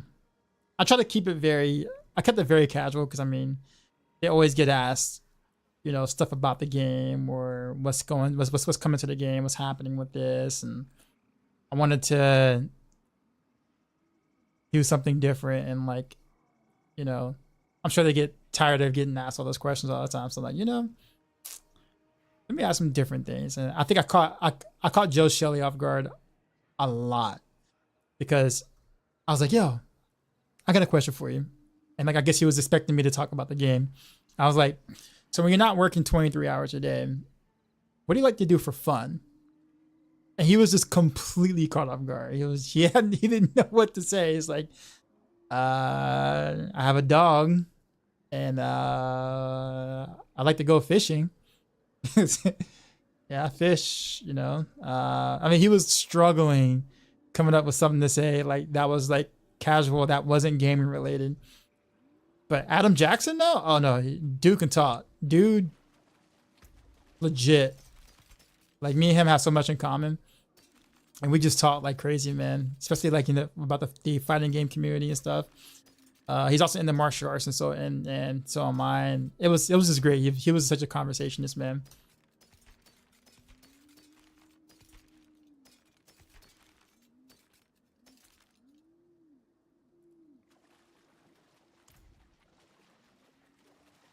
You got stuck on top of a pillar in AoZ. There's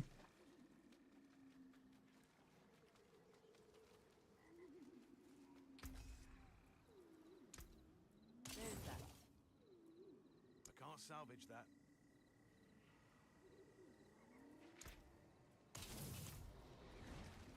Looks like I still didn't get it, so I guess we'll reset the dungeon and keep doing it. This March. So Adam Jackson is in the Taekwondo. He did like many years of Taekwondo. And something else. I forgot what the other one was, but Taekwondo was the primary. And I told him I was disciplined in Shotokan. And so we just talked about that for quite a bit. Also talked a lot about StarCraft because he was really big into StarCraft as well. But yeah, but yeah, it was a lot of fun. The other Joe, I don't think I talked to him like one-on-one. I think it was always like a group crowd whenever he was speaking. I got to meet Laura Fluffy, the Peach Owl, all the other Maxroll people that went.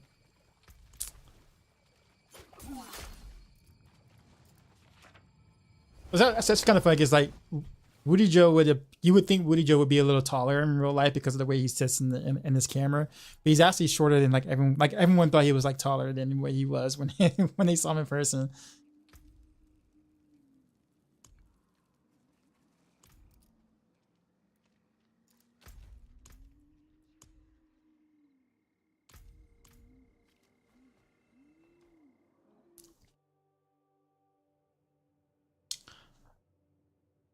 It said you fell to the floor the other day.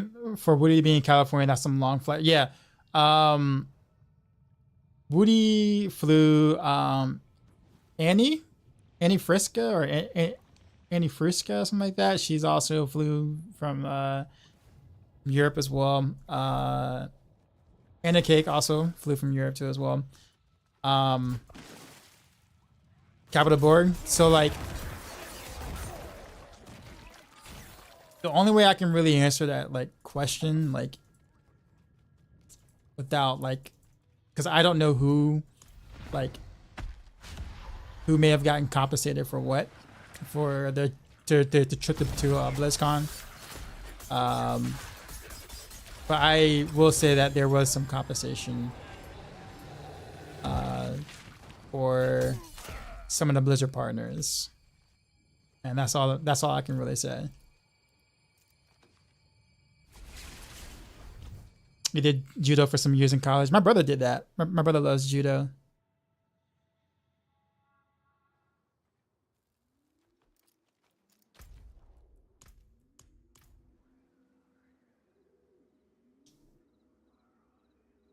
Yeah, Woody shorter than Rax. I actually don't know how tall Rax is. Rax didn't go, so I have no idea.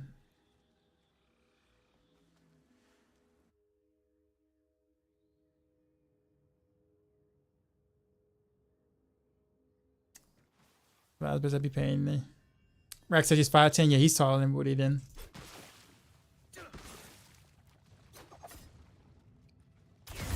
Rax is probably my height. We're probably the same height.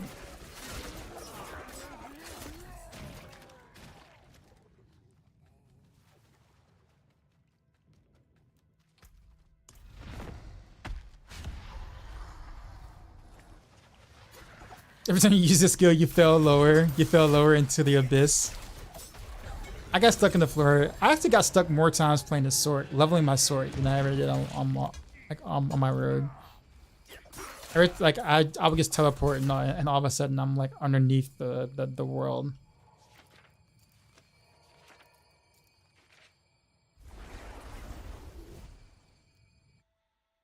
Yeah, Dr. Disrespect is really tall.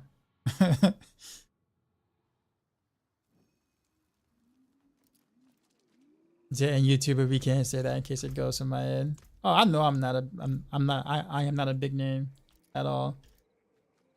I constantly remind my own stream that. It is kind of neat though to see like the marketing team would come up. Like the marketing team came to me, like the D4 marketing team came to me. I told the story before, but man, the food trucks there were at least like this year were awful, god awful. At least the one I chose. It was like I ended up getting, what was it, like a chicken sandwich, fries, and like a canned Sprite, and it cost me like $37, somewhere around that range. And it was like just 2 pieces of chicken tenders on the bun is what the chicken sandwich was. And it was like the worst chicken sandwich I've ever eaten. The most expensive and worst chicken sandwich I've ever eaten. And midway through me trying to suffer through this chicken sandwich, am I right?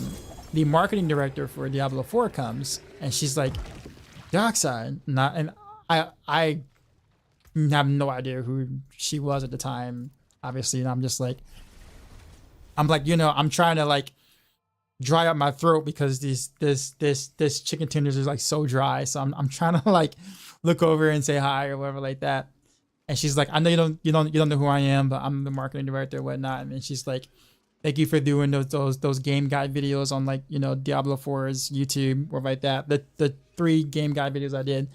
Apparently they were really impressed with my videos, and she said that the team loved working with me and things and whatnot, and was very appreciative, and like they talk about it a lot, and I was just like, dang, all right, cool. And of course, I'm like, you know, if you need me to make some more videos, I mean, hit me up whenever. You know, I'm free. I'm gonna say I'm free, but you know, I'll make it happen.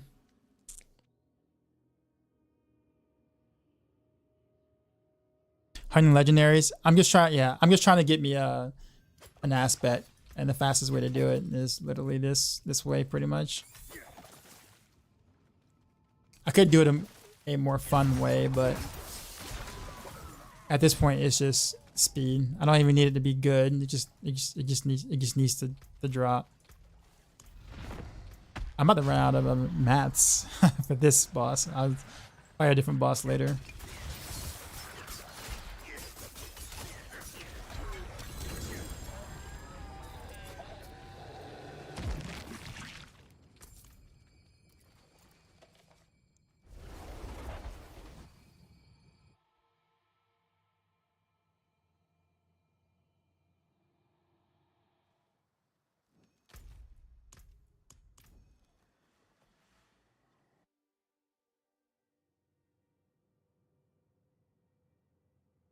Yeah, chicken tenders.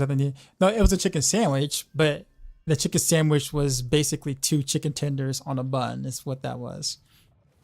Didn't even have any sauce or anything. It was just legit 2 chicken tenders on a bun. I'm like, what the hell, man?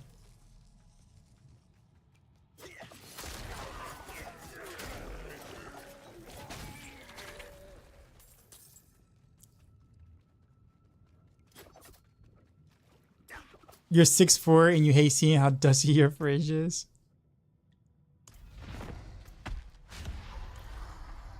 Right, it had no sauce, man. It was the driest sandwich ever.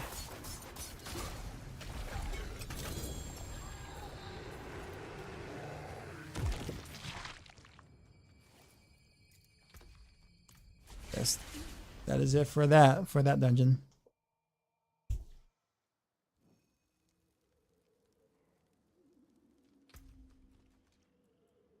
Let's see. It's penetrating shot, twisting blades. Twisting blades.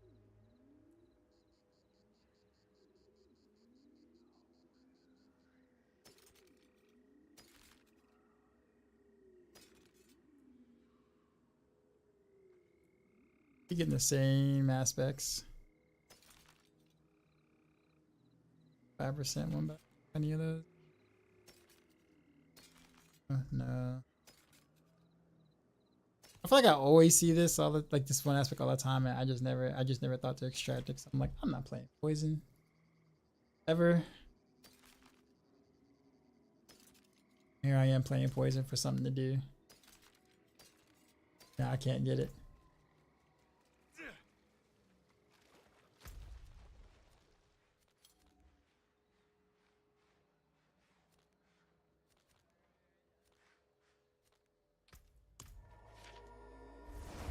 What about the overcooked steak at the factory? Oh yeah. So I mean I enjoyed the mashed potatoes and greens that was on the plate at least. I didn't even enjoy the chicken sandwich fries or the Sprite. The Sprite was the only thing that I could say I enjoyed of that combo, but it's kind of hard to mess up a canned Sprite. I'm just saying.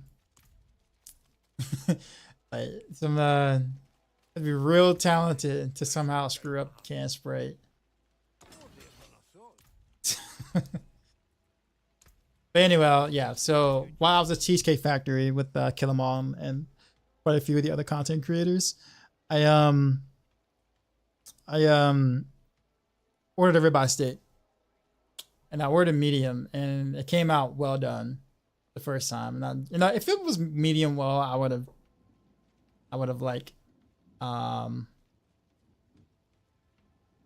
would have dealt with it. But yeah, it was well done. But anyways, it was well done. So I got it sent back, and then it got recooked, right? And it came out again well done. And it's just like, bruh, how'd y'all get the steak cooked well done twice? How'd you get the recooked well done? Generally speaking, overcooked steak happens. I get it. I worked at a steakhouse before. It's unfortunate, but it is what it is. But when it's recooked, you purposely pay extra attention to it because you overcooked it the first time. How you do it again was just baffling to me. So of course I'm just like man, not even worried about it. Just not even gonna worry about it. Just take off the steak or whatever. Obviously I'm not gonna make Kill 'Em All pay for some steak I didn't eat or whatever. And yeah, I guess I had just the mashed potatoes and whatever. Was it the mashed potatoes and spinach? I think it was. Nah, that was good. Like both of those sides were good. But that was about it.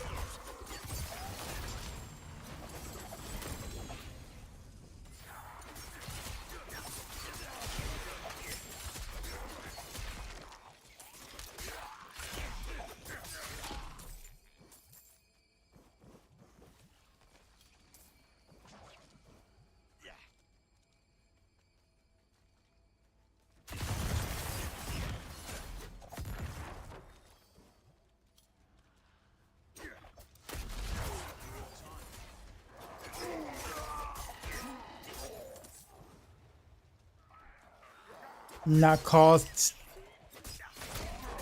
cheesesteak fact because you missed the opportunity to say cheesesteak instead of cheesecake. But anyways, yes. But that isn't the point though. Like Cheesecake Factory is, is supposed to be a little, a little more, a little more professional than like, like a casual chain like Chili's or, Applebee's.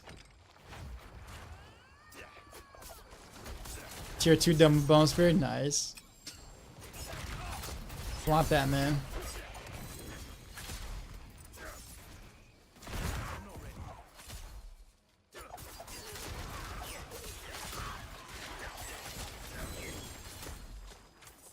Got boots twice, really? I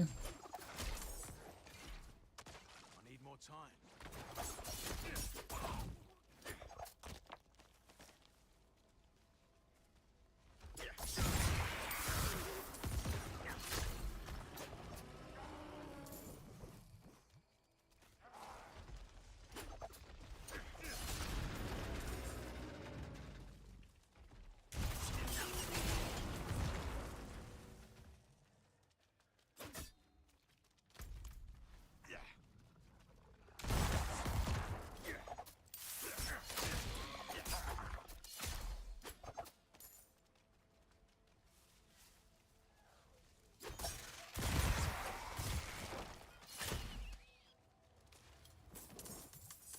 Wait, where's the what? This dude.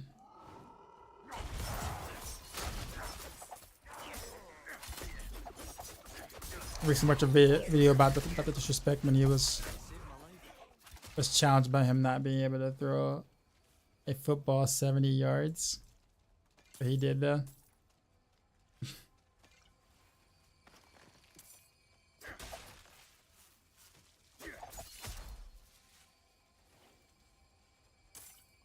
Time.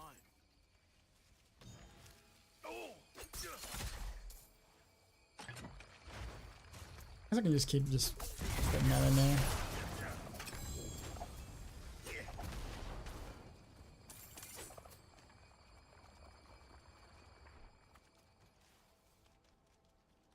I'm not ready yet.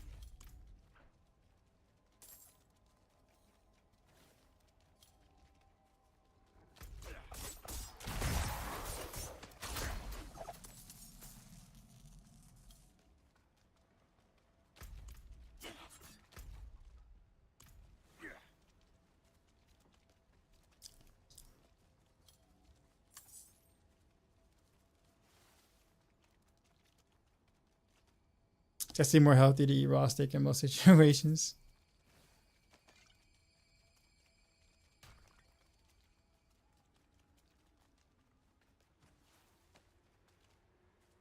Steak for he's not tired. I mean, generally speaking, I mean, it's very rare that you like if you get sick from like eating like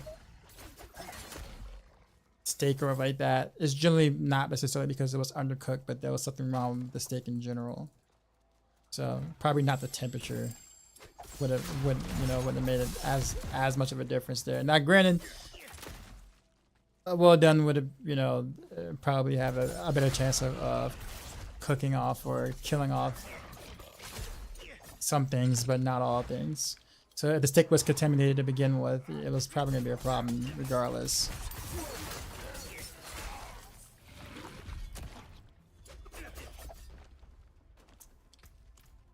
But like when I used to work at a steakhouse, I would always cringe whenever I see people like get like well done steak is fine as long as you don't. I mean, as long as it's sirloin. Like if you wanna like kill the cow twice on a sirloin steak, the cow's not it won't take offense to that. You know what I'm saying? But like if you're sitting there cooking your like filet mignon, well done.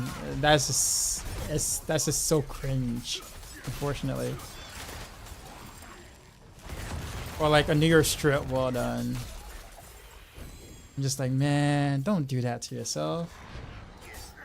The cow didn't die for you to get it cooked. Well done, man.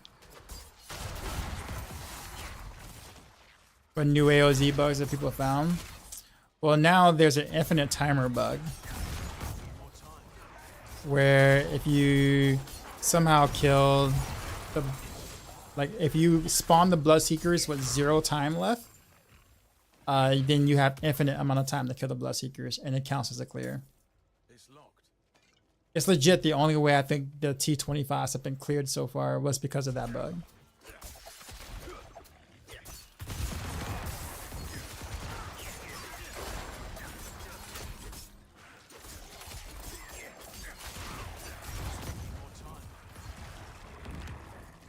It's kind of messed up, to be honest with you.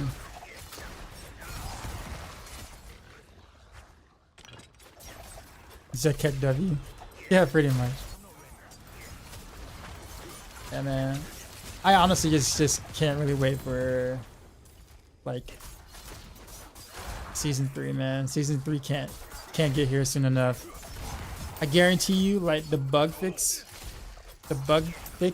page of the patch is gonna be like, oh sorry, the bug fix portion of the patch is gonna be like literally like a Bible's worth of information, man. Has to be. See, oh, for sure. Season 3 will definitely have its own portion of bugs, but at least they will plan on fixing them. Like, they have every intent to fix bugs that pop up in Season 3. Whereas this season, they're just letting things kind of go rampant. And if they didn't fix the metamorphosis, but yeah, they weren't going to. They're literally just focusing on Season 3 at the moment. And just kind of just letting whatever happens in Season 2 happen. The season is more fun with bugs, though. I'd say that's a subjective or personal taste. I'll put it that way. I think quite the opposite, but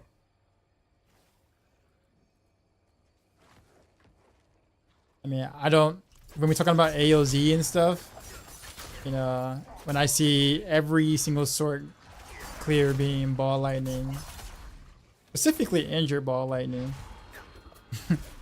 Well, there's a couple that are not injured ball lightning, but you get what I'm talking about. Like, things being bugged mean everything else kind of sucks.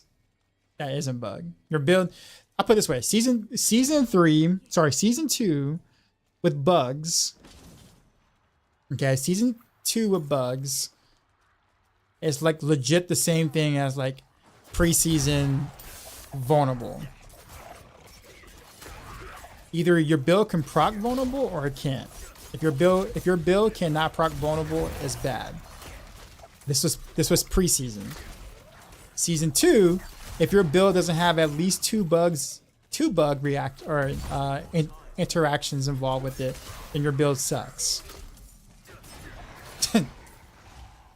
That is season 2 right now.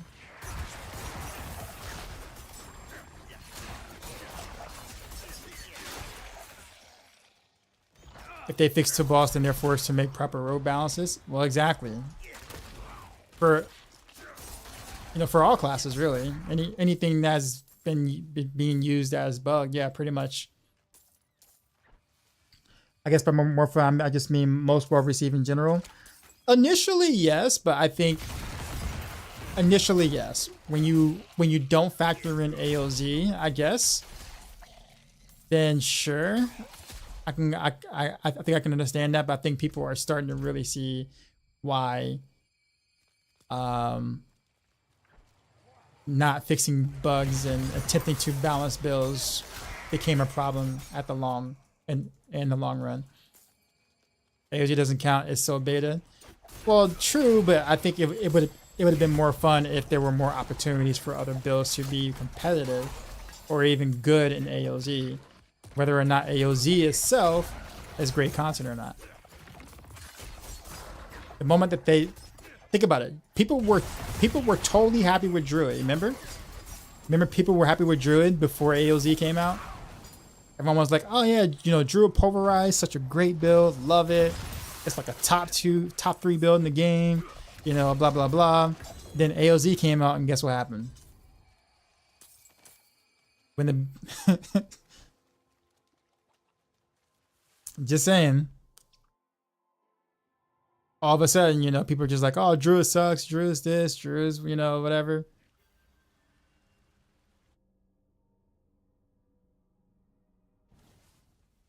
No, but I guess what the thing is that despite AoZ's problems, it does expose like a build's actual strength, right? Because T100 Nightmare Dungeons was pretty much cakewalk or face roll for every class and for most builds in the game.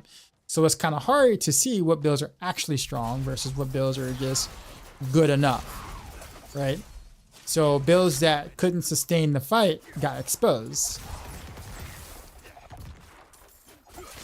And like the truly bugged build were the ones that ended up obviously prevailing, as you see. And instead of Blizzard fixing anything and being like, oh, well, let's actually, you know, this is not fair for Druids or not fair for, you know, Necros with some of their builds, most of their builds really, outside of Infinimus per se. You know, they can't do anything because it's like, well, there's no way we're gonna be able to balance builds to the level of Sork and Barb without breaking something else. So yeah.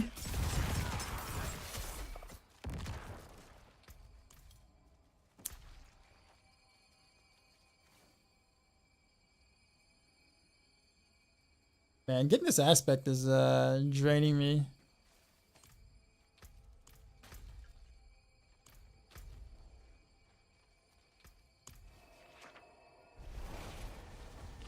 Definitely excited to see how season 3 builds on season 2 though. Oh, it's gonna be, the fun uncle is going away for season 3.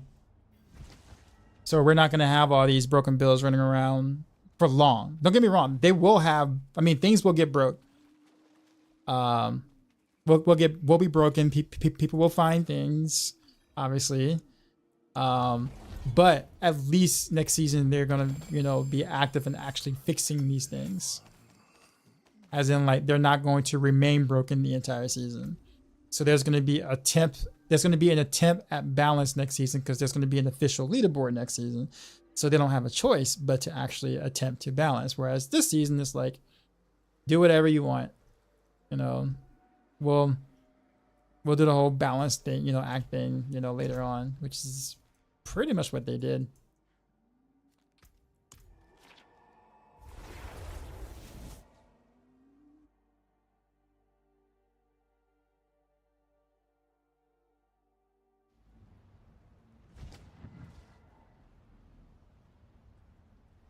I almost feel like something is either missing or incomplete. It is. D4 launched incomplete. Like legit. Like there is no ifs, ands, or buts about it. It launched incomplete. I wouldn't say it's the dev swap by any means. There was a lot of like, keep in mind that there's been changes in like leadership like within the last year and a half of this development cycle. So there is that. Of course, you know, developing a game during COVID is never easy. People kind of forget that. Keep in mind, some of the D4's crucial development was during COVID. That's also very difficult to do. And then, of course, Blizzard themselves, or sorry, the devs actually didn't want to release the game until like next year. They felt like they needed more time, especially after the leadership change, to kind of really, you know, change philosophies and design and whatever like that to really make it what it should be. But of course, you know, the higher ups are just like, no, we'll give you another month, which is how we got to the June date from the original April-ish date or whatever, or the end of April to the beginning of June instead. So now, basically, the current team or the current leaders now are just trying to fix the mess that was development for, you know, 5.5 years before they took over, which is really rough. If anyone's ever done that before, if you ever have been part of a team or part of whatever, and then all of a sudden you become the head of something that has been completely broken for years, and all of your workers are like low morale, like don't want to come to work. They hate coming to work because of the previous leadership, and you have a year and a half to turn everything around and release the game in a workable state at the same time. That's the situation that both of the Joes and also Robert was in.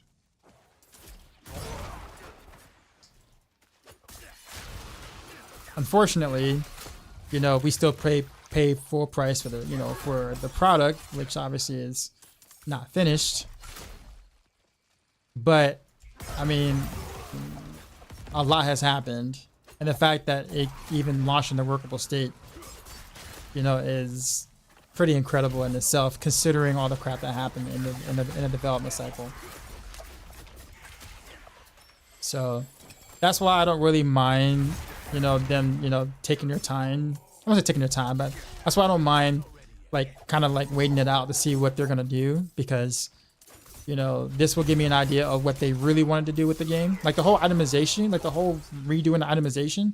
This is probably because, well, not probably because, but I guarantee you this wasn't Joe's original itemization ideas or whatever like that. That was already in place before the Joes took over. There was just no time to revamp all of that itemization and launch the game in the workable state. You just couldn't do it.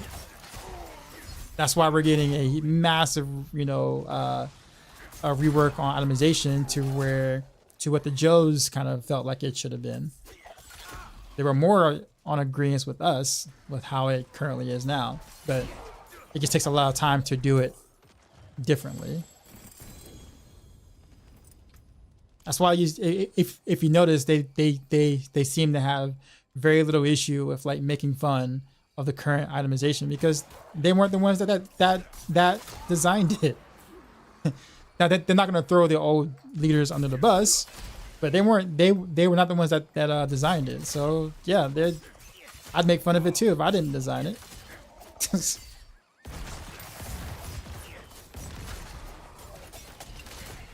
The whole damage on Tuesday shirt, yeah.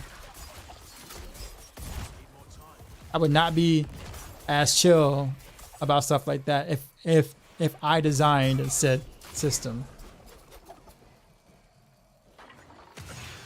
How do I pronounce your name? Literally just like the like carbon dioxide. It's just dioxide. The shirt's low key hilarious. Yeah, I want one.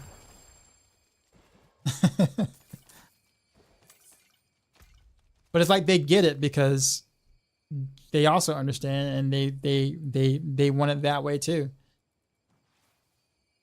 It's just that's how it wasn't originally designed that way, and it was kind of out of their hands.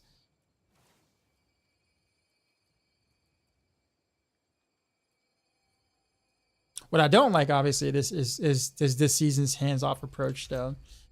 I feel like this is gonna come back and bite them in the ass later on, to be honest. Because people are going to get so complacent with Blizzard just letting everything run around, or letting everything just run rampant, bugs and stuff like that. I like that when they finally crack down on the next season, when the bug actually does exist, it's going to be a problem. They're going to be like, well, why are they so strict now? You know, I don't understand. Last season they let us do, you know, XYZ, and it's like,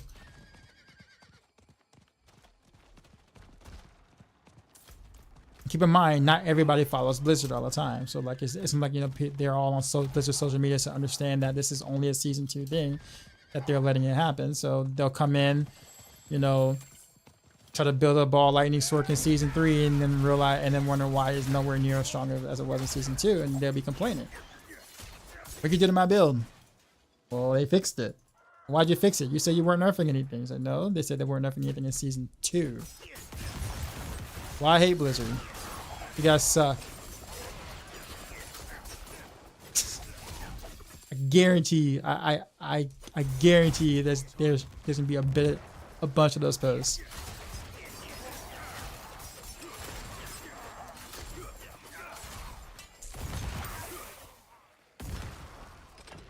Need more time.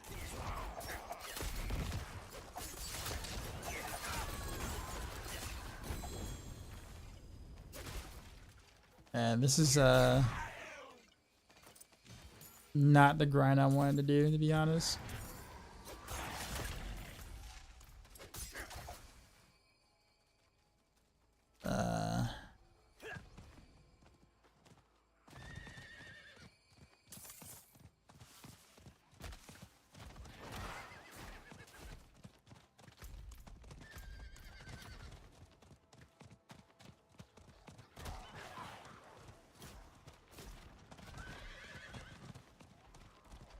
Apparently I got something on here.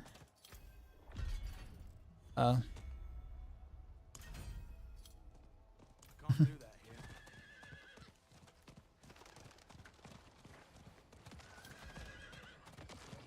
I guess that's it. Where's the other thing?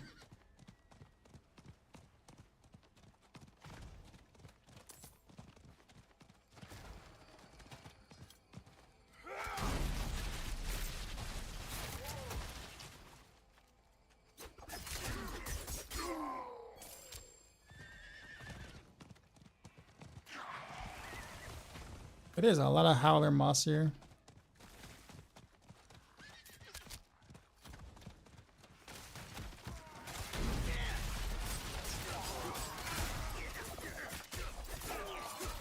I mentioned on Reddit that they saw that not balancing mid-season was a mistake, and you got wrecked in the comments.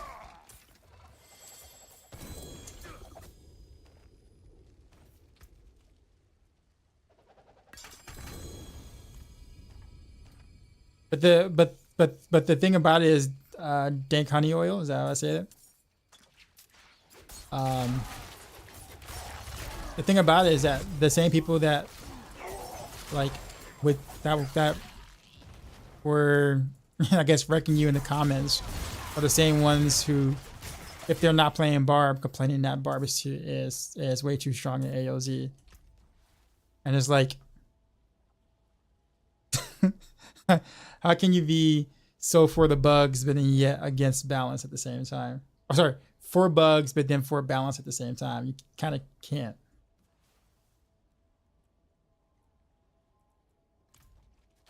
Like it's not. It's you can't have both.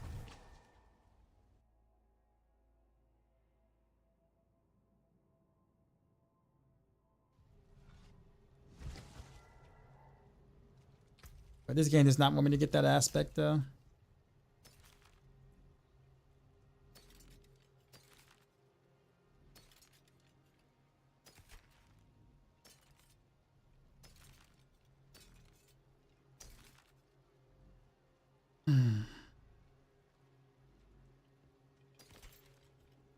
Keep that rapid though.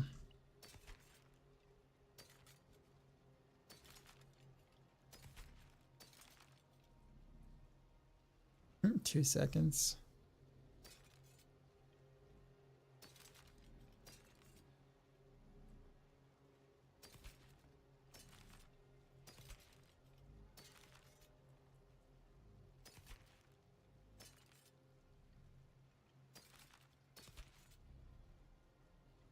Oh, this is trash.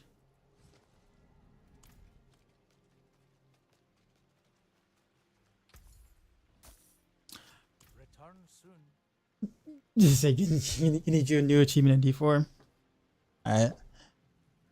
Alright, well, I'm really not gonna be able to progress an AoZ without the pestilent points. And to be 100% honest with you, I do not feel like farming for it right now. So I think I'm gonna actually call it a little earlier than usual, which is actually okay. So I don't end up burning myself out. So I'll probably be doing slightly smaller or slightly shorter streams from now on, just because there really isn't anything else to really figure out or do. Everything is for them. I mean, I'm pretty sure there'll be new bugs that will come out, especially in AoZ. I'm sure somebody will find something. Rob will find something. Chinese, some Chinese person will find something wrong, and we'll talk about that tomorrow as well. Guarantee it. But yeah, to keep myself sane and whatnot, because I'm really not. it's hard for me to like really enjoy the grind for for AoZ.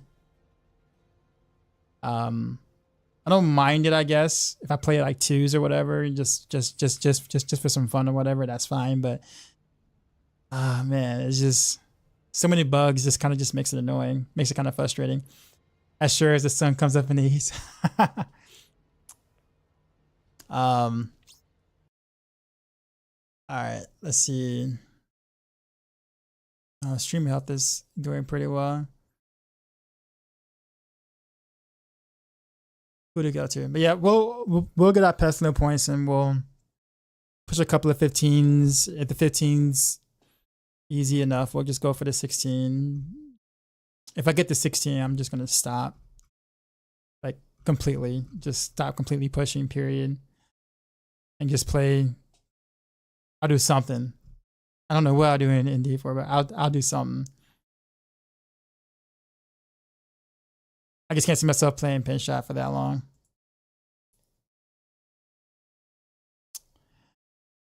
All right. No, I'm not. Kavi, no, I'm not.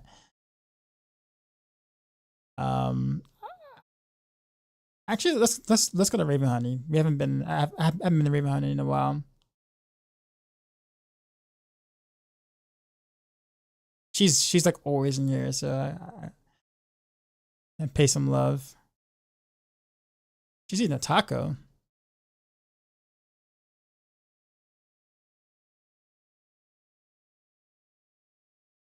Anyhow, oh, let me also say this to you guys here as well before I rate out.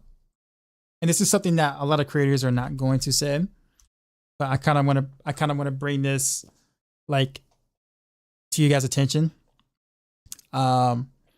Coming December months, or the month of December generally, usually the end of November through all of December, sometimes maybe the beginning of January-ish or like that, Twitch tends to want to push more ads through because more advertisers are paying to advertise on stream, usually during the holidays. This means that Twitch people, I won't say content creators are going to up their, their amount of minutes per hour like that, ads will pop up, but you'll start seeing more like display ads, like underneath the underneath like the stream itself, like you'll see like display ads where like the thing gets, which is, I think that's okay because it's not interrupting the experience or whatever. But Twitch is definitely pushing. You say you saw those ads too. I don't even know if I even have them. I don't like. We don't really have control kind of over that. So I don't even know if it's even happening on my stream or not because I can't see it. No. So here's what I'm gonna say. Because Twitch is really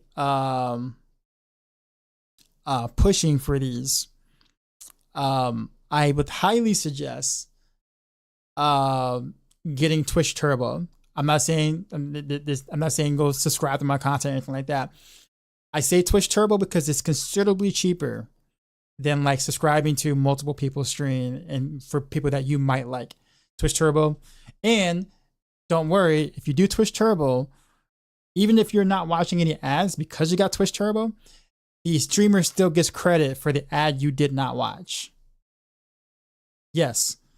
So under our, I'll put it this way. So under our analytics, we have our analytics that's like broken down. It tells us who subscribed that stream, not who, but how many subscribers you got, how many followers you got, what was your income via ad revenue, what was your income via turbo ad revenue, which is the same thing as ad revenue, and if they would have watched it, but they're turbo members.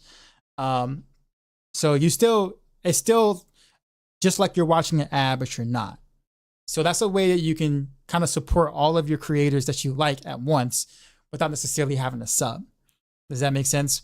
So this is me telling you guys that December is going to be a month that gets revved up a lot for ads in general because Twitch is pushing the crap out of that. Your best bet isn't necessarily to subscribe.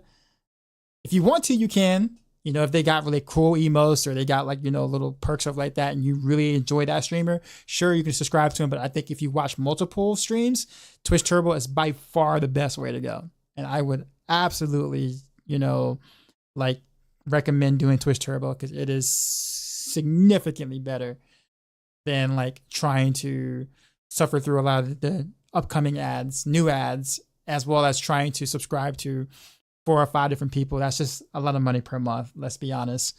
So Twitch Turbo is so much easier, man. But yeah, anyways. So like, I just want to just tell you guys that as someone who understands, you know, and I want you guys to enjoy your experience watching whoever you want to watch. If you do watch a lot of Twitch, please do that for yourself. And we still get credit. So don't be afraid and be like, oh man, you know, I got Twitch Turbo. He's not, you know, no, we still do get credit for it. And I would prefer it unless you just really enjoy my emotes or whatever and sound alerts or whatever. I would just prefer you just have Twitch Turbo, honestly. Your experience would be way better overall. But just want to kind of throw it out there. I like being transparent, and I hope that you guys are viewers, your viewership, wherever you go or watch, you know, is pleasant and as ad-free as possible. But Twitch is, I'm just telling you right now, Twitch is really pushing the hell out of ads in December. So, you know, don't instantly jump down the content creator's throat for that. Some can, you know, make it a little easier on you, but for the most part, it's mainly Twitch. So just, yeah, just want to put that out there. Anyhow, enjoy Raven Honey. I'll be back tomorrow night. We'll get the pestilent points thing. And yeah, you said the ones that don't interrupt the whole stream. Well, the problem is that Twitch get paid a lot more money for the full viewer ads versus the banner ads. That's the problem. So Twitch is gonna do what they do as a business because they're a business first, right? It sucks, but it kind of is what it is. But I'll see y'all later, man. And as always, till next time.